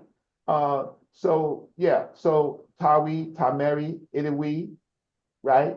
And we could call it Kemet at some contexts, right? Yeah, Those that would help students far better than calling itself Greek and the people Egyptians. They were never Egyptians. Well, but I mean, yeah, but that's no different than Africans, right? Imagine we had to keep So doing now we that could in discuss Sudan, like Africa. We could discuss the term we Africa, it would right? never end already. We did that. We had to do the same thing with Africa. We had to do the same Well, thing with no, but we could Sudan do it a little. We could do it. We yes, and we should do it. and And, America, South and we, America. We have to do huh? we have to do it all over. It's Well, crazy. we should do it. Then we have a better idea of the terms that would be more helpful to That's too generate complicated. people's That'd be way too complicated, Reggie. And I don't think it Is ever it? get done. Okay, so you're just not a complicated person. So, hey Reggie, Because it's hey Sosa, complicated. can I get two questions in real quick? Short Go question. ahead. Go ahead. Yes or no answers types. So Reggie, is it fair to say that really what you're doing is you're attempting to wage either, I don't want to say wage war, but you are attempting to fight back against European intellectualism, right? Or are you fighting colonialism? It's one of the two. Which one of those is more accurate? I am doing intellectual warfare. So Intellectual warfare, right? So if I were to say that you are taking a non-violent approach to activism, would I be correct? Intellectual warfare is nonviolent. I make the point when I say intellectual warfare. Yeah, I'm done. That's all I wanted to just hear you say that. I appreciate it. No, it's cool. Because that's what you do. That's what you do. But what happens is when people write work or they do work and then other people minimize it, and I'm like, based on why? No, I'm not saying what you're doing is wrong. I'm just trying to. I've actually explained this to that I feel like y'all are taking a non-violent approach to activism, and he said I don't think that's what they really doing. I can't really be too sure. So I wanted to hear you say it. That way, next time I say it, he won't be like I don't think that's what they doing. That's all. I'm good. Okay, that's fine. But I'm just listening, and I just don't look. I don't try to minimize a person unless they say something that deserves them being minimized. I wasn't trying to minimize you. I was trying to be accurate. No, not you. I'm just thinking about this whole conversation. I'm passive. We can have passionate arguments, right? But we all you can't fight all the fights at one time, You can't do that. Well, I didn't know you I gotta could at least Bruce Lee in this biatch, right? My whole thing is it would help our population and the younger populations to understand terms right. But when someone tries to bully their point of view across and not, how can I say, and not play by the same rules, right? Then I do have a problem with that. I just have a problem with that. So there's not all of you that do that. I mean, my mistake is looking in the chat. I should never look in the chat, right? Because then I'll say something about somebody taunting me, right? But on the issue that we are talking about, growing up in a conscious community, we get a chance to analyze some things that our teachers taught us, or some people who are other people's taught, and we put them in there in a context, right? That's what we do. And we get to analyze European Reisner and Petrie and Darwin, right? We get to analyze them and put them in their context, right? So that we could create better work for people to go forward. And we argue amongst ourselves to make ourselves better, not to make ourselves worse, but for us to use better speech and make better points. That's why we argue this is the dojo, right? But you can't have a situation where a person just straight up minimizes a person and then thinks that a person, right, is going to take it, right? So if I say something about a person, usually I'm not playing victim, but usually I don't start it. I come over to ask some questions. Let me ask you a question, Reggie. And this is let me ask Marcus, because Marcus just joined. This is about activism, yo. This really ain't even about white or black. Hold on, Marcus just joined. I want to see if he got time to get an input in. That's a key point right there. This is really about activism. Allow Marcus to make a statement real quick, bro. I'm done. I don't have anything to say. I stay away from the whole Egypt conversation. I just wanted to see if I could calm some of the heads down with some of those statements. In this case, Reggie, you insult people all the time, and I don't think you understand, or maybe you think the statements, because you've been in this community for so long, aren't offensive to people, but people take offense to some of the things you said, and you may think it's minimized because other people have said worse things to you, but that's just not the case. So in this situation that just happened, okay, what's your name, sir? What's your name? Marcus. It's Marcus. That's Marcus. Okay, so Marcus, have you ever called me? How many times have you seen me speak to a person directly? Speak to a person directly and disrespect them? I'm not talking direct or indirect. Okay, so when we're speaking over the YouTube, you've disrespected me directly. If you make a hold on. On many occasions, let's narrow it down. I haven't finished. I'll tell you my rules. I really didn't finish. Let him finish up, Reggie. My rules, but I'm getting. Let him finish his comment, Reggie. My rules is that Reggie, let him finish his comment first. If you disrespect. I'm not so sure. I've never spoken to the brother before. Just let him finish. That's his disrespect. The brother can't finish in conversation. No, that's a sign of disrespect. What are we talking about? This is not throw. This is not. Listen, this is Reggie, allow the man to finish his comment, and then you can. This is not confession. I've never spoke. The dude that I'm speaking to, Reggie, Marcus, he's not talking about himself. He's not talking about himself. But if you allow him, you're being belligerent. But I'm not going to let people. You're being belligerent. I'm not going to let people crucify me. He's not trying to crucify you. This is exactly what I'm talking about. Like this, I didn't come in here for all this stuff like this. I don't do all this. I'm not with that. So that's something he may be used to. I'm not accustomed to such behavior, and so I'm not with that. My point is, when you make inflammatory statements, don't sit back and turn around and then cry when people come at you. And that's my point. In this show right here, if you were to go back and watch it, you said some very inflammatory things to people that you don't know. Just like you said, you don't know me.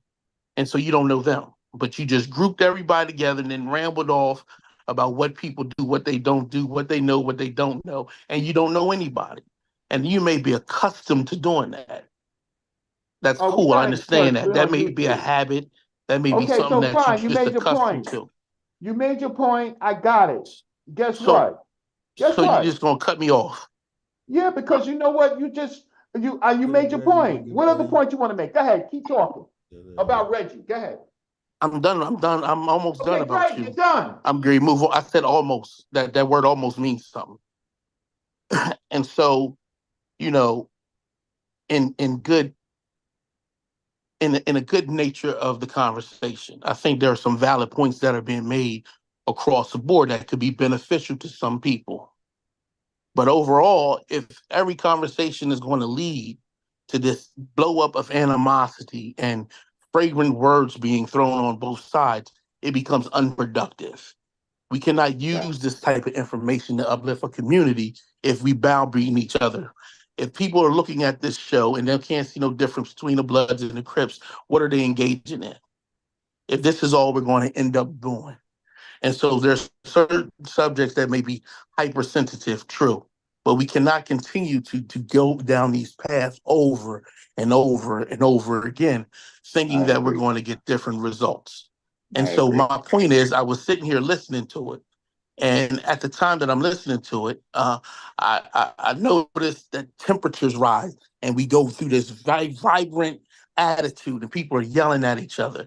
And now we're away from the information, away from the origins of the conversation. Passion is good. but you cannot allow passion to rule reason.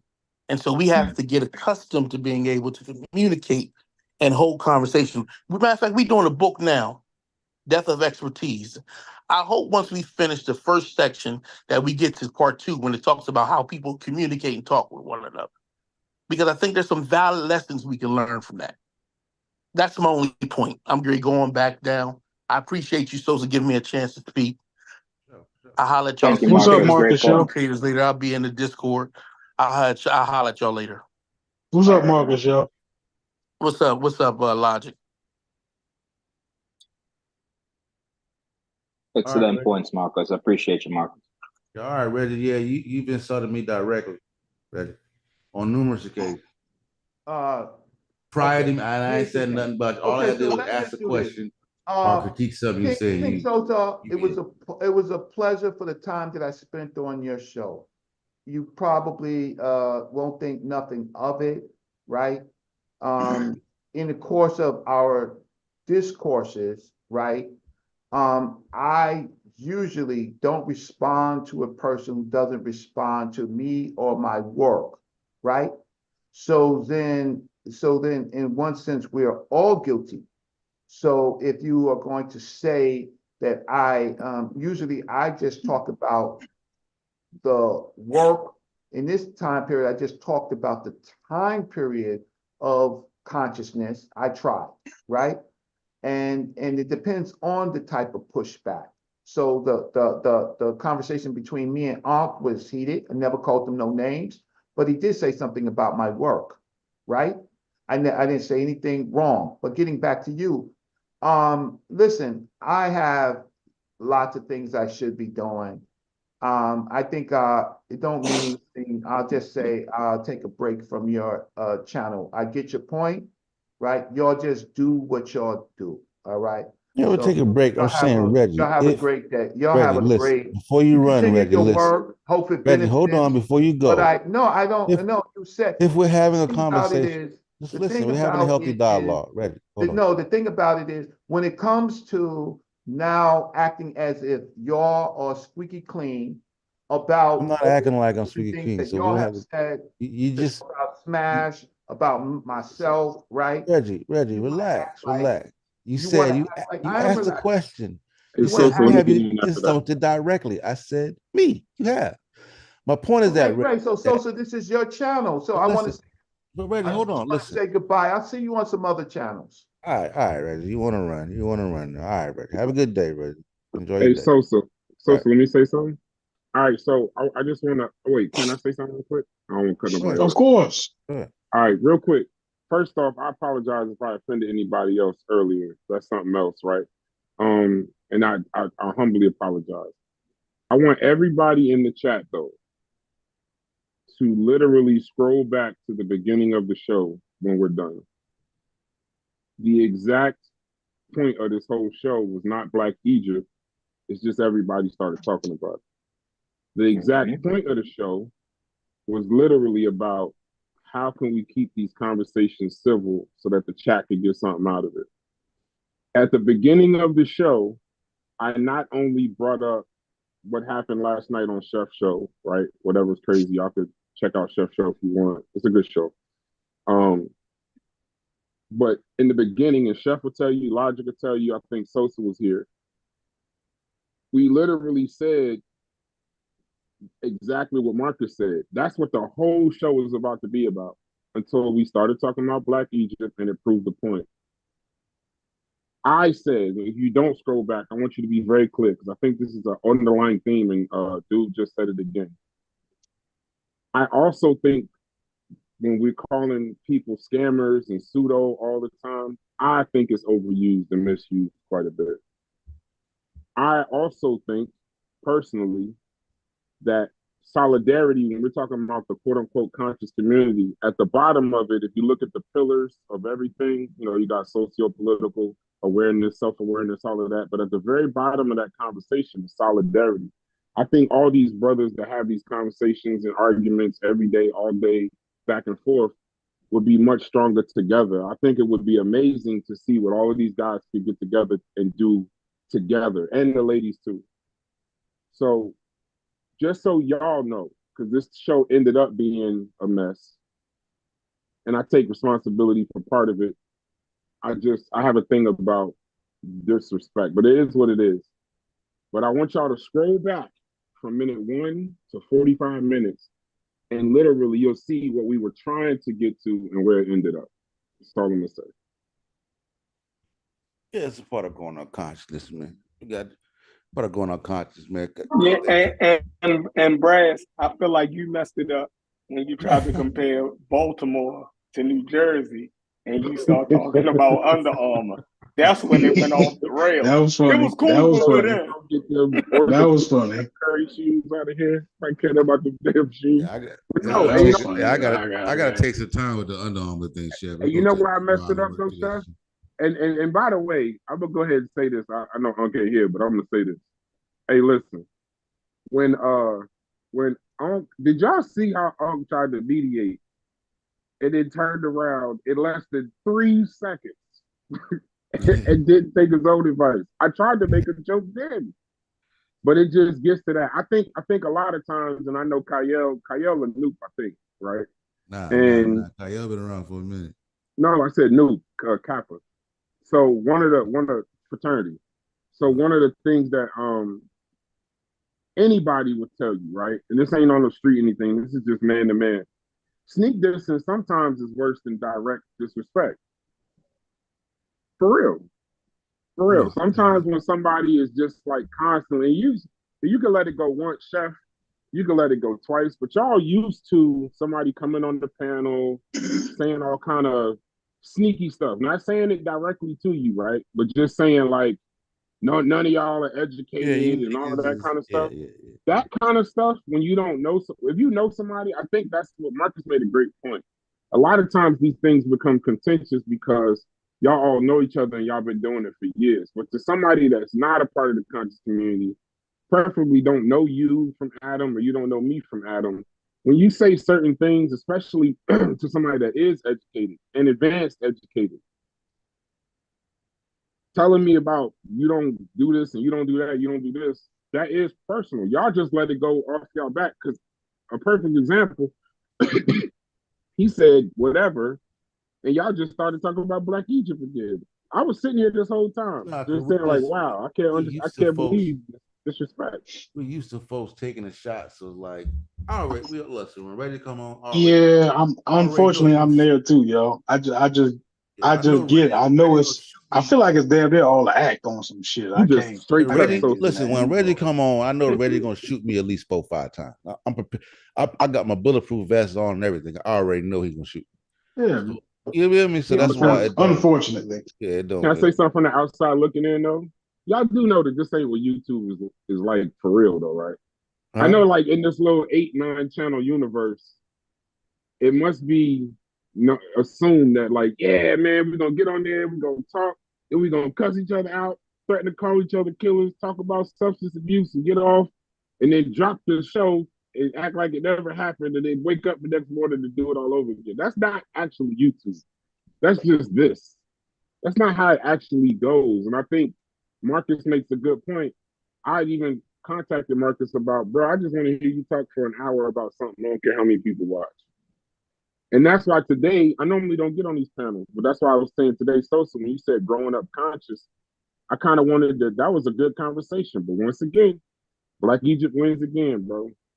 Black Egypt wins again. It's all good, Black Egypt. Marcus is definitely one of the most interesting people I've like ever met, for real, for real. Like he kind of is.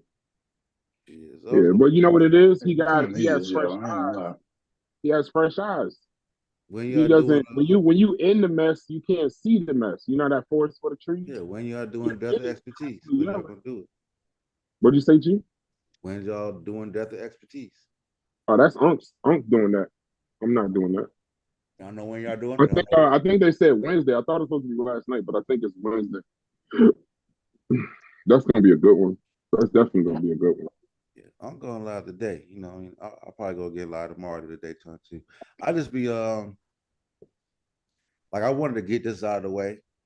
Going on consciousness. I think tomorrow gonna be something a little more formatted in terms of what I want to talk about. I do want to a couple of things I want to go through. So I'm gonna go over a couple of things I got in my head and come up with a more outline type of show tomorrow. What I want to kind of keep it framework in the area I want to.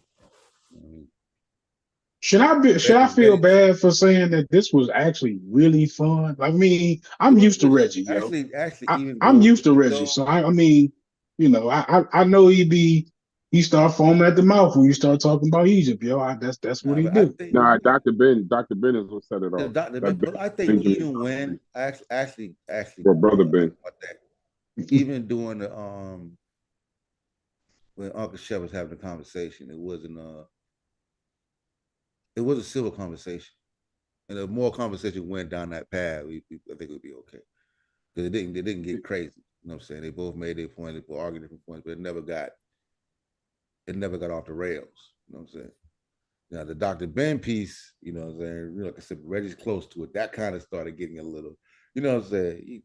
It got to where we were talking about yesterday, where it starts challenging person's personality, right? When you attach yourself to certain things, it got there. I get that. Yeah, I get that. But I feel like even that can be healthy. It can be done in a healthy way, I should say.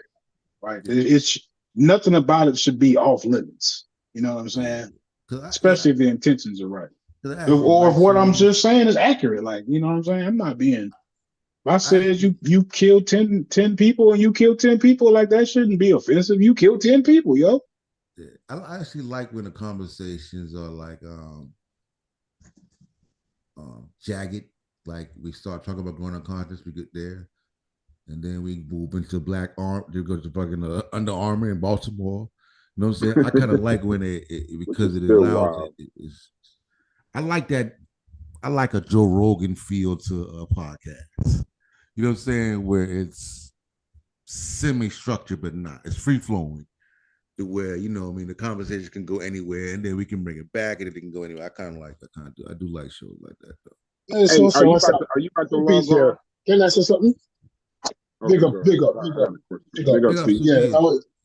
big up. No, let's be honest. Because who Dr. Ben is. Dr. Ben is no, I'm not disrespecting. I'm not disrespecting. No, we thought we was done with Dr. Ben. You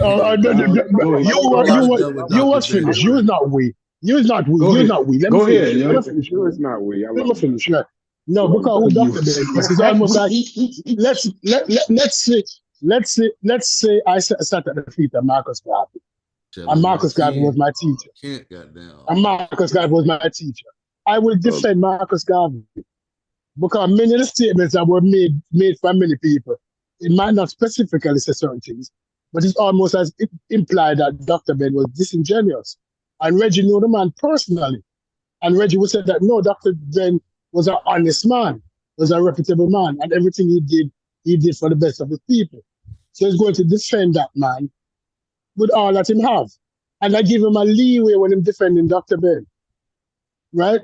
Because he was there with Dr. Ben. He spoke to him personally.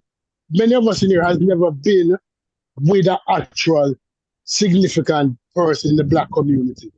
If let's say you were with Martin Luther King before he was shot. See just how you just got me. I gotta get you, yo. King, bro. I gotta get you. That's not an excuse. It's not an excuse to just lie about that shit. So hold on. Listen, let him finish because we're no better than anybody else if we cut that man off. So let him finish. Well, go ahead. So it is like that. If any of us did walk with Martin Luther King, nobody could speak bad about Martin Luther King in front of us. Nobody. And it is what it is. So you have to give Reggie leeway when it comes to Dr. Ben. No, with the information that he's putting across. No. We need to work on that. Hey, we need to work on it. Hey, Logic. Hey, you had a little. What's going on? What's up, man? You had a little more vigor in your voice yesterday, man. I was a little disappointed, bro. See what I'm saying? They ain't really let me talk today, yo. They ain't let me talk, man. I went what you mean? I went at him when it was time to go at him, yo. I went at him when it was time to go at him. I I don't know know they what ain't you're being talking nice about. about Doc. I actually want to hear your I said I know argument. they ain't being nice Chef, about Dr. Ben Chef, right hold on. now, All yo. right, well, fuck it. Hey, Elijah, SOSA, you about to log off? SOSA? Huh? You about to log off right now?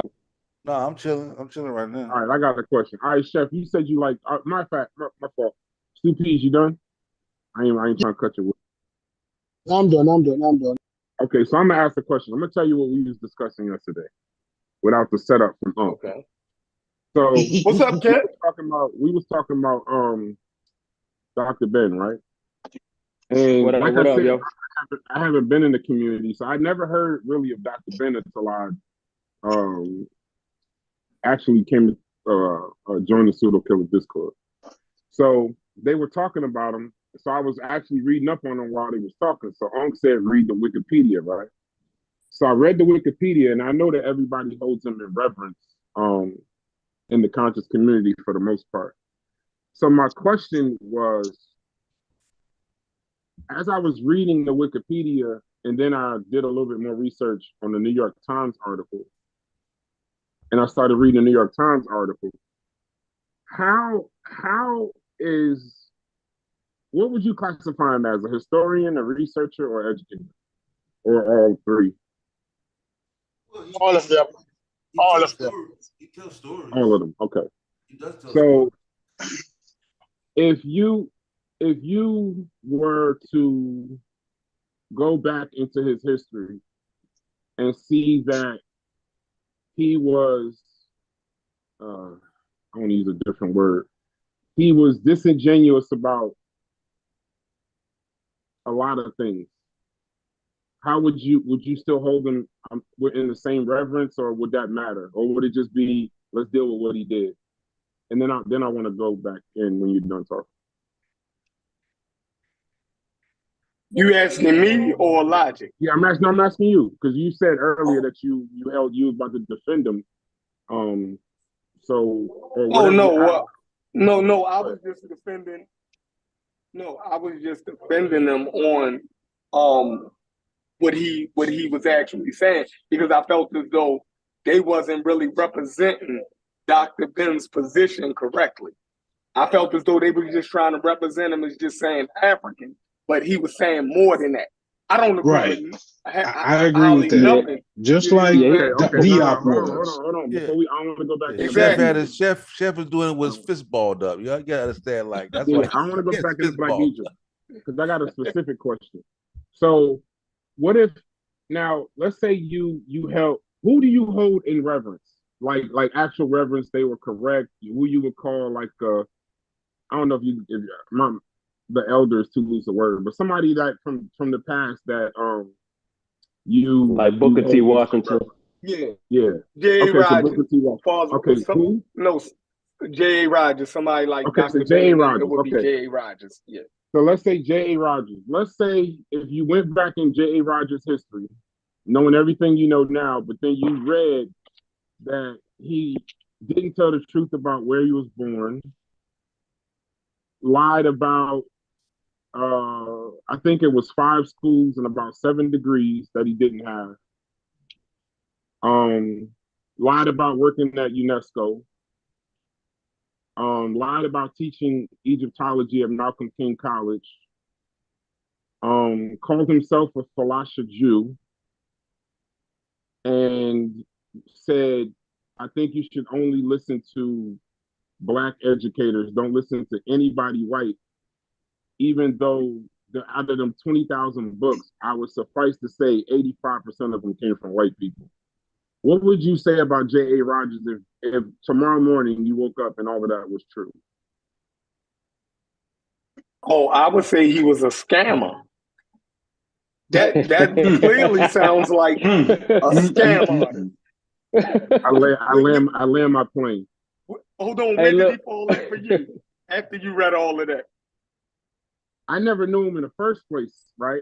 I never knew of Dr. Ben or Brother Ben. Yeah, so he never came from that point of reverence. So I never had the reverence. A lot of times what happens, Chef, is I treat these actual people like people and not the people that they've been watching, reading, listening to, watching lectures.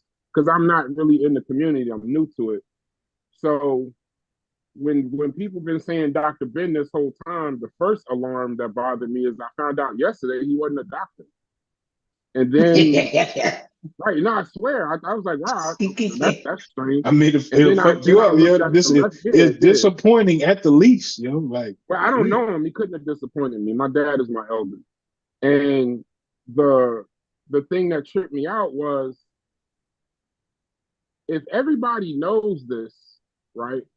I deal in business and politics. Your resume is very important, no matter what you've done. And if your resume is wrong, that's one thing. But if your resume is that wrong based on your own information, I think at some point an honest conversation would have to happen also, right? And I don't think I agree with Stu Pease. You can't have that conversation with dude because you know, if you quote unquote, I ain't going to do that either. I'll try to keep it positive. If that was the person that was like your direct teacher, you're gonna defend him no matter what. I defend my brother to the hilt, you know what I mean, or my father to the hilt if something happened. But I think at some point, I think it might be helpful, fruitful, without all the ad homs, to have that conversation of we call people scammers all the time for less than that, or we call people false quote unquote prophets all the time for less than that. I brought up in the thing yesterday. I mean, if I'm not mistaken, he was doing 3 tours a summer to go to Egypt. Why would you call Jabari a scammer and not him? So, you know, I'm new to it. I'm used to getting kind of yelled at. Those rich white houses and stuff everybody was talking about. I can like retreat back to my real life in the real world and not worry about all of this. But it's so much hypocrisy in it. But you call me Loki. But you call me. But you call me Loki. Oh, I got a bit. I'm a Marvel fan myself, Chef. You sound just like I sounded. Dr. Ben is wild. Is that a compliment? I don't know. I'm just saying. I just wonder, like, it might be some unfortunate truth to it. Why aren't people having but that look conversation? But look what he birthed, yo. He birthed a Reggie, and now we got to deal with he birthed a Reggie and some other cults. Don't say that man. Like, that dude ain't. Yes, he did, Joe. Yes, he did. I don't know what you're saying. I didn't say you did. You didn't listen to Reggie. Reggie said he got Black Egypt from him. Oh. So he's really only defending the legacy of Dr. Ben. He's not even coming up with new scholarship. He's defending the legacy. I didn't say Dr. Ben. Who birthed who. I don't know. I said the man not here. I don't I'm telling you. Oh, that's fine. Right. I wouldn't talk about you if you wasn't here. All right. Let's talk about it. You can do it, Kent, because you kid though. Can't nobody tell you nothing. Nah, but look, if the man lied about all that, you said he lied about being born in Ethiopia, right? Or being from Ethiopia too, right? I feel like that's the one that took me over the edge when it came to Dr. Ben. That and the fact that in the 80s, with the late 80s or whatever, or the early 80s, he was still lecturing about the wrong shit, even after it had already been corrected. So I don't get why he would still be held in reverence at that point. Yeah, what bothered me was the 5 degrees. And then you lie about UNESCO, right? And I heard y'all discuss UNESCO a bunch of times, but they said they had no record that he was there. And you're lying. He had about 20 kids. Man, that man was damn. He had 20 kids? Hold on. Here's the last piece. Here's the last piece. And this goes to the Egypt part. Why would you lie about teaching Egyptology at a school when the program wasn't founded until like between 13 to 18 years later? Like, it's like at some point, the conscious community still exists in the real world. It's not like when y'all log on to Pseudo Killers or all these other channels that somehow you leave the Earth's rules. There are some rules that still apply. And I think that part of the reason why the arguments happen so much is because there's a lot of unsaid things that are there and you don't speak about it just to kind of keep the peace. Right. And some of that's done on purpose, right? Like how you heard him in here making him an unchallengeable entity type of thing, right? Well, you're not supposed to challenge Dr. Ben. Yeah, That's done on purpose. No other black Oh, can nobody in the challenge black Dr. Ben. community would dare challenge Dr. Ben in the That's 80s. almost a cult. That's like a cult leader at some point, ain't it? That's 100% some cult shit. But I'm just I don't saying. know. That's what you wanted to know what we were talking about in the server. That's what we were talking about in the server yesterday. And Unc was kind of saying that it was based on the times, the 40s, 50s, 60s, this, that, and the other. But you know, that's kind of offensive. Also, he kept bringing up the ladies from Hidden Figures, that around that same time, or just other people around that same time. And one of the things I'll say, while I don't understand that how tough it was. I saw it on TV like everybody else. I saw it in movies. I read it about it in books and things like that. But the one thing I do know is that's kind of a disservice to the people that didn't have to lie and accomplish more. So when you build your stuff on a house of cards, you know, I don't know. How you feel about that, Chef? That's what we was talking about. That's what Unc was trying to get us to talk about. But the tenor of the conversation, it just wouldn't have went well at the time. All right, big brother, a question to you. What do you think was? Let me I'm ask about the to say, question. What do Chef you, done changed his voice. Go ahead, G. no, what do Damn. you think? Yeah, What, you did. I thought this man just Sound asked. just like Hold Stu on. Peas, don't it? God Hold damn. on. no, I hold, thought this. let me speak, I please. thought this man just asked Chef Warren a question. No, Yeah, Chef ain't and answer. You never, Chef I answer. was on Yes, yes, upside yes. Steph, I Stu Peas, all Hit the him with the same things. hit him with the Stu big Peas brother. Let me jumping Big say in. Stu brother. something. Peas, Let you me hit say me with the something. big What brother. was, You sound like let you me ask trying this to. question. God Hey, Stu damn. Peas, you sound like you was trying to hustle me Stu, on vacation just No, then. no, Hey, no, no, big no. brother, No, no, come by, I was not Stu speaking. Peas No, no. aggressive when it's time to get in that conversation, man. He Hey, hard, hey, hard to get Stu Peas out of there, yo. I'm gonna go hey, after you, no, Stu. no. This is Hold the on. question. Is Steve B's? What's going on? Hey, Chef, when you're there. All right, go ahead, Chef. After you. Oh, and then All Stu right, Peas Timo, is man, going you're right wrong. after that. Going right yeah. after that. Listen. Y'all. This is repetitive conversation, right? Before I came on the scene in Gozi, and then was saying the same thing. Then I came on the scene, and me and Corey and them started asking the same questions. You dig what I'm saying? And having the same opinion about, Dr. Ben, and now y'all doing it. So obviously, it is what it is. I don't know why people deny it. You know what I Hey, mean? Chef, you got a different perspective on Doctor because you used to actually go to the lectures. Like your people took you to the joints, right? Exactly.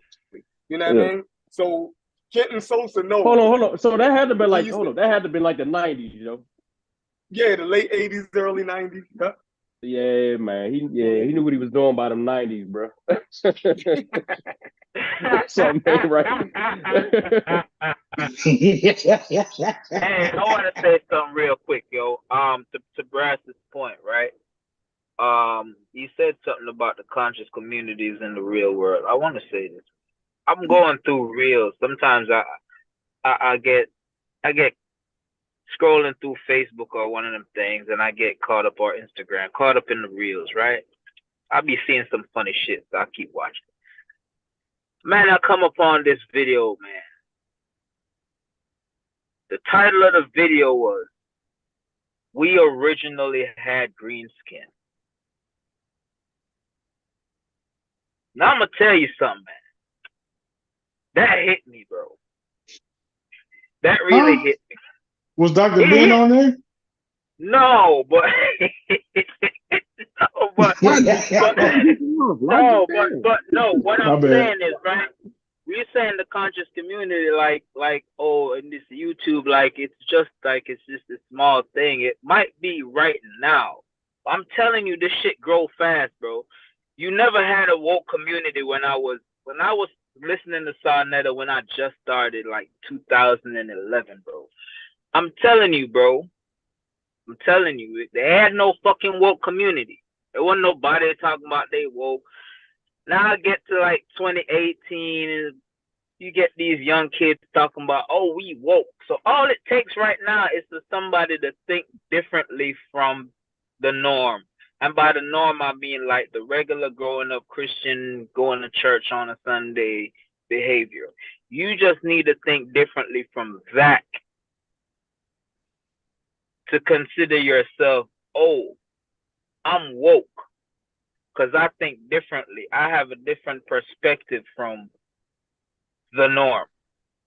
Oh, I'm a conspiracy theorist because I see some shit on TV and I hear them say some shit on the internet, and that shit I seen on TV don't make sense. So I'm not gonna search out the whole story to see why they said what they said on TV, and if it really went like that. I'm just gonna go off of what the internet say, cause I'm woke, and the internet got a woke community. So if they say it, then word is bond.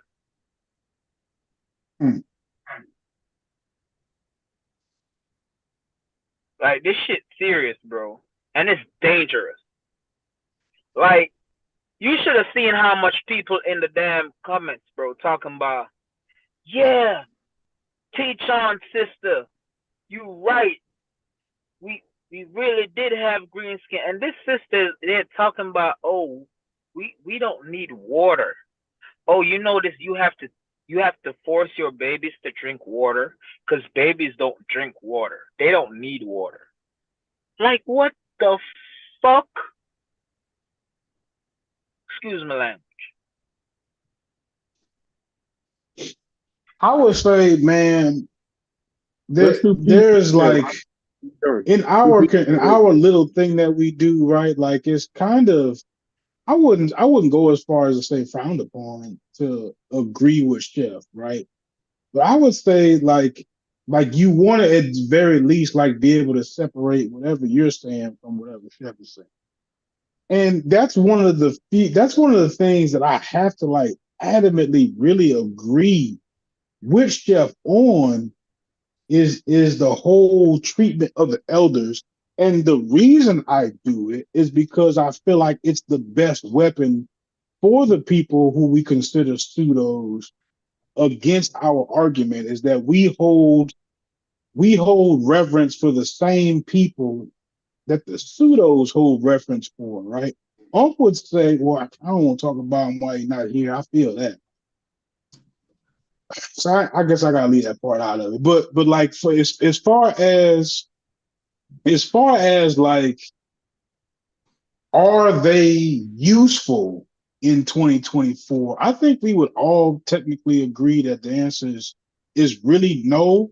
But I also wouldn't deny that they played a major role in the foundation of a lot of some really good things that the Black community is able to capitalize on. But as far as information wise, they are just not a reliable source if you're looking for accuracy, right? Like their predicament was a lot different than ours, and our predicament we can owe to some of the things that they brought to the table. But information wise, we should not be fighting the same fights that they fought. Yep. Right. Even if they won or lost their fights. Like that's totally unnecessary and unproductive. And somebody else can speak on it. I think as soon as they told us not to get white people books and only buy Black people books, that kind of led us in the wrong direction, yo. Yeah, we was buying Black people books no matter what they was writing. Like going to I think we was talking about this yesterday. Going to Black-owned bookstores. You know what I mean? Maybe not all. I can't speak in absolutes, but the ones I've been into, you know what I mean, the selection is crazy, yo. Yeah, like I said, Uncle gotta say that their position was so different than ours. It's their information is damn near dangerous compared to what we look at now. Damn near. Uncle explained to me like this, man, because I was like, why? Because those books. He said like those books, in Black bookstores, they're the number one sellers, bro. I don't even know if it's that. They jump off the shelf. Well, I mean, yeah. Know what I'm saying? Right. They do flower the show. They do flower flower the show. Bro. But I mean, So you know what I mean. So from they a saw the marketing show from Barnes and standpoint, Nobles too, though. You know what I mean? no, Like but you know you Barnes and Noble don't really, yeah, you know, probably maybe other than it may happen, but you know, but in a black bookstore, you know, in terms of marketing, shit, you know, they're the best way to go. So they're gonna always be around, and you know, like, and people that coming into it like me, you know, back, like what I did back in the day, you know, like you know, in your early beginnings of reading books, you tend to trust the people that have books because you're naive to the fact that people that yeah, you think that if they have the knowledge to write a book, then the information is vetted. Like that's you come into it with that naivety. You know what I'm saying? And you think, okay, this dude's educated. So he's educated. So what he's saying has to be correct because the man's educated. So so more people are gonna continually fall into that trap, man. Yeah, that was one of the selling points for Dr. York that my homeboy tried to get me on some years ago. He's like, man, the dude wrote over 400 books, man. I mean, come on, brain. Nobody in the world could write that many books. Word. We gonna play all that big problem.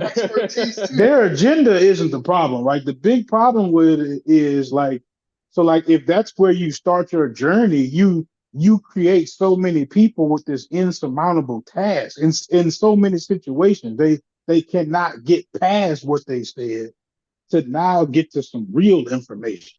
That's what my big problem with is that all these people who have, you know, this cult-like mentality, all these pseudoisms that we fight here on the internet every day, which isn't a big representation of people outside of this little community, but they all come from bad ideas that are produced by these same group of people. Right? The reference that you have for them, not their information, but for them is what causes the problem. Yeah, American Dream, you got something to say? Go ahead. Come on. American Dream. You got your hand raised. Yeah, blessings, bro. Blessings. I don't know if he was finished with his thought. Whoever was speaking, I'm not sure if he was done. I don't want to cut it. Go ahead. Okay. Can you hear me, Sosa? Yeah. I'm driving home, so I may get caught up in the matrix one or two times. Yeah, peace to everybody on the panel. I actually wanted to ask about it. It's interesting that Reggie said that I think somebody said Reggie was following Dr. Ben's lead with Black Egypt. And I think a lot of people are following Dr. Ben's lead with Black Egypt. But I think that Dr. Ben brought up Black Egypt. Black Egypt for Dr. Ben wasn't the problem. Black Egypt was kind of a tool. I'm sorry, can you hear me? Somebody else might. Can you hear me, Sosa? Yeah, we hear you. There's somebody else open mic. Everybody mute. Yeah, so I was saying I think Dr. Ben was using Black Egypt as a tool, as he said, to combat Black people's low self-esteem. He said he was doing it as a way of building up our self-esteem. I don't want to speak for him, but I think that was important for him than Black Egypt in and of itself. It's more important that we have a high self-esteem about ourselves. Yeah, his phone messing up, man. Your microphone. Yeah, you in a bad. Yeah, it's hard to. I get what you. I get to just some of what you're saying from Black Egypt being taught from to raise people's self-esteem. Yeah, big up Sosa. Can I speak now? Because I was told to, I can't give everybody a chance. So I forget you. You did Sosa. Am I any better, Sosa? Oh, let Mary J finish. Yeah, I can hear you now. Then I'll let you. Yeah. So I was just wondering if Reggie felt the same way that if Reggie was motivated and smash all of these people that promote Black Egypt, are they also motivated by the same purpose of raising Black people's self-esteem? Do you still believe that Black people today have a low self-esteem, and then we look at Black Egypt as a way of, is that still the motivating factor? Not for Reggie. Reggie came right out and said he don't feel like we What? Egyptians. So that's what he said. What? Can I say something? No, can I say something? He don't feel like we Egyptians. Right. Zone off. That's what he said. Can I say something? Hold on. Let's do P get a thought. All right. Yeah, let me get 2 minutes to talk. Let's not talk about Reggie. He ain't here. Just stop talking, the man. Yeah. Boy, Man, go ahead and put that, Brad. This is what I'm talking about. This is what I'm saying. I wasn't talking about you. Sorry. Let me finish speaking. Thank you. Perspective change as you get older. A child who born the year 2000 will see the world and his experience will be different from a child who born 1970, from a child who born 1950, and from Dr. Ben who was born in the 30s. How Dr. Ben viewed the world was totally different than how many persons in this panel who's under 50, under 40, under 30 view the world. His experiences will be totally different. Should I crucify Dr. Ben if he learned to navigate in his society and he had to bend the rules a bit? Should I be allowed to crucify him? Maybe not. No. Right? Maybe not. But when we look at it, you cannot use year 2000 eyes from a child who born in the year 2000, who's now 24 years old, who gets up one morning and say, Eureka, Dr. Ben was an asshole because he told us not to read white books. When I was going to school in Jamaica, most of the early books that we were introduced to in school were from Black authors. Escape from Dream and P. Certain books were from Black Caribbean authors in order to expose us to that. Listen, it's not only white people want to read books. So while Dr. Ben might be saying, put aside white authors, he was reading white authors, so he wasn't saying put aside white authors forever. He was saying get exposure to Black authors. And it's not all Black authors are pseudo. No, what he was saying was he was at the university that he was in, right? There were white professors. Thank you, Stu Pease. Appreciate it. No, hold on. There were white professors at the college that him and Lefkowitz taught at. Right. And he was telling the students, don't listen to any of the white professors, what they taught. But in what year was this? Let's move. What year was this? Because I can tell you this for a fact. What year was this? This was in the 80s. It was in Wellesley. It was at Wellesley College in the 1980s. Okay, because if we go back to the 50s, we can say that. I can find a lot of books. No, I said the 80s. Oh, right. The 80s, right? But we can find a lot of those professors were pseudo as hell also. So was he 100% wrong? Maybe not. You can't make that argument. What's not? What was the argument? The argument is that the problem is that Lefkowitz was actually the problem is that Lefkowitz was actually way more qualified than Dr. Ben. But based on some of the things he told, you would have thought that he was her equal when he was actually when he was not. If we're being academically, he was not her equal. Academically, he was not equal.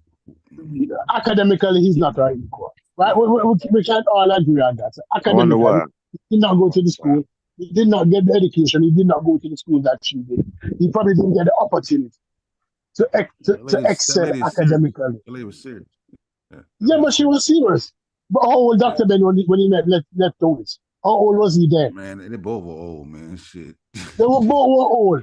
When Dr. Ben was 19 and attempted to go to college, and she was 19 and attempted to go to college, whose life experiences would allow them to better navigate the college experience? I'm not saying, look, racism existed, but by the time 1981 hit, she was more qualified. Now, is it right? Now, could he have been more qualified if Dr. Ben was white? Of course. But listen, we can only deal with the actual facts of the here and now, and then she was just more qualified. But that is some of the limitation that he faces.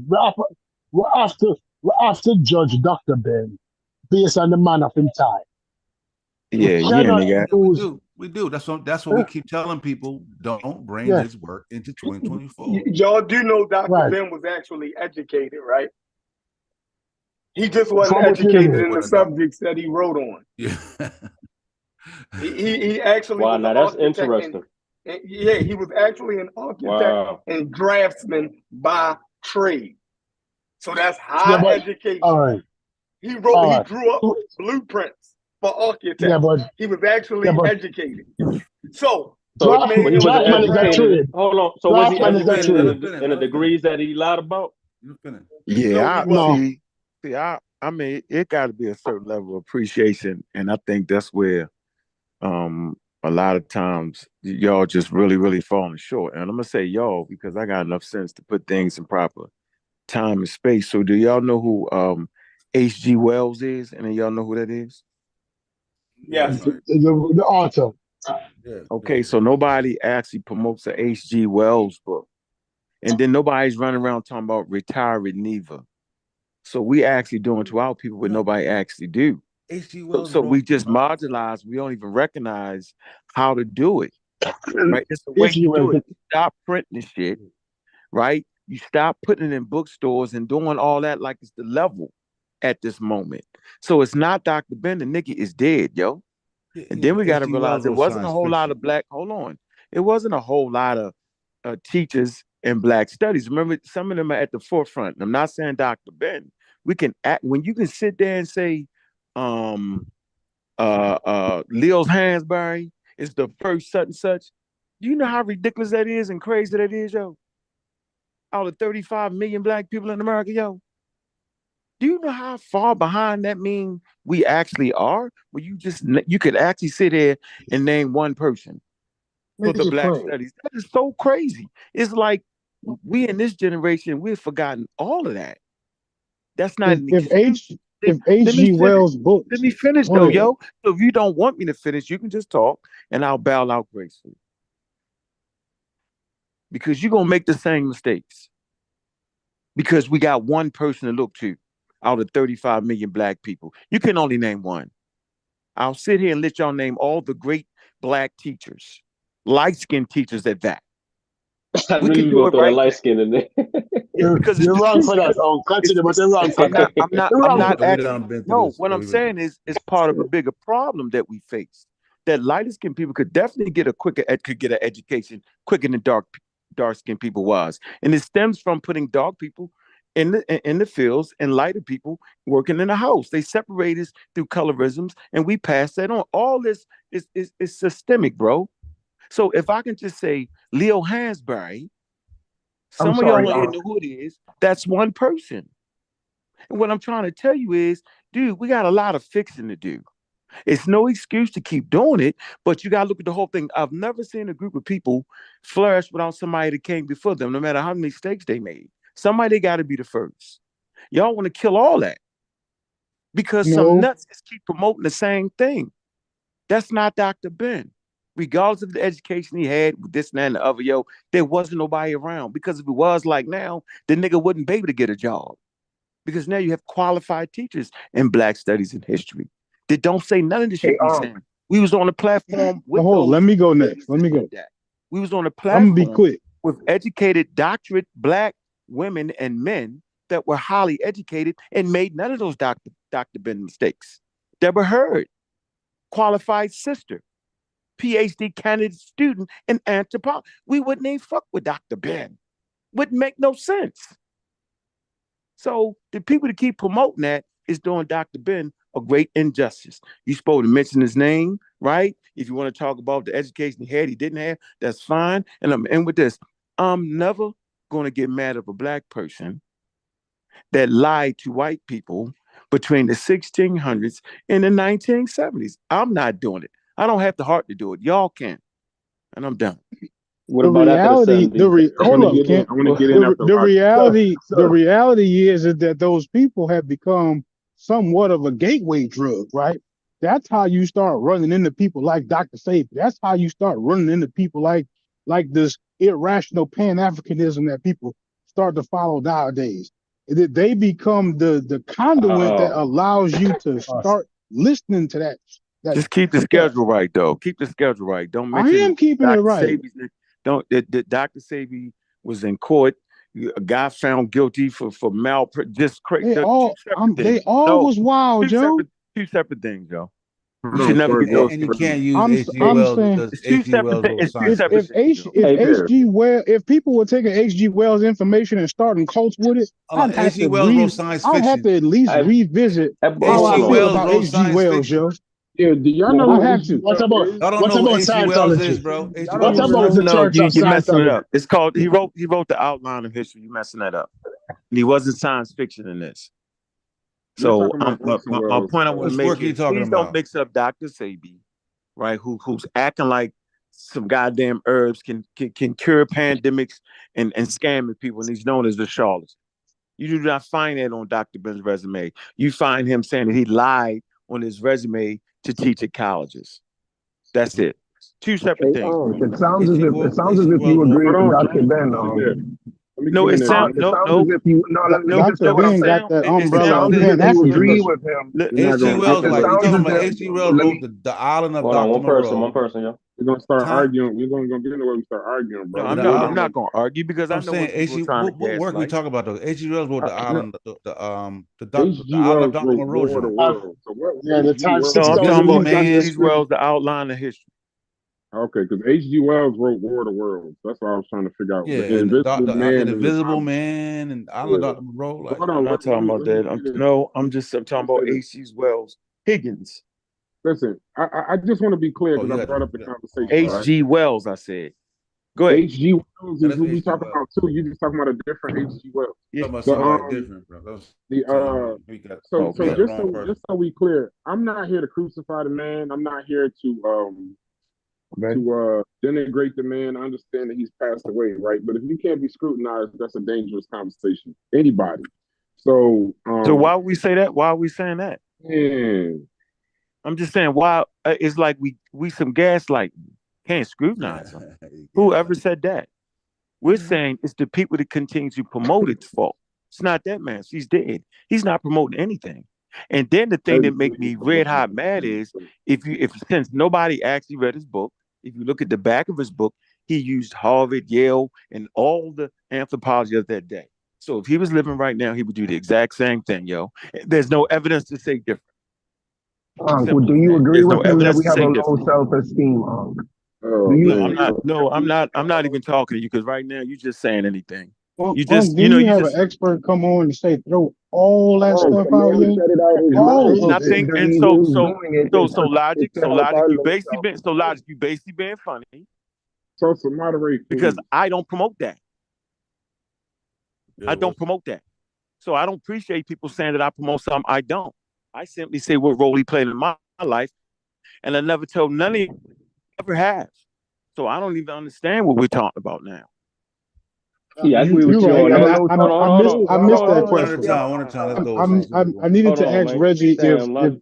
if Reggie ain't Dr. here. We Ben can't talk brought him about to him, Charles Reggie. Darwin. Reggie not here to answer the No, question. I ain't Yeah. saying. So, I should have asked him if Dr. Ben brought him to Charles Darwin. Let's not but talk you about that didn't. about this. Please finish what I Hey, was saying. but no, Let hold Braz get on. it out. Let So, Braz get it out. Let hold on. Braz get it out. You know Oh why man, y'all always gotta argue, bro? Because y'all man, tell we me, got to do this, the explanation and all that. yeah, Now, come y'all, on, get y'all, the y'all question always, in, man. y'all just, this is nothing. I'm gonna just say this and end it. Yeah, You about to explain? You know what y'all do this for? Y'all yeah, niggas. I know, Go but I ahead, don't want go to ahead, do it now. Brad. This shit been on for 5 hours. The the whole point of the conversation is not to denigrate the man. I understand that he's passed away, right? And I don't know what if everybody keeps saying he's been scrutinized. I didn't see it. So just because y'all seen it, that's through your eyes he's been scrutinized. I just met the man's history and resume yesterday. So I just know y'all speak about him in reverence. And the one thing I think that y'all keep doing, right? Y'all keep putting him in this pedestal as if he was the only human being, the only black person that Dark skinned person. tried to educate black people in the 40s, 50s, and 60s. Dark So skinned. when y'all keep saying name one, I'm gonna do you pause. Can't get A few better than Carter G. Woodson. Now, Unc calls W.E.B. Du Bois Michael Jordan at the time, so he don't count. So I will say him though. John Hope Franklin, Benjamin Mays, Charles Hamilton, Dora Neil Hurston, Dorothy Height, B.R. Rustin is gay and black. Yeah, Mary McLeod Bethune, Ralph Bunch, Lorraine Hansberry, Thurgood Marshall, Gwendolyn Brooks, Langston. James So he Baldwin. wasn't. James It's not like Baldwin. he. Like, I mean, whoa. Hold on. What did we? Oh what, my God! Can I finish? No, I'm asking, what are you doing, yo? Before you go on the long diatribe, are you staying on the content? Yeah, you got to cut at least a little bit, like a minute. Done. You know what's funny? Y'all could talk. No, I'm saying, why are you naming all these people? That's because all, you bro. said no. He's naming to show that there were many other black scholars educated at that time all of during that, his day. without lying. So how many did I know? But how many light skinned people did you name, and how many of them? Don't out of 35 million people. B.R. Russell wasn't light skinned. That's not moving it. That's not moving the goalpost. B.R. Russell wasn't light skinned. James You're Baldwin. I had my hand up, y'all. So they was teaching. So they wrote books on black and on gay Africa. Black and no. Let me finish. Let me finish. Hey, no, you said you was finished now, Brad. Come on now. Books on the history of Africa. I can't finish because they talking about Let Brad finish out there. Let Brad get his last words out there. Let King go. King got his hand raised. I gotta respect that. I'm just talking about people that wrote books on the history of Africa and African Americans, bro. Hold on. That's all I'm we talking can do the about. research on that. Let Brad get out there. We go do the research on all that. You're trying to say Dr. is Ben's the only one. I think I can get you on that later on. Right. I know, but who said that? Who speaks in absolutes? When you're saying that it was difficult, we all understand that. When you say that it's damn near impossible, we all understand that. What I'm saying though is this, and I'm saying this from probably different eyes than y'all. When you lie on your resume, bro, as an educator, they tend to throw a lot of the stuff you did away, bro. When you lie about what you did, what school you went to, where you worked, where you were born, all that kind of stuff, when you do those kinds of things, there's an investigation. There's they look at the hiring practices to see how you got the job in the first place, and then you're fired, bro. And that's how it works. That's how it works, not just here. So I understand he's a shining light. Did you read the Wishman columns for people? Go ahead, Sosa. That ain't me. That's No, I'm saying, can you read what you put in chat GPT, please?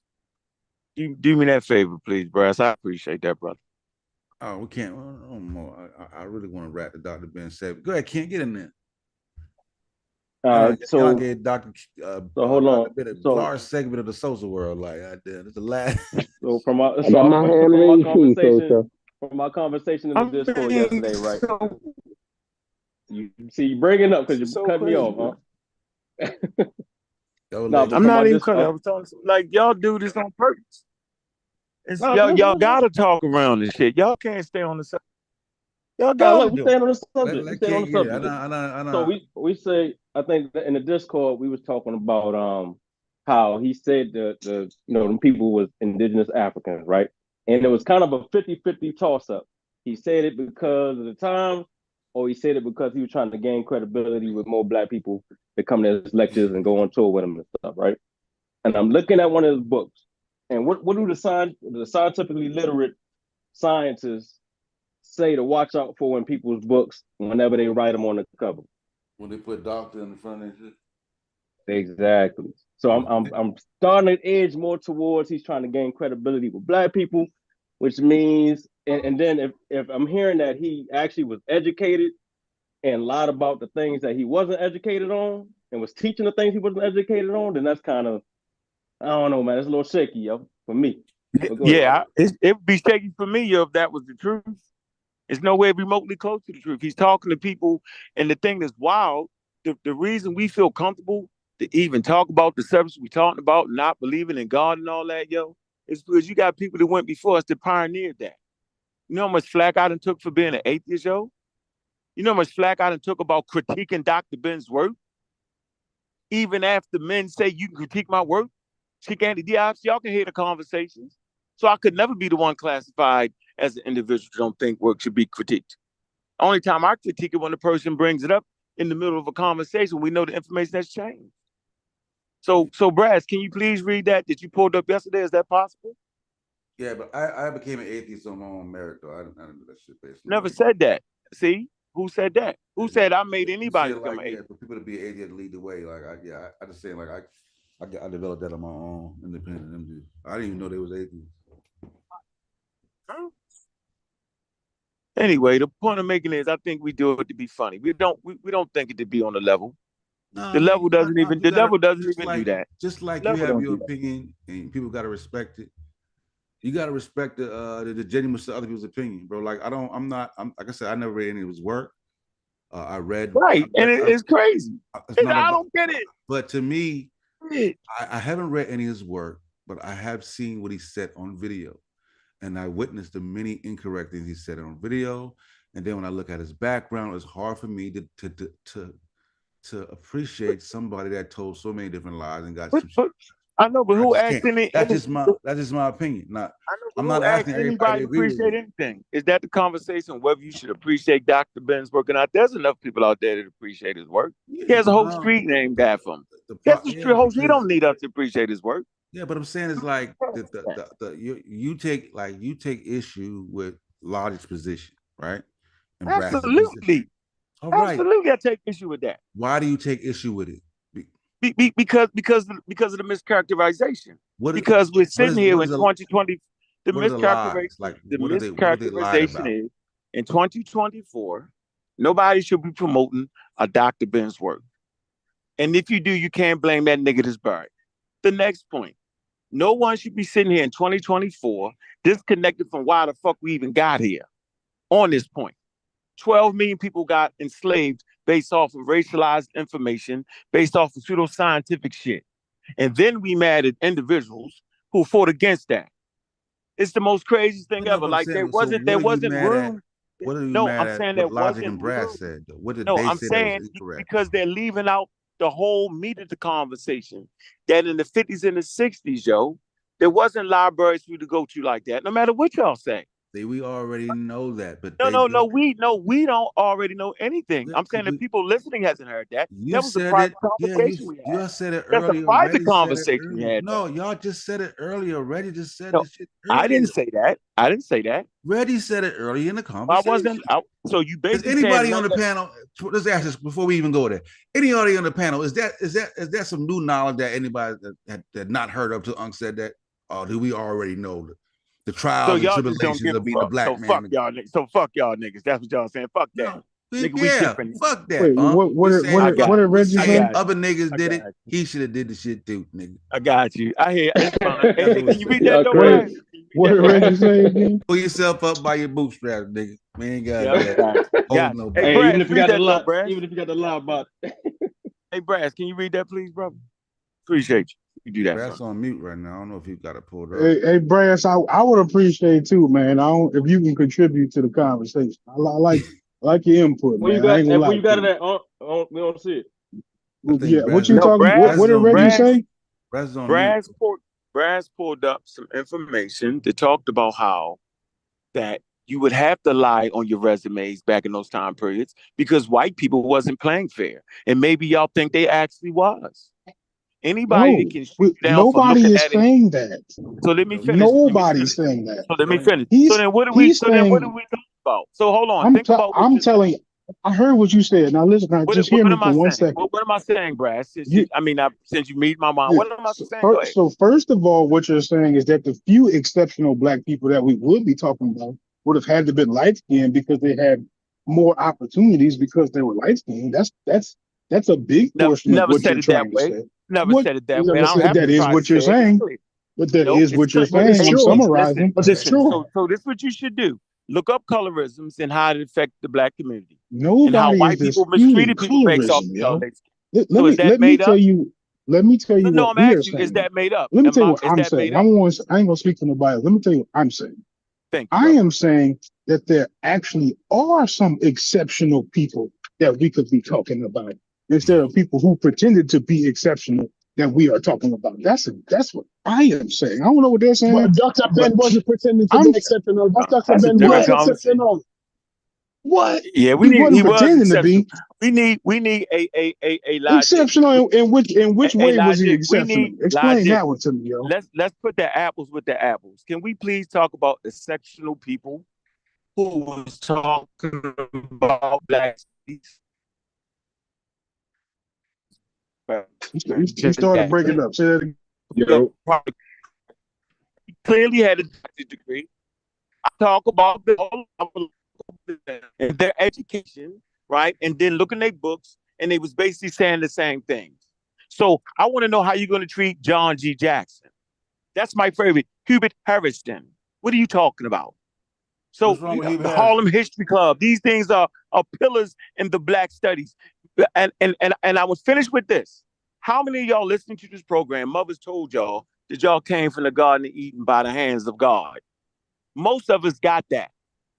So we should thank somebody that they were courageous Black people that fought against the church establishment that said we came from the Garden of Eden and brought us evolution. They spit on them. They thought they was crazy. We forget all these things. It is the wildest conversation to be ever. No one saying praise Dr. Ben. He has a street named after him. No one's saying that should be your go-to guy. All that's ridiculous and fodder and ridiculousness. No one's saying bring up a Dr. Ben book. If you do that, I'm thinking you crazy as hell. So I agree with y'all that the people that are promoting that old played out information is wild. I agree. But don't blame him. There's no evidence that he wouldn't have changed his mind. No evidence that Shikant Diop wouldn't have changed his mind. No evidence of that. So show me where he would have did anything different than deal with the relevant sources of the day. Well, there were people at his time that disagreed with him. Right. See, that's where it sounds like you're stretching it, because after 1974, they never clarified none of their positions. None of them did that. That's you. That's where what you're saying sounds like a stretch. Sir. He never wrote a book after 1974. What are you talking about? Did he have the option to write a book? Man, the man was about 80 years old at that point. Diop was dead. They didn't write no more books. John Henry Clark was writing books while he was blind. So you bringing John Henry Clark into it? That's what I'm saying. I'm saying, could he have clarified his position? That's what I'm saying. I know, but can we be better though? Yeah, we can be better. We talking about him, yo. No, we talking about us. Really, Diop could have been better. Diop was in a whole debate. He could have been better. Like nobody actually lives in a void like that. Y'all live in a void. I'm not mad at y'all. Look, it's rough because people start cults off of that shit, yo. They do. And so why you mad? It's almost you mad because he's more popular than you is on some shit. Why get mad? Hell no. I'm definitely not mad about that. So why you mad at that? Bro, I'm definitely not mad about that, yo. I just hate on his resume. Yo, come on, Unc, yo. Yo, come on, Unc, yo. You try to trigger me with that one, yo. Come on, man. Black kids in the head with bottles. Come on, man. You think I'm jealous of Dr. Ben, yo? No. I don't be on here bragging, man. I just be chilling, yo. I ain't jealous of no Dr. Ben, though. Come on, yo. Like y'all do. I want to be like y'all for a minute. Okay, I want y'all to feel that shit. I'll accept it. I'll accept what you're trying to do. So let me say this. Go ahead. So let me say this. I'm not comfortable with forcing a man or be mad at a man that lied on his resume while white people are busting kids in the head with bombs while they just marching for the civil and human rights. I'm not mad at black people that lie on resumes when they wouldn't even give us our civil and human rights. Nobody talking about that right now. We're talking about they were actually exceptional people from that environment. You cannot take They were actually exceptional people that we can be talking about. That actually did it, that overcame all that adversity, and we're talking about Dr. Ben, yo. No, but you see the problem I have with all right, the problem I have with what you're saying, brother. Let me say something, brother. The problem that I have, he's denying Brother Ben exceptionalism. Brother Ben was exceptional. Who agree or disagree with that statement? He's an exceptional liar. That's why I don't talk to 30-year-old. We're not going to compare him to Hubert Harrison. That's what we know. Yeah, I mean, why I would? We're not going to compare Dr. I would put up his word. We're not going to compare him to some actually exceptional people. I will put up Brother Ben work. We're not going to compare him to people who were actually exceptional. Let me finish. I will put up Brother Ben work against 90% of scholars who existed in the world. Jesus Christ. He is no more suited than 90% of scholars. 90% of scholars who have been.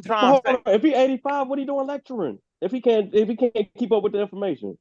Why is he lecturing? Why is anybody listening to him at that point? I don't know, yo. Hey, not for nothing. It sounds as if he should have been his handler, yo. You should have been his handler. Joking, but can we stop? It Understand? sounds as You if. don't just time Look, out. gotta tell him at Understand? 85, man. It's time to sit it on down, yo. 85 years old. Come on, bro. Hey, so I think they do. I think I just want to say one No, thing. I'm done. Everybody chill. American I Dream think y'all finish doing it on statement, bro. purpose. Then we gonna I go. just I want to think say y'all something doing. for 30 seconds real quick. No, Black. Graf. Even waiting. No, Graf. Come on, Brad, Graf. I'm asking No. Brad to Y'all got to leave. be Let doing that this shit man on talk, purpose.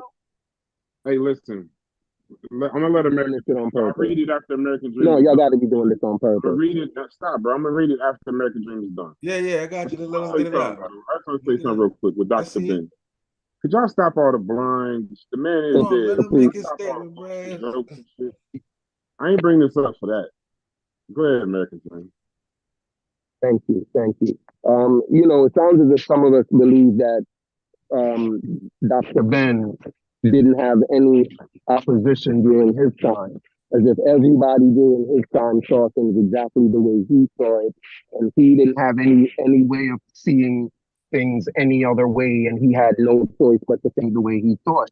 I've seen Dr. Ben in vicious debates, debating people with opposing views as him. So to say he had no choice but to think the way he thinks is kind of weird to me. But I'm a little bit disappointed that I'm the only one that finds the idea that Dr. Ben, because what I'm talking about is what Dr. Ben was talking about, and I keep bringing up this stuff about low self-esteem. To me, that is more interesting. The idea that Black people have low self-esteem is more interesting to me than Black Egypt. It was more interesting to Dr. Are you Ben as serious? well. It's more interesting that you never show your face on camera and still talk shit. What's that got to do with anything, Unc? Anything we're talking about. What's that got to do with anything, Unc? I don't know. My I'm face just more saying. interesting. He got a good point. You You're the find most my face interesting more guy in the interesting world, than the brother. fact that you have a low That's a good ass. That's a good ass point. Seem like you got You low find it. self-esteem, sir. You find it more. Hold on, You that find it Beetlejuice? more. Yeah, I You do. find my face more interesting than your low No, I self-esteem. find that you never show your face, That brother. I'm Beetlejuice? not I yelling at find you, that you brother. have low self-esteem, and No, I'm I gonna don't. tell you I right never now. said that, brother. I'm just saying, brother. Oh man, I know that ain't Beetlejuice, Rails, bro. Thing you've man. been saying is saying you have Brad, low hold Let's on. not self-esteem. get redirected I now. want to let Man. Marcus want to get his comment in. We Hold gonna on, deal with the Sosa. self-esteem. I Let know me that finish Black ain't my African point, Beetlejuice. power, Sosa. Black American Dream. African We Sosa, power, gonna American let me dream, finish my Black American Dream. American statement, power, Sosa. yo. We Sosa, gonna let me deal with the finish my self-esteem aspect of it because you let me made finish that. my let me just finish my statement. All right, go ahead. Based on what Ankh is talking about when he's comparing light skin, when he say y'all are talking about light skin people, not dark skin people, and y'all got to think about the experiences of these. He's talking about the low self-esteem that dark skin people have to get over. He's talking about the same thing that Dr. Ben was talking about. That's important to Ankh as well. This whole thing about combating our low self, and that's very important. I think if all of us on this panel are here trying to say we're here to try to, fix the Black community, come up with ideas of ways to fix, and nobody wants to talk about the fact that we have a low self-esteem. All y'all want to focus on is, was Egypt Black? That's just ridiculous to me. Like, it's more I interesting agree and with you more on that. worth our I agree while with you. to talk That was about back. We low talking about back then, self-esteem bro. in the Black Yeah, we community, talking about which is back what then, Dr. yo. Ben was talking Back about. then, low self-esteem. We talking about African Americans coming up time, not knowing who I'm they were. asking today, No, even that's not. today though. Nah, No, nigga, we hold don't got on. no He's But not my talking about question was, today. but He's not people are talking A about still lot of talking us about do, Black though. Egypt A lot today. of us do, man. He's People not are talking still about talking about That's today's Black why African folks want Sosa, to American. be Sosa, Hebrews and Sosa, Native Sosa. My Americans question, and Yeah, you hold on, right. yo. My they more. Not question going. was, when I first came in was, the people Mm. today, are they still trying to combat our low self-esteem? Do they still have the same motive, the same motivation? Because y'all said Reggie got his Black Egypt thing from Dr. Ben. Yeah, So I'm did saying. Reggie get the same low self-esteem I thing get, from I Dr. get, I Ben? get the point of what you're asking, Rich. I get the point of what you're asking. Yeah, I get it. That is better said asking somebody like Smash, but based on their resume, bro, that's not why they're doing it. I They're not doing understand it that, for the same but Sosa, uplifting self-esteem. That's not. They I think that this understand is that correct. They're not doing it. Sosa, Yeah. Sosa, I get it that that's the better question for Reggie and Smash and them. But I also have a question for you and Ankh and the side that doesn't think Egypt is I Black. said I don't think so. My question is, do y'all agree? Do y'all think that Black people have a low self-esteem? No. No, No, No, not in general. No.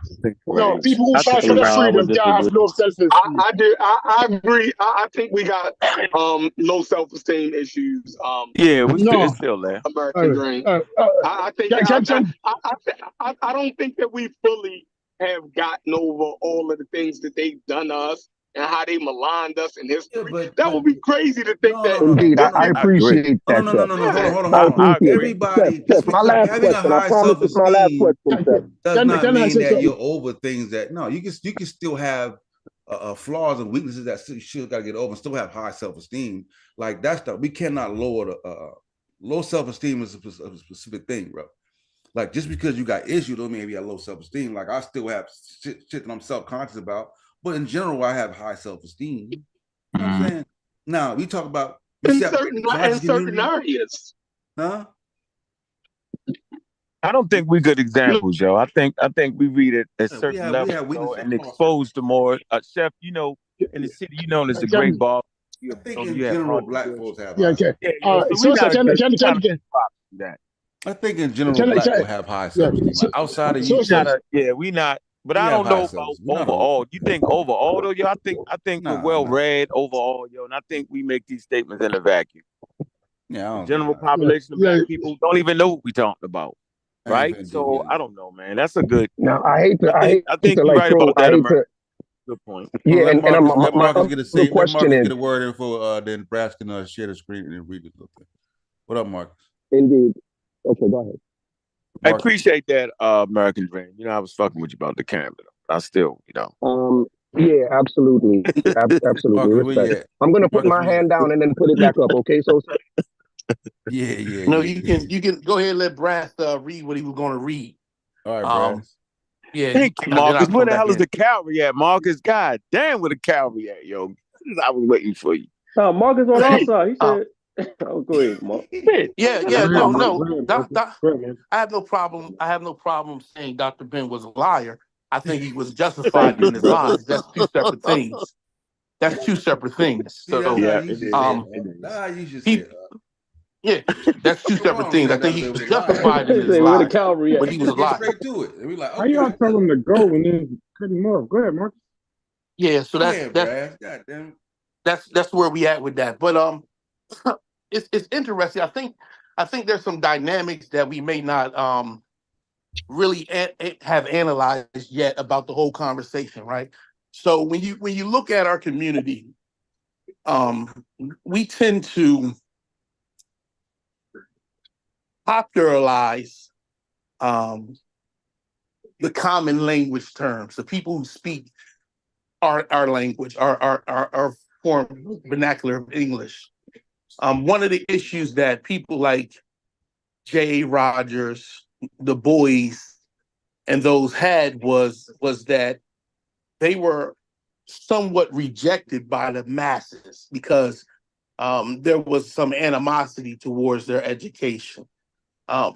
What I appreciate about Dr. Ben and Dr. Clark, and John Henry Clark and them, is they made a common speech, right? So they were able to speak to the everyday masses and build them up in another way, where the boys and them published works and things they were taught, but it was more difficult.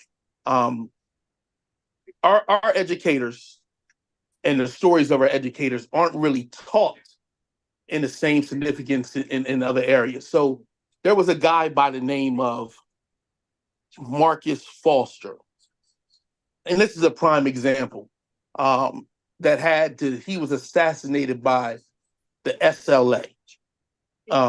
If you ever heard of Patty Hearst, you know who the SLA is. Yeah. He was a Black educator, popular, making big moves. He was the first superintendent in Philadelphia, Black superintendent in Philadelphia. He was in Oakland, California, and they assassinated him. But you don't hear those aspects of our story. And I think that that's a shame, because when you put that in the context, that's in the 1970s. This is the same time that Dr. Ben and those were doing these tours. And so there was a underlying issue that was going on. that put us in a different context. So I think in this community, we kind of emphasize the more radical teachers and the ones who had a language that was more common for everybody versus those who actually went through the vigors of doing their work. And that's an issue. But I can't take that issue now and then pose it on them more so than I do on the people today. So if the people today are still behaving that way, intellectual though, I don't put him in the same category as Dr. Ben. well, I don't, but we're just talking in general. Like in this group, right? Like when you hear them talk about even okay, let's just break it down. When we talk about Pan-Africanism, right? Hansberry comes up only in the upper echelons of Pan-Africanism. Right. The Boys only comes up in the upper echelons. You hear Garvey, you hear those names repeated over and over and over again. But there's a whole aspect to the conversation that isn't included. So when you talk about like Hansberry, you're talking about the Harlem History Club, right? You're talking about if you know who that is, you know John Henry Clark was part of that as well. Right. You're talking about J.A. Rogers, Herbert Harrison, who they're exchanging letters. They're all talking to each other, including the Boys. They're all writing each other, all and somewhat assisting each other, even though they may not have agreed on all the points. Stromberg, don't forget about Stromberg. Right, Stromberg, exactly. right? Stromberg. They all did this thing, right? Can I go next after I finish? Yeah, hold on 1 second. And at the same time, you got Garveyism reigning, and so you have this divide.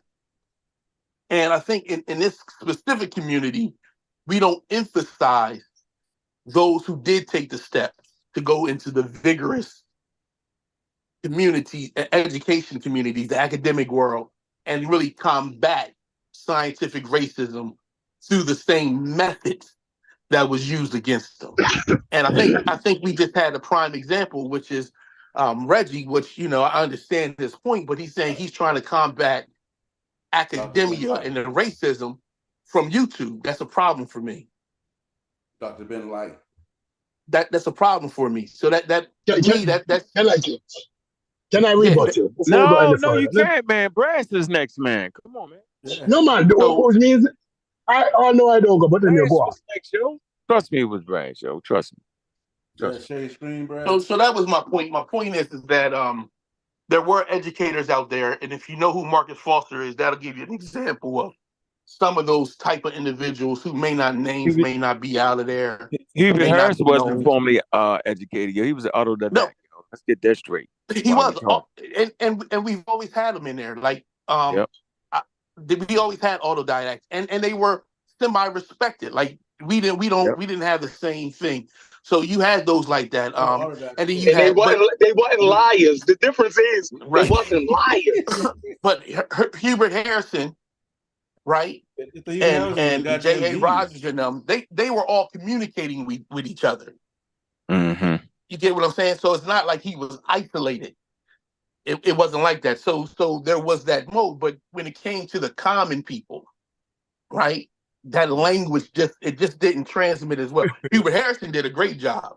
Like he was a dynamic speaker. Yeah. The Boys not so much. He was considered a genius at this time. He was like a genius. Yeah. Mm-hmm. Yeah. Well, they call him black. They call him the Black Socrates. Do you agree that Dr. Ben was educated? Huh? Not in the subject he was. Not in the subject he was in. I think he was engineer, civil engineer. Yeah. Right, and a draftsman. So yeah, that's high education. But not for the position he was going. Yeah, right. But so to say that it was like education somehow slipped away from him because of colorism, it doesn't fly because he had higher education. Yeah, a lot of people now he's a scammer. But that wasn't a scammer then. Okay. But that wasn't really my point. My point was really the struggles with didactic language. The issue with the way he was able to present the case was more appealing to the masses of people than some of the other scholars who may have had more accurate information.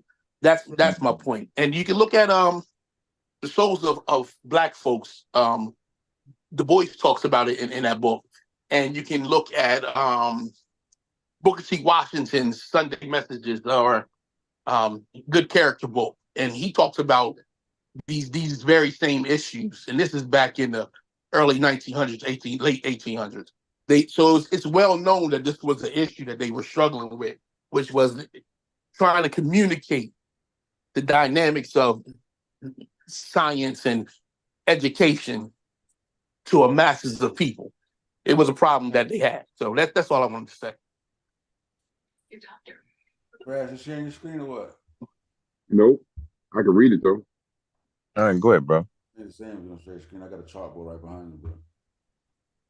It's a nice chalkboard. So what's the purpose of chalkboard on the screen? Can you do chat GPT? I can tell you what to put in there. I'm on my, like I told you, I just set up this iPad, so I don't really even know how to share the screen. Okay, so I put in two things. Now let me read it all. Don't just take the part you want. No, I don't jump in. 45 minutes. You're right. In what ways did integration hurt Black people in their trying to get educated? And it says this: integration had complex. Hold on. No, I don't think that's the thing we read. Integration piece, Brad.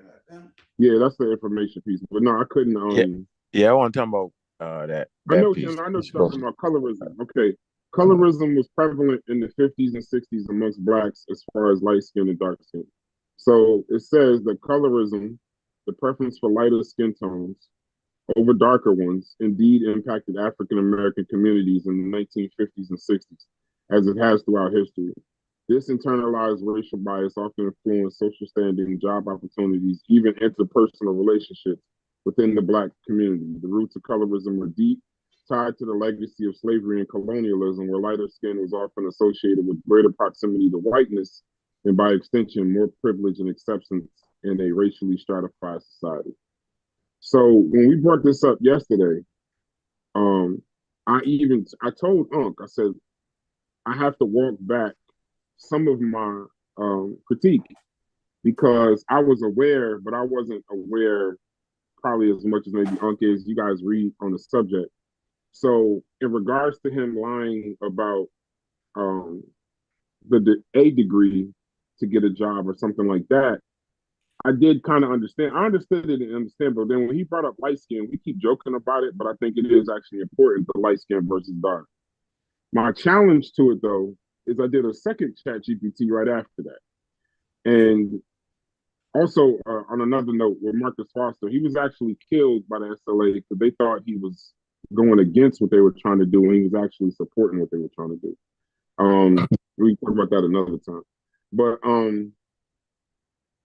I put, what if is anyone, no matter how influential, beyond scrutiny if they lied about their educational history and employment? No one, regardless of their influence or accomplishments, is beyond scrutiny if they have misrepresented their educational history or employment records. Transparency, honesty, and integrity are fundamental values in academia, the professional world, and public life. So then I thought about it from Unc's point of view, and I put, what about if they were Black in the 40s, 50s, and 60s and needed to because of discrimination? The context of systemic discrimination and barriers faced by Black individuals and other marginalized groups can complicate judgments about misrepresentations on resumes or applications. While historical and ongoing discrimination has undeniably limited opportunities for many, leading some to feel they must alter their qualifications to gain fair consideration, the ethical standards of honesty and integrity remain important. Understanding the pressures and motivations behind such actions requires empathy and the consideration of the broader systemic issues at play. However, this doesn't necessarily absolve individuals from the consequences of falsifying information, as the repercussions can affect trust, credibility, both personally and for the institutions involved. So while I understand why, and I don't even know why he lied because he didn't say it or anyone around him didn't say specifically why he lied, my challenge with him lying is not that he lied about a school. He lied about 5 schools. in 7 degrees. He lied about where he was born. He lied about working for UNESCO. He lied about teaching Egyptology at Malcolm King College. It went on and on and on. So while I understand what Unc is saying, I'm talking about the entire parameters, not just lying about his educational record to get a job. Thank you, Brash. Appreciate you, brother. Mm-hmm. Yeah, you know, I ain't judging nobody, yo. While they throwing bottles at teenagers' heads, marching on Washington, getting hung, worrying about they lying to white people. Now, yeah, I don't got it in me, yo. Maybe I just do shit a little bit different, yo. Based on what I learned today, Can I go now? Now I might trip off of it. Now in hindsight, we could say all that shit, but back then, yo, a little bit different. Based on what I learned today, it's not that the nigga couldn't get an education in this rough white world. I didn't say that. Nigga just wanted to be Egyptologist. He was like, "Fuck, I went to school with wrong shit." Nigga lied. Hey,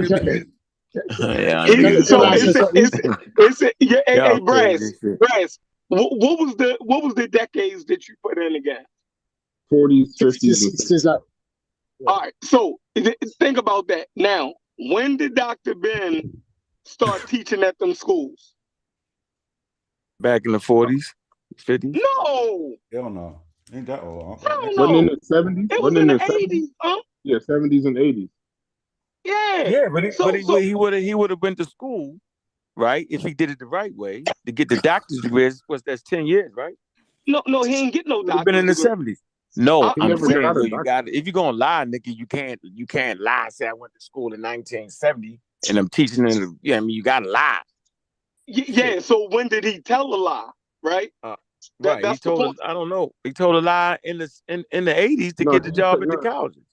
Yeah, Right, go ahead, Chef. No, go ahead.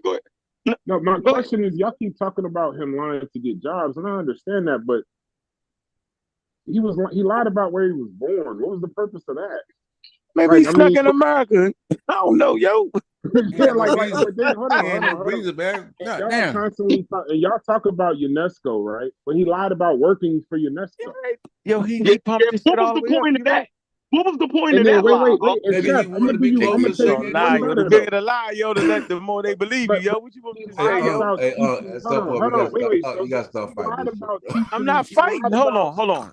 Y'all mistaking me fighting Egyptology at a college, and the program fight, yo.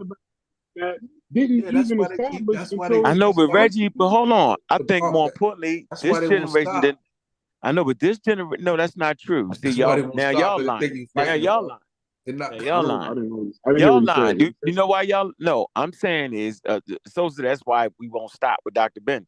I want you to know this generation was responsible enough to write a responsible thing when he died, obituary when he died. And we only notated things that could be proven and verified in that. Very responsible. So if niggas from this point keep doing that shit, that's got to be on them at a certain point, yo. We did our responsibility. So this conversation doesn't hurt me. We already said it. Matter of fact, I've never met an elder that thought the nigga had none of the shit that y'all think he had. That's the wild, funny part to me. Not John Henry Clark didn't think he had it. Not none of them thought that. But they knew he was smart enough to teach. They knew he was smart to teach these. And then nobody talks about this man actually taught for 15 years at these high-level colleges. So all the shit y'all saying is interesting. I'm just saying, whatever it was, right? No matter how much that nigga lied, y'all couldn't do what he did for 15 years. Name the colleges the man did teach at, yo. And after they fired him for lying on his resume, another high-level college, after they knew he lied, hired that nigga to work for another 10 years. Explain that to me. How'd he do that? I don't know if they knew he lied when they said I think. Yeah, man, it's sad, bro. Yeah. That's why he got fired. They know why you got fired. They was like, Dr. Ben, you didn't have to lie on your resume. We still would have hired you. You think he just left? Ain't like they had. We're gonna get off of that. We're gonna get up. Yo, you really think that? Yo, you can read it. They knew. That's why they fired him. Oh, you saying he just snuck? That nigga just left to split with another college and shit. Like niggas did that shit back in the day, huh? But you know, that's what you're saying. How many times you used the alias back in the day? Before the computers actually make up all type of name when they put it. Exactly. I think I had one alias. But you had one. This is the You early. had clean name, nigga. This was You the had early a clean name 2000s. to use. I was doing this in the early 2000s, huh? All right, that's fine, yo. But can we admit he was able to, no matter what y'all talking about, he couldn't have been as ragged as y'all keep. Now I'm not gonna say all y'all, but I think it's something to say. I ain't gonna say y'all saying, but the way y'all talking, Ken, he was a good say that. He was a good. I don't think who amongst you think Ken could actually teach at Cornell in City Oh, College? I could definitely teach at Cornell. What you talking about? Got my degree. Hey, I'm gonna pull a Dr. Ben on this. I'm gonna expose myself, y'all. Listen, yo, that's I'm gonna funny. expose myself. I like that, Ken. I like that. Look, I took a job, right? I just took a job that I know I wasn't qualified for. You know this live, right?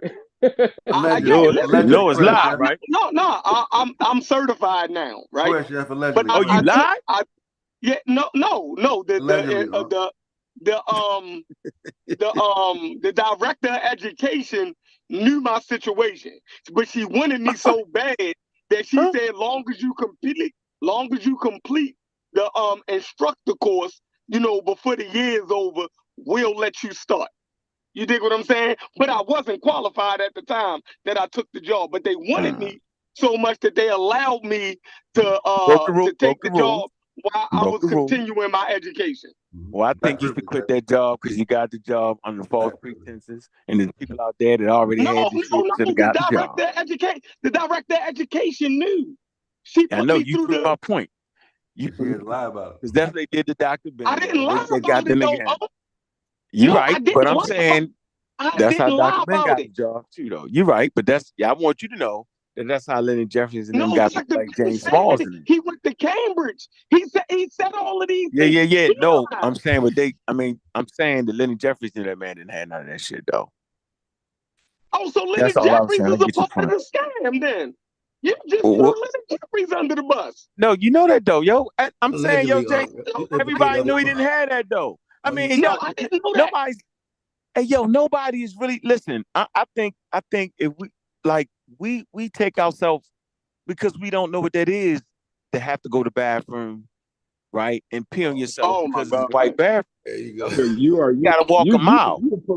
I'm not. I'm making a point. I mean, so y'all really acting like that. Y'all understand what it means to have to walk a couple miles to get to a black bathroom, yo? He was educated. The nigga was teaching in the 80s, like this is well after the civil rights movement. Didn't they have some bathrooms left in the 80s? You might as well write Hallmark cards at this point, bro. You stop this. Just stop the gap right now. We get it, bro. You talking? We had Didn't they have some slaves down in Mississippi in the 80s? Look at Jimmy Carter. Hold on. There is a movie that's talking about you had niggas that were still enslaved. Hold on. Yo, wow.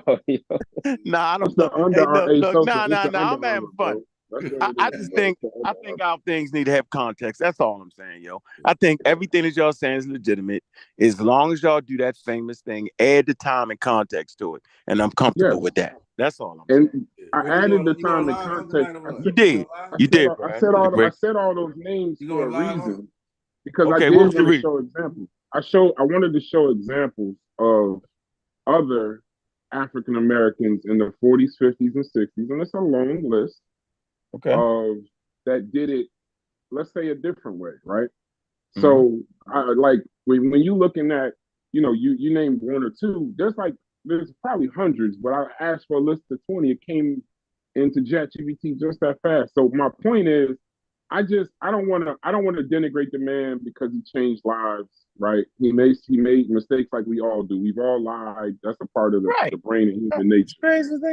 But my point though is, the underlying point that we really didn't get to, we tried to do it another time, is that I think sometimes the conscious community just picks and chooses who they want to revere and who they want to throw away.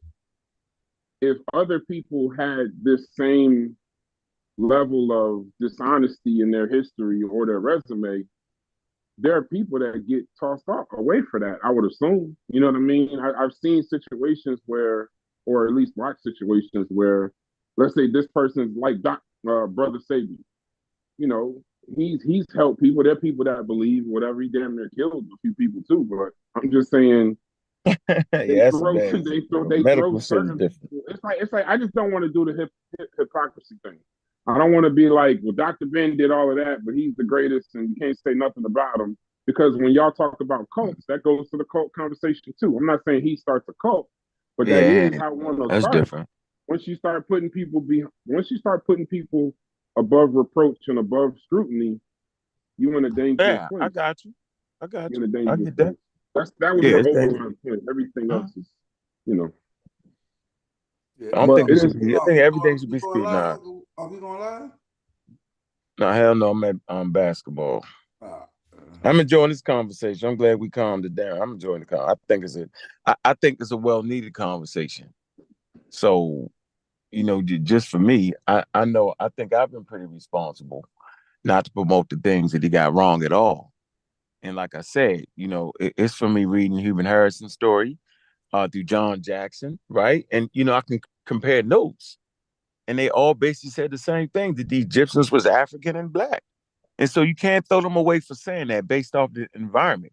You literally had some crazy white people saying that they came from Russia some damn well. I know I'm overemphasizing, but that's pretty much what they said, though. Yeah, the craziest thing ever, yo. Yeah, Stupid, where you at, man? Stupid, where you at, brother? Y'all cut him off so long ago, he probably sleep. No, I'm walking in the breeze, so I don't know if you hear me. I'm doing my steps.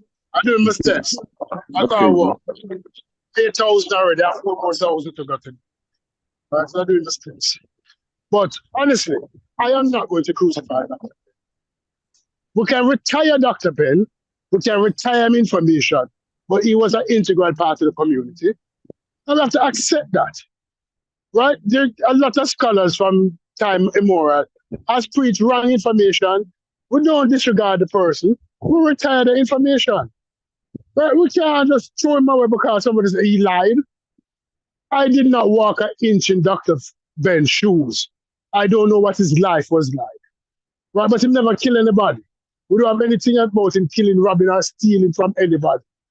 He might have had trips to Egypt. You never hear anybody come back and say, Dr. Ben took my money and I didn't go on the trip. He delivered everything he said he was delivering. So I'm not jumping up and throwing away Dr. Ben. Not because some people come and say, oh, Dr. Ben, but his information is outdated now. Just call it that, retire the information, and we're done. But as a man, he was an exceptional man. And we have to do it. We have to accept that he was exceptional. Right? Put that man name in Chat GPT if you want. Stupid just saying that because he's possibly from the Caribbean, man. He's not an island nigga. No. I'm not saying that because he's from the Caribbean. I'm saying that because I understand what it must have been like during that time when he was growing up as a child. I'm just picking on you, Stupid. I get it. Let's not skip right past that and explain what was exceptional about him. Where'd your parents say you came from? Logic ain't trying to hear that shit. What's exceptional about Dr. Ben, yo? Get that nigga Logic. He was able to teach and stand his own ground against many academics of the time. Right. You seen that? He went into arenas and stand his own ground. He might have won some and he might have lost some. Yeah, he skipped. But he stand up as a man. He cut the line in front of way more educated. So you ever seen that commercial about the Holiday Inn Express where the dude go in he become a surgeon and they say, "Dang, how'd you learn how to become a surgeon?" He said, "I didn't. I stayed at a Holiday Inn Express last night." Well, Logic. I can't let you do that's kind of like how I look at Dr. Ben. Hey, Logic, where did your family and parents say you came? We ain't have no comment. They said that we came from a small country town called Lake Providence. No, I'm saying when you ask about know verbatim what they said. No, I'm talking about like that's what they said. I'm telling you what they said. See, now you're trying to pin me down into something they didn't say. No, I'm saying with humans. You want me to really be honest? They never said. Brother, I'm asking you. I'm gonna let you talk. I'm gonna let you talk. Thank you. Logic, I'm gonna ask you one more time. Where did your parents say you came from as a human being? Where did they say humans came from, brother? That's what I'm asking. My family said we came from a small country town called Okay, Lake there you go. Providence. Okay, well, I want to move. I want to move forward. They couldn't get out of Mississippi. Now the issue. I'm just telling you. Let me finish. I got y'all can't get If you past want the me to United really States. be real I with you, they ain't even give me the whole script about Adam and Eve. Hey, y'all, I They really apologize, yo. did. I apologize. Let me Kent, finish, where did your please. Let me parents say finish. they came from? Kent, where did your Let me parents say finish, you please. came from as human beings? My parents? Yeah. My parents, they were come from Africa, right? But okay, a lot of people in your grandmother tell them that them is Indian, and them not going after that, them going after Dr. Ben. Go after your grandmother who say you're an Indian before you go after Dr. Ben. She lied to you to us. So if we're going to go after everybody who lied, let's not stop at Dr. Ben. Let's get the biggest knife out of the drawer and start cutting a lot of bullshit away. Y'all dodging. What make the man exceptional is the question. Man, Y'all everybody, dodging. come on, yo. Listen, you don't. Being exceptional doesn't mean everybody has to accept you as that. What? Not at all. Yeah, because the fact that Dr. Sabi ain't got no streets named after him. You type his name in, he go down. He go down. He go down as Compare the Dr. Ben and Dr. Sabi together, yo. Y'all did that. I didn't do that. I thought it was a ridiculous comparison. And I still ain't heard people give me the list of his black historians in those time periods. I named them Strongberg and them, Harlem History Club. They was at the cutting edge. That's the history of black people getting information. Most black people were stuck in the church. That's why I asked the question, and now everybody act like people went straight to Charles Darwin and evolution. That's crazy to me. None of our parents gave us that. I sat in the church at 4 or 5 years old looking at a damn white Jesus and some white fucking angels and a white God saying, that's weird. I couldn't even come up. I was like, that's wild. Why? I don't see nobody in this church looking like that. I never understood that. I never heard, my family wasn't talking about challenge God and the Christianity. I never got that. It's when I listened to one of Dr. Ben's lectures that made me recognize when he said, yo, God, I don't believe in God. God will be my mother, my father. Before them, I don't know nothing. They feed me and clothe me. And I couldn't understand why that made so much goddamn sense. Read John Jackson. Why is this man don't believe in God? And looked at his works. And he talked about Africa. Y'all act like that's the norm in high school. That's not the norm back in those time periods. And that's what get me. So I'm going to ask y'all again, where is the list, right, of black historians that was teaching that made the colleges and had that package for those who wasn't trying to deal with the church thing? Where's that list at? That's all. I don't want to hear about people that got degrees in other subjects. No, black studies. Why is it we can just say Leo Hansberry and he the only one? And that's his contribution, yo. He's a part of he's a part of the early contribution to African studies in America. Yo, but we talking about the whole continent we of America. don't talk about him in that regard. For yo, some reason, he come up when we talk about Egypt, yo. He come up when we be talking about W.E. Du Bois talked Egypt, about dog. Egypt, yo. Hold on. W.E. Du Bois wrote about Egypt. What are you talking We about? talk about Dr. Ben when we talk about Egypt. No, that's dog. right here. That's the little niche market called we the conscious community, yo. That's the niche market. It's the niche market called the conscious community, yo. So and then I would ask we're not in the conscious community no more? No, I would ask you, why is it that a human being that feels the way you feel have not, you say, let's hit the button. I want to talk about W.E. Du Bois and what he said about Egypt. You have that opportunity, brother, not to continue to make the same mistakes that you claim the conscious community make. And I know you got the opportunity because you and Marcus put on a grand show. So much so that the experts say, Dan, it did a great fucking job. And he said it like that. With cuss words and emphasis. You don't actually believe I'm trying to show you up right now, do you? You don't actually believe that, huh? No, you ain't there, actually, is you?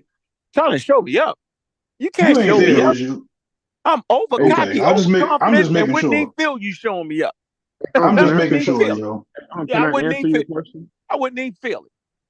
Can I answer your question? Just making sure. Go ahead. Hold on. Yeah, why don't you try to do that? That's not even in your behavior. I wouldn't at all. No? So I would not. In the 40s, this is it's from a list of 100. Carter G. Woodson. I'm gonna just name 10. Carter G. Woodson, W.E. Du Bois, Michael Jordan, like you say, Zora Neale Hurston, Charles Drew, Percy Julian, John Hope Franklin, Benjamin Mays, Ernest Everett Just, Anna Julia Cooper, Alan Locke, and there's 90 more.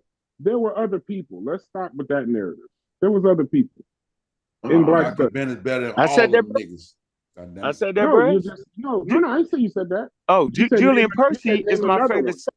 He's not a. Name He's another not one. I got bad That's all. Marcus. I'm just answering your question. American Dream got his hand like that. Damn, who? Yeah, you mentioned a couple people like Julian Percy and them. They're scientists. He's a chemist. And I'm talking about just focused on African studies. So listen. Alan Locke, father of the Harlem Renaissance. Anna Julia Cooper. Cooper was an advocate for African American women's education. Ernest Everett Just, study of cell development and fertilization in the African American community. Benjamin Mays, educator, civil rights leader, significant president of Morehouse College.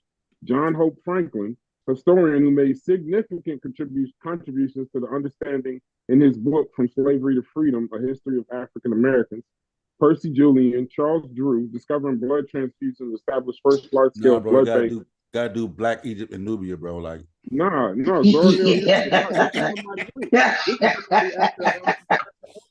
they just got to be like it is now. Like Neale Hurston, Malaya Shante, yo, you can get the first degree in Black Studies through him. Yeah, he's the first. I'm saying the fact that you say that is crazy.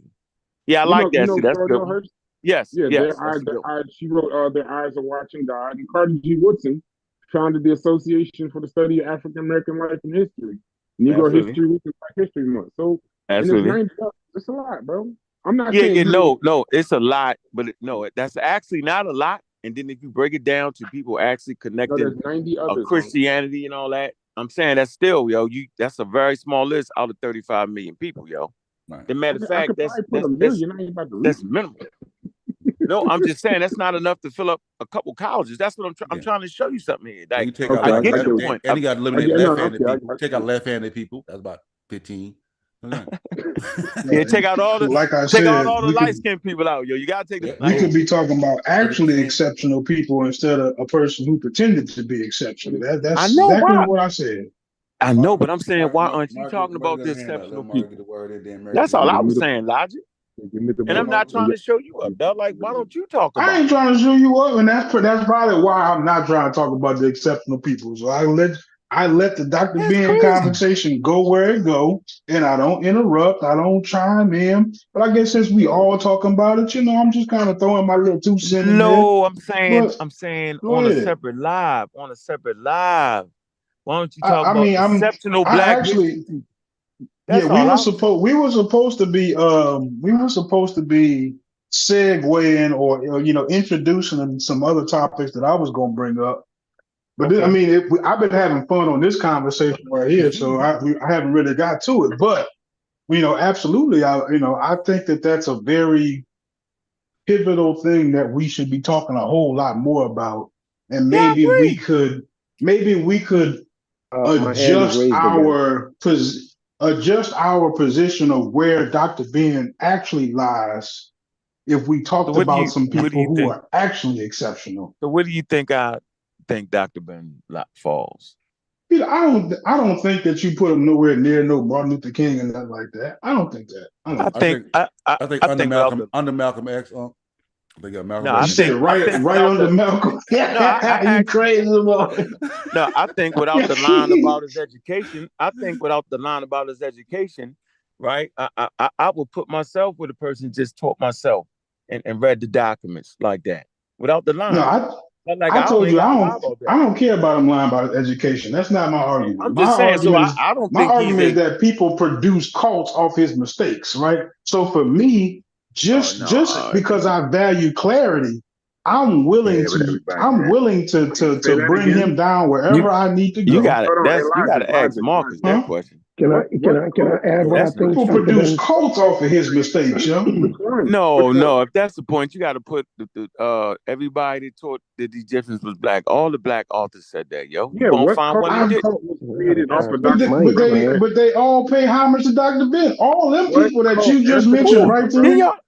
Okay. So I'm saying I'm basically gonna give I'm gonna give all that Jabari stuff. I'm gonna put all that on him. That's because of Dr. Ben, right? That's because of Dr. So you're saying, wait, you're saying Jabari's a cult? Oh, in my opinion, absolutely. Okay, yeah, what I other don't got no cult? problem. I just want you to stand on your actual I'm information. right. Okay, so when I'm saying that all the other Egypto fanatics, I'm gonna put all of them in a anonymous cult. And it's all because of Dr. Ben. You're using it Yeah, loosely. I am. I'm using it loosely. Okay, all right. American Dream. Not a specific Hey, can I organization. add on? Let American Dream get out. American Dream dive in there.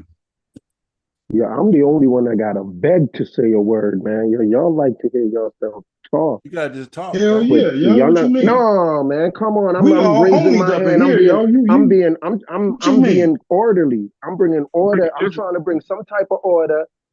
But I mean, being nice never wins. I had to start just Being yelling.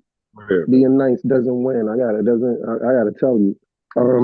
But yeah, it just occurred to me, right, that what Dr. Ben's legacy should be, or possibly could be, is what I've been talking about with this low self-esteem thing. Because when you think about, let me finish, please. When you think about it, the idea of reparations is also centered around low self-esteem of Black people. So for some reason, Black leaders today also think that Black people are suffering from low self-esteem because that's what reparations is about. So it appears that Dr. Ben's way of treating our low self-esteem was pointing us towards Black Egypt. And Black leaders today, their way of dealing with our low self-esteem is reparations. Right. And in my estimation, I'll ask y'all, reparations is about, you're repairing nothing to do with everything that y'all have been strictly about everything. Let me just everything that Ankh has been talking about systemic racism. This is what reparations is about. It's about all the stuff that has happened to Black people, not just through slavery, but through Jim Crow, with everything and how it's affected them mentally and how it prevents them from being full human beings. So it's about their low self-esteem. I don't disagree with. Go ahead, Sosa. Go ahead. The reparations is not about repairing their finances. It's about repairing. It's about repairing the stress that they've gone through. And I think that's the argument being made. Yeah, by you. That's why it's a bad argument. That's why, in my estimation, let me just say, in my estimation, as surely as Black Egypt, and I don't know how many of you think Black Egypt will help. As surely as Black Egypt will not help with Black people's low self-esteem, I just don't see how it will. I don't see how even if Egypt is Black and we find that to be true, I don't see how then Black people's self-esteem will be increased. I just don't see the connection. And I also don't see, let me finish, I also don't see the connection between reparations and our self-esteem. I actually believe that reparations would low. Let me finish, bro. Let me finish. You said 10 times already. Shut your mouth and let me finish. If I was a trans woman, you'd let me finish. Shut your mouth. In the hell, I will go after you. Reparations, let me finish. I got one sentence. As certainly as Black Egypt will not help our low self-esteem, our so-called low self-esteem, reparations will not either. Reparations will only add to our low self-esteem. Okay, got it. Thank you. Okay, can I go now, please? Please, let me go now. I'm not even going to answer the stupidness what we say. Reparation is not about repair. We'll just use those pretty words for the white people. Reparation is about justice. That is what reparation is about. Justice for the millions of people who died. Justice. And who's going to get the rewards from the justice? Their ancestors. Reparation is not about repairing this bullshit. It's about justice. People have been harmed. People were harmed. And people profited from the harming of other people. And the ancestors said, listen, I want justice for my people today harmed. Shut the fuck up, man. Shut up the fuck up. How are people today harmed? Shut the fuck up. I'm just asking, how are people today harmed? Listen to what I was saying. Listen to what I said. It is about justice. I bet the harm is low self-esteem. I bet the harm you're talking about is low self-esteem. Can I finish speaking, please? Go. It's about justice from people who were harmed. Were, not are. Who were harmed. Those hundreds of thousands, those millions of slaves that were harmed. It is a representation of justice for those people. So guess what? I want those people to have justice. And if justice involves some monetary payment, it is what it is. Why do you make it bother you? Are you white?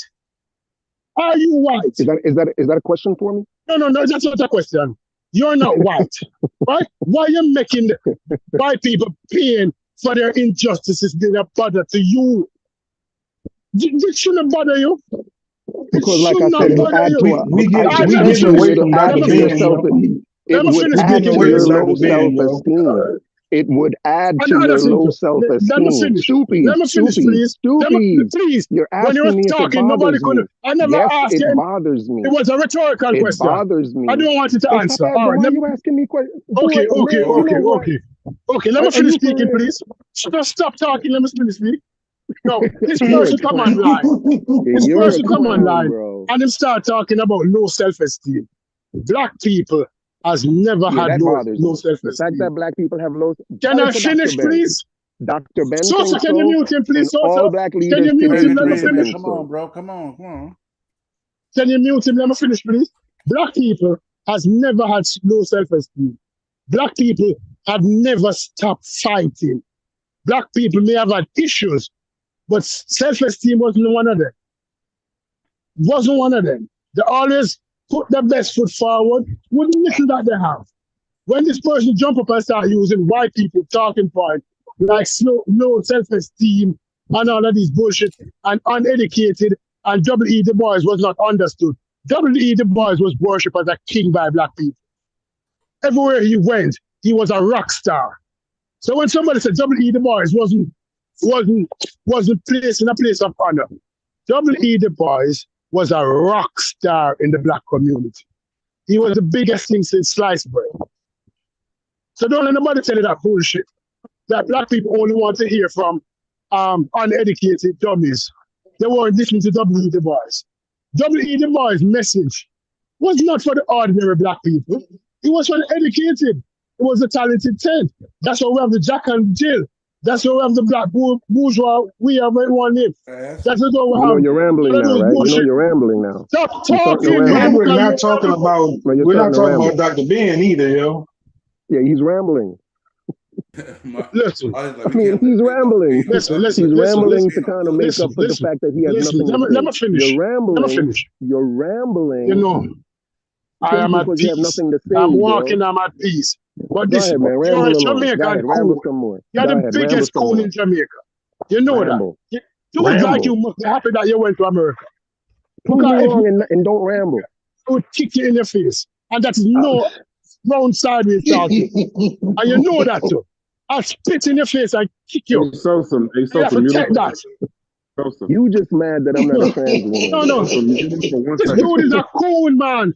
This dude is you're a trans lover. You don't know how to do it. And you like trans women. I'm a coon and you love trans women. Yeah, you're gonna have to moderate them, yo. They ain't gonna let it go. I'm a coon. We're not gonna do that here. He loves trans women. Mute American Dream. We're gonna get a strike for that. You gotta mute him, bro. Yeah. Mute American Dream, Sosa. My apologies. My apologies for the strike. We're not gonna do that here. You're not on y'all channel. Y'all on our channel. Yeah. Knock that off, American Dream. Stu Pease, you actually. Yes, sir. My sincere apologies. Yeah, okay. Stu Pease, you actually proved my point when you said that his message was to the talented Tim.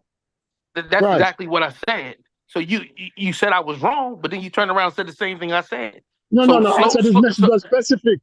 Everybody loved him, though. Black people loved him. No. Listen. You're not listening. Listen to what I'm saying. At the moment when Garvey, Harrison, and Du Bois was all talking that Pan-African movement, the masses went with Garvey. That's just what happened. That's just what happened, bro. You can't get around that. And Du Bois, in his own writing, talked about the struggles that he had trying to communicate his message to the masses. So look, The man said it himself. We have documented evidence of it happening.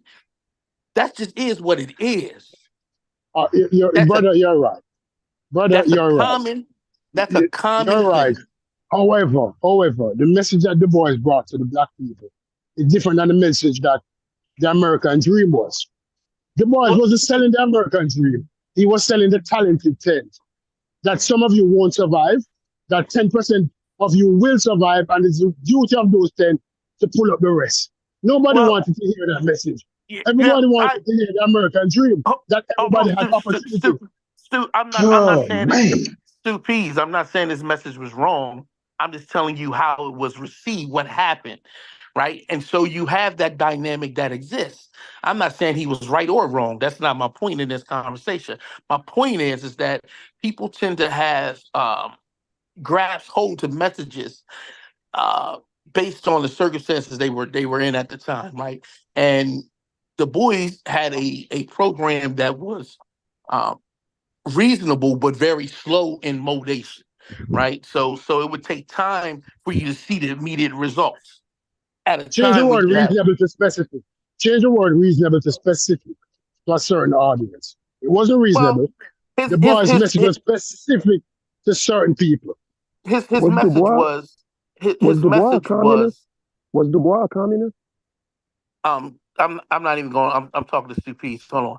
Oh yeah, he was. Oh yeah, he was. Yeah, he was. I'm sorry. Continue. American Dream. And until you can change your demeanor when you're speaking to me, fall back. Play with somebody else, okay? Play those games with somebody else. Oh, you thought I was playing with you? Okay. So like I was I'm sorry, saying, I wasn't playing with you. Yeah. The last thing I want to do with you is play. Just keep that in mind. Last thing I want to do with you is play. I play with my children. You're not my child. Come on, keep the conversation. Come on, get So American Dream. Don't make me go to your parentage. See, it's easy for you to say what you're saying because you got here a little late. So you're not a part of that nice experience that we're talking about. Right? And so I think you might want to fall back. It's inappropriate for some of the things you say to be a person who just got here. You don't know those experiences. I apologize for what I thought was appropriate, was inappropriate. But you keep coming at me. I don't know why. I apologize for what I thought was inappropriate, but you keep coming at me for every little thing. You seem to have something personal against me. Do you not like my American flag or something? I don't care about your American flag. I think you have a Wait, very are you dangerous. a communist or something? I think you have a very dangerous and whitewashed message. And I think you can have a that dangerous blackwashed message. I think you have a dangerous communist message. And I think you can have that right because you wasn't born here, and so you came here and got the advantage of the America of today without having the negative experiences of America of yesterday. Oh, so all Americans think like you? Hold on. You think all Americans? You think all Black Americans think like you? You think all Black Americans are communists like you? You're mistaken. Not a communist. You're close throwing to the word communist out is not. You're close doesn't to bother me. Hey, this is unproductive, man. We're not. I don't know why he coming at me like this. Dude been coming at me from day one. It's just contentious. We probably been on the show. Probably don't win a little long substitute. Yeah, American Dream kind of messing it up, yo. Let's leave the name. I'm messing it up. You know, that's where it starts with the name. Let me get back to the point. So I think when we look at it, we have to put it in its proper historical context. So I sent Brass a book that was written by Martin Delaney. Right? And it has to do with Egypt and Ethiopia at the time. It's written in, I think it was 1880s. The narrative at the time was that Egypt as a whole, matter of fact, all of North Africa, was a darkened Caucasian race of people. And for a long period of time, America still had that standard. And the conversation was that anything that was seen great in Africa at all had to be from this wild Caucasian that came out of the Caucasus Mountains around Armenia area into Africa since time immemorial. And in there they darkened, but it was really the Caucasian race that brought it to them. And many people, David Walker and them, fought against that. And in that message, you have a steady progression of Black intellectuals fighting against that type of scientific racism, that type of racism that's in the upper echelons of education. A prime example is W.E.D. Boys' books, The Philadelphia Negro, or no, Black Reconstruction, in which he wanted to give a more full dynamic of what happened during the Freedmen Bureau, because the narrative was Black people was incapable of building up their own and establishing themselves. And so he wrote the Black Reconstruction to combat that. And you'll see that that's a common theme constantly being repeated. I think what happened is some people, whether deliberately or not, are still in that fight, and the fight has changed. Let me cut you. Was Dr. Ben doing the same thing that W.E. Du Bois? He was not qualified. He was not educated. He wasn't doing the same thing. He was. That's why I brought up the Harlem. That's why I brought up the Harlem History Club, and that they were all to some degree communicating with each other. And it looks somewhat fragmented, but there is some letters and some things that you can see where you find them holding these conversations, talking about these type of things. I think the difference is that the boys exemplified what education can be and put it in that form. While Ben did what? While Dr. Ben did something similar to what Marcus Garvey did, which is appeal to the masses. But the message was the same as Du Bois' message. You have to agree with that. You have to agree that Dr. Ben's message and Du Bois' message in the book that he made was almost the same message. Well, right? No, it wasn't really it wasn't the same, but I say that it had the same purpose. I won't say it's the same, because even when Du Bois, I say it had the same purpose, which is to combat the mis-narratives that were being presented at the time of that day that was against Black people as a whole. So I like your brother. What's your name? What's your name, brother? I like. What's your name? Marcus. Marcus, I like you. The reason why I like you is that you're logical. And when I put you in that situation, you start to think about it. And you realize that it's the ends. Both of these men had different means. One was Harvard educated, one wasn't. But the ends, what they wanted, the goal, what they wanted. It's just, listen, don't listen to these white people when they tell you these bullshit. We were great people, and we did great things. And people who look like us or look similar to us, who may not have been us, have done great things in the past, and we will do great things in the future. That was the W.E. Du Bois major thing that, listen, we can do great things in the future if the best of us come together and make a plan. Dr. Ben wasn't saying anything different. Well, the difference is I would say that the means, you're right, different, but when it comes to comprehensive work, I think Du Bois definitely outshined him. But again, definitely, we can't argue that. We can't argue that. But Du Bois had, I mean, better tools. You can, well, it's not just that, but you can find something similar between like Booker T. Washington and Du Bois, right? So Du Bois was raised in the North, right? He was up north where the racism was present, but it wasn't under the same degrees as it was for Booker T. Washington living down there in the South. So Du Bois, our Dr. Ben living in Haiti. Our Dr. Ben looks like a Haitian. Right. Our Dr. Ben living in Haiti. Or Clark, so their experiences help shape some of the views that they ended up having. I think that I would not use Dr. Ben's work today for anything in reference to teaching historical context, but I would still use Du Bois' work. All right, but guess what? I think that's the difference. I agree with you. I agree with you. But then again, we cannot underestimate Dr. Ben's contribution into highlighting or focusing on black people to say, listen, black people, don't listen to the bullshit. Well, listen, don't listen to the bullshit. I think that is the message we should. I think not his work, but his intentions is what we should talk about. Beautiful. That is all. Why was it beautiful? Right. Why was Beautiful. it necessary? We can walk and talk. May I ask you a question, Marcus? Why was it necessary? Yeah. Go ahead, American Dream. Yes, sir. Do you think that of the teachings of Du Bois that you think we should continue to promote? Do you think that communism is one of those? Du Bois, I don't even think Du Bois was a. I think he went through phases of communism. I don't think he ended up being a communist in the end.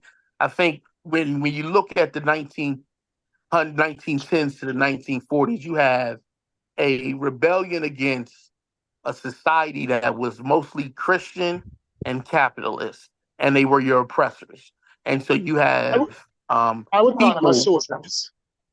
Yeah, he was more of a most atheists and most atheists and most humanists lean towards socialism. Yeah, but the states have some level of responsibility to look after people. Right, because they look at it as more like a most humanists look at it more like a function of all humanity to work together. But I think that if you look at the times, you have people who have been through a series of oppression, and the oppressed people were Christians and capitalists. And so you associate those two things with your oppression, and you go the opposite way. And I think that's what you see happening a lot coming out of Harrison, Du Bois, Rogers, and most of them became disenfranchised with the socialist and communist movements because they felt as though they didn't address the racism that was present enough for them. And Herbert Harrison definitely wrote a few New York Times articles about that. And you can hear that in some of those letters, op-eds that he wrote. Marcus, indeed, it sounds like you're borderline yes, no, whether you think communism should be taught. It sounds as if because you haven't really answered that question. I think you should teach the whole story. I think you should be as honest as possible about the whole story. And so I would not just teach that Du Bois was a communist without explaining why. No, I guess I was speaking to the fact that you said I thought you said his teachings should be taught, not just his story, but his teachings and what he felt. I'm sorry, you misunderstood. I was talking about his nomical work. So if you go look at his book like The Philadelphia Negro, or you look at what was his thing? The History of the Suppression of the Slave Trade. Those books are scholarly work that is used today in a sense that they're relevant with information, facts, things that have been found to be truthful. And so scholars will look at his work and his numerations and where people are living at and stuff like that and use that to do scholarly work today, unlike Dr. Ben. One prime example is I worked on a project with Cheney University and trying to get a historical landmark in Southwest Philadelphia for when the military they commissioned Black soldiers in 1812 to march from Monumental Avenue in Philadelphia, South Street area, all the way up to Southwest Philadelphia, Gray's Ferry section, to protect and build bulwarks against the British. And that work that we talked about came out of Du Bois' work and Martin Delaney's work. And so that's what I mean by his work is still relevant today. I wouldn't use Dr. Ben's work the same way. And that makes a lot of sense. I don't want to take away from his work by harping on the fact that he was, and I shouldn't even say that he was communist. I think he joined the Communist Party really late in his life. but he was involved, and I think I don't want to take away from his legacy from by harping on that. And it is true that he was a man of his time, and most of our leaders at that time did, for whatever reason, lean towards communism. It's interesting that you said that they just saw it as, the opposite of capitalism, which also makes sense. Um, but I guess my whole point is, even like today, there are still people today who feel that, some type of communist way is the way to go for Black people today. And, I couldn't disagree more. And so,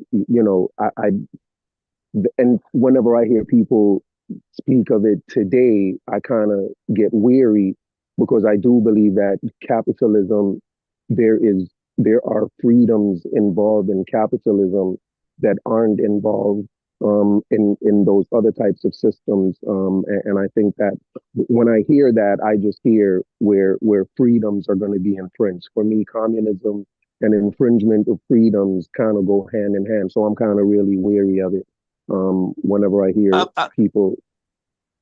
I can understand that, but you do understand that when you talk about communism and the infringement of freedom, that you're talking about, you should take that same diligence in understanding African American history, because a lot of the struggles that you minimize is exactly because of that. That means the infringement on their freedoms. And so when I mention these people, they are fighting that very thing, that their freedoms, and even so much that their humanity was called into question. Right, but I think, and so you're looking at it from the economic point, and I understand that, but we're talking about not just economics, we're talking about social in all aspects of human existence. They were denied those very tenets. Right, but that wasn't because of capitalism, though. It wasn't capitalism that denied them that. They were denied the chance to participate in capitalism, and that's what those are the rights that were infringed upon. They just weren't allowed to participate, and so their participation is what represented their freedom and them gaining their freedom. Like the two go hand in hand. Once they're able to participate in that capitalist system as owners of property themselves, and are able to own guns and things of that nature, that's when they became full citizens. And and so their rights were infringed upon because they were prevented from being allowed to do that stuff. Communism, Marcus, can I ask you a question? Communism in and of itself, if I could just finish real quick, Stupid. Communism in and of itself infringes on people's rights. Capitalism frees them up. Communism infringes on their rights just based on how it's set up. Can I say something? Marcus, would you agree with me? Would you agree or disagree with me that capitalism did not exist before the invention of the cotton gin? Did capitalism that was one of my things. I can't. That was one of my things. I can't separate really capitalism from slavery. From slavery, really. Well, some people argue that capitalism is really way older than American. No, it wasn't. It wasn't. It wasn't. Capitalism didn't exist. Let me finish. I'm just saying some people make the argument because they're saying that matter of fact, we could do a show. Matter of fact, before we get in that, we could do another show just kind of sitting around that way I can pull up the source on it instead of doing it on the spot. No, I think what they like to do is something similar. You take the ideas of capitalism and you find it spread throughout. But as America's capitalism, as we see it today, I can't separate it really from slavery. It did not exist before the creation of the because there's some dynamics. SOSA, I tell you what, I'm just gonna give you some minor examples about what happened between 1782 to about 1833. Just look at America in money during that period of time, and how many and what they did and what was necessities for that. And international trade and the trade of cotton. The trade of cotton and fabrics international. That'd be a good conversation. Yeah. But I don't want to do. Listen, I don't want to derail the conversation with just me yapping about all this Dr. stuff. Ben. No, it's a good talk because it's a good talk. Like I'm ending at 8:30, so I mean it's a good talk. It's a good. That would be a good topic. When did capitalism start to exist? Right, and we have to also include the robber barons, the Vanderbilts, the Rockefellers, the J.P. Morgans, the fathers of capitalism. Some of the prototypes that right, and the prototypes existed, but those were just prototypes. Right, capitalism. See what the prototype looked like and what was different from the prototype. Right, well, well, you know that's one of. I'm sorry, that's one of the things that gets tricky because when we talk about racism, you will find xenophobia throughout history, right? But there's that small demarcation line that separates xenophobia from racism. That sometimes it gets blurred. Marcus, I asked you earlier. Marcus, you have a podcast? I tell you what, I push back on that too. You find it in India. Early amongst the Brahmins and the I forgot the name for the jet black ones in India they call it right now. It's like the god or something like that. The Brahmins are the light ones, and I forgot the other dark ones. Yeah, but you know, SOSA, a long time for like thousands of years. Yeah, but you do know that that's actually brought in from there, from the plains. No, it's brought in through the Aryans, through the plains up there by. Man, Armenia. No, I know, but I think that I'm saying that it also existed before then, like in BC. No, that's what I'm saying. So that's more the prop. So we'll talk about it. But if you look at it, you got a migration. Like just good conversations. You know what I mean? Like yeah. But you got like a migration of farmers that came down there, and then you start to see that presented. Aryans. They got another name for them. They used to be called Aryans. They moved away from that because of the racial implications. But I'll show you it's Wise. David Wise talks about it, about a genetic study they did about that and how they got 3 different populations represented in India. And you'll start to see in that those 3 separate populations, you start to see some evidence of. So I'm not sure if that's just based on, or is it xenophobia from people that came in. They like the highland farmers that came out of high up in Iran area. Right. But yeah, so I think that's also interesting. No, I don't have Soupays, I don't have a podcast, man. I just be chilling, bro. I ain't really with a lot of that. No. Because it would be nice. Okay, I jump on sometimes just to chop it up with you. Because you're flexible and you think logically. It's easy to say that you think logically. And you use the information that you use across the board. Because even when you bring up the Indians a while ago, that's something that people don't understand. But what formalized this whole racism concept, although they had oppression of different peoples in different lands for thousands and thousands of years, what formalized it was the Europeans. Because when I found out that people in India who call themselves Hindu is not that name they gave themselves. It was the English who gave them that name. And now hundreds of millions of people walking around the place calling themselves, I am Hindu, Indus Valley. And it was a European who did that. That's like with everything, though. Egypt, Africa, Seminole, it's like everything. Aztecs, so now we are at the stage. Aztecs, but so these aren't the names of the. We're at the stage now trying to sort out things, trying to sort it out. Earlier, somebody said, should we change the name? When Reggie asked you that, he says a lot of problem. In Jamaica, the indigenous people, for years they were calling them the Arawaks. Arawaks mean like, Arawaks. They weren't Arawaks. They were Tainos. So we stop calling them Arawaks, we'll start calling them Tainos. No, but we need to respect people. You got to do it with everything. Start calling them by their name. You got to do it with for Africa. Everything. You got to do it with the country Africa, continent Africa.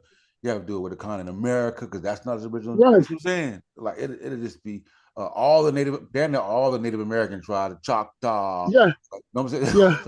You know what I'm saying? We have to say no, but we have to give people them respect and start giving them back their name. What if I start calling you SOSA? I start calling you little black boy. It has to be it'll be a very slow, tedious process, but it's a process that we have to start. I wouldn't fight it. It's a process that we have to start. We would have to rename because some of it we don't have the name of the we don't have names for continents or certain countries. We have to go about just renaming them all. Right. Come to a consensus and get a name that everybody is satisfied with. Because we couldn't, like I said, suppose to change the name of United States.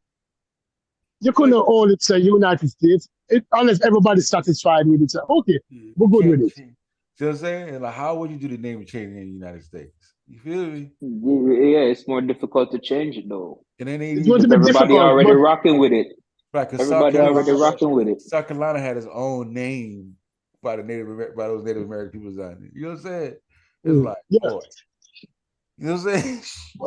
No, but the thing about it is also is that we have to be inclusive.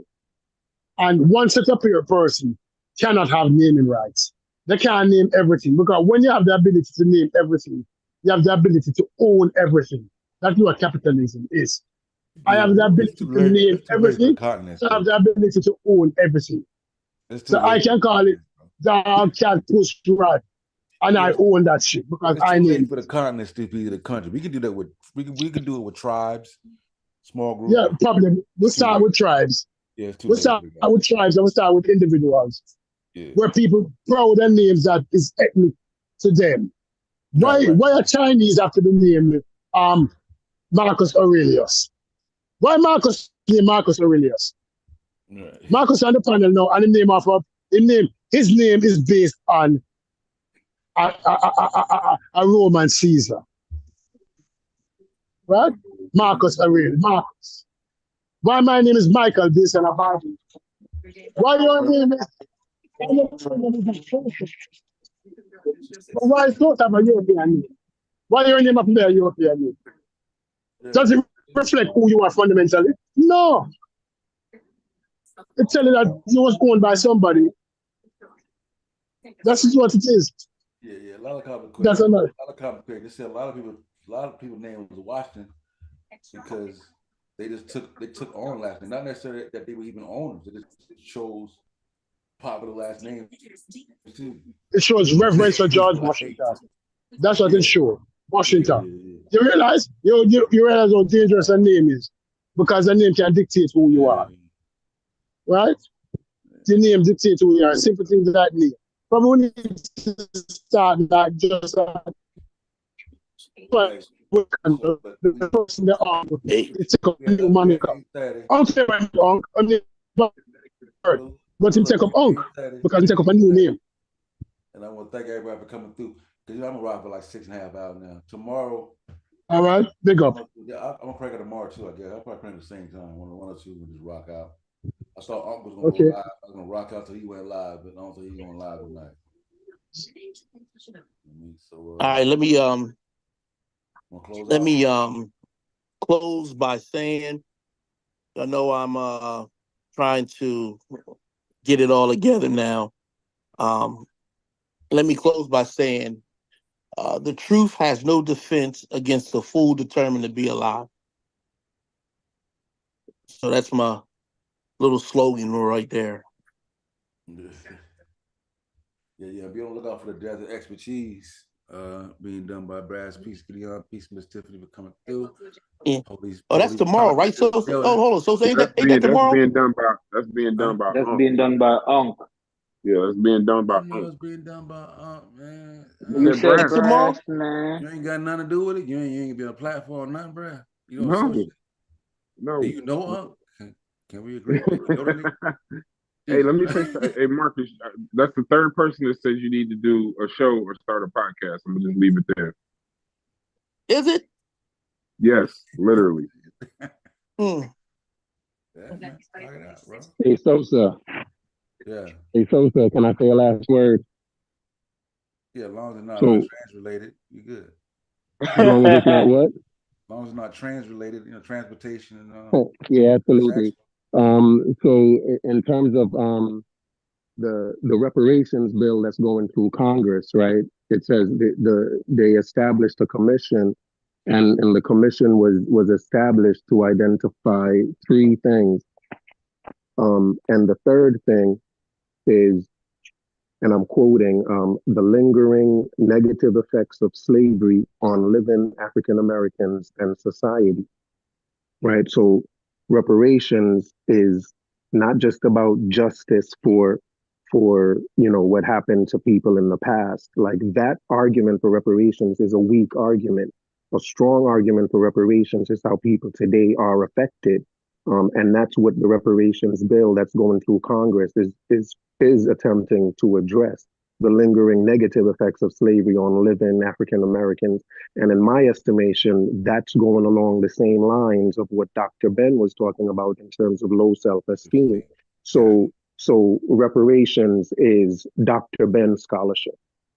Okay. We're not gonna let the show end on that note. We're not letting him get the last note on our reparations. Because I'm not gonna fight that.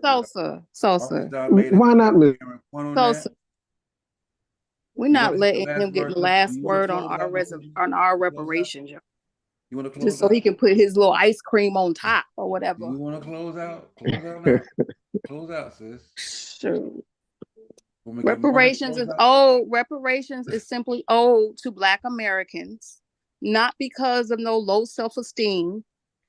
It's because of work that was done for free to build this country that our ancestors never got, which thus has put us behind 200 plus years behind our counterparts. It ain't got nothing to do with low self-esteem. It's simply a debt owed. And getting money is not going to lift anybody's, it's not going to change your psychology. You have to go to therapy for that. So no amount of money is going to heal a psychological issue. But the money that is owed is real. So we're going to end it on that. Pay me my debt. All right, thanks for everybody for coming through. All right, thank everybody for coming through, man. Till next time, I look back. Appreciate you, Miss Tiffany.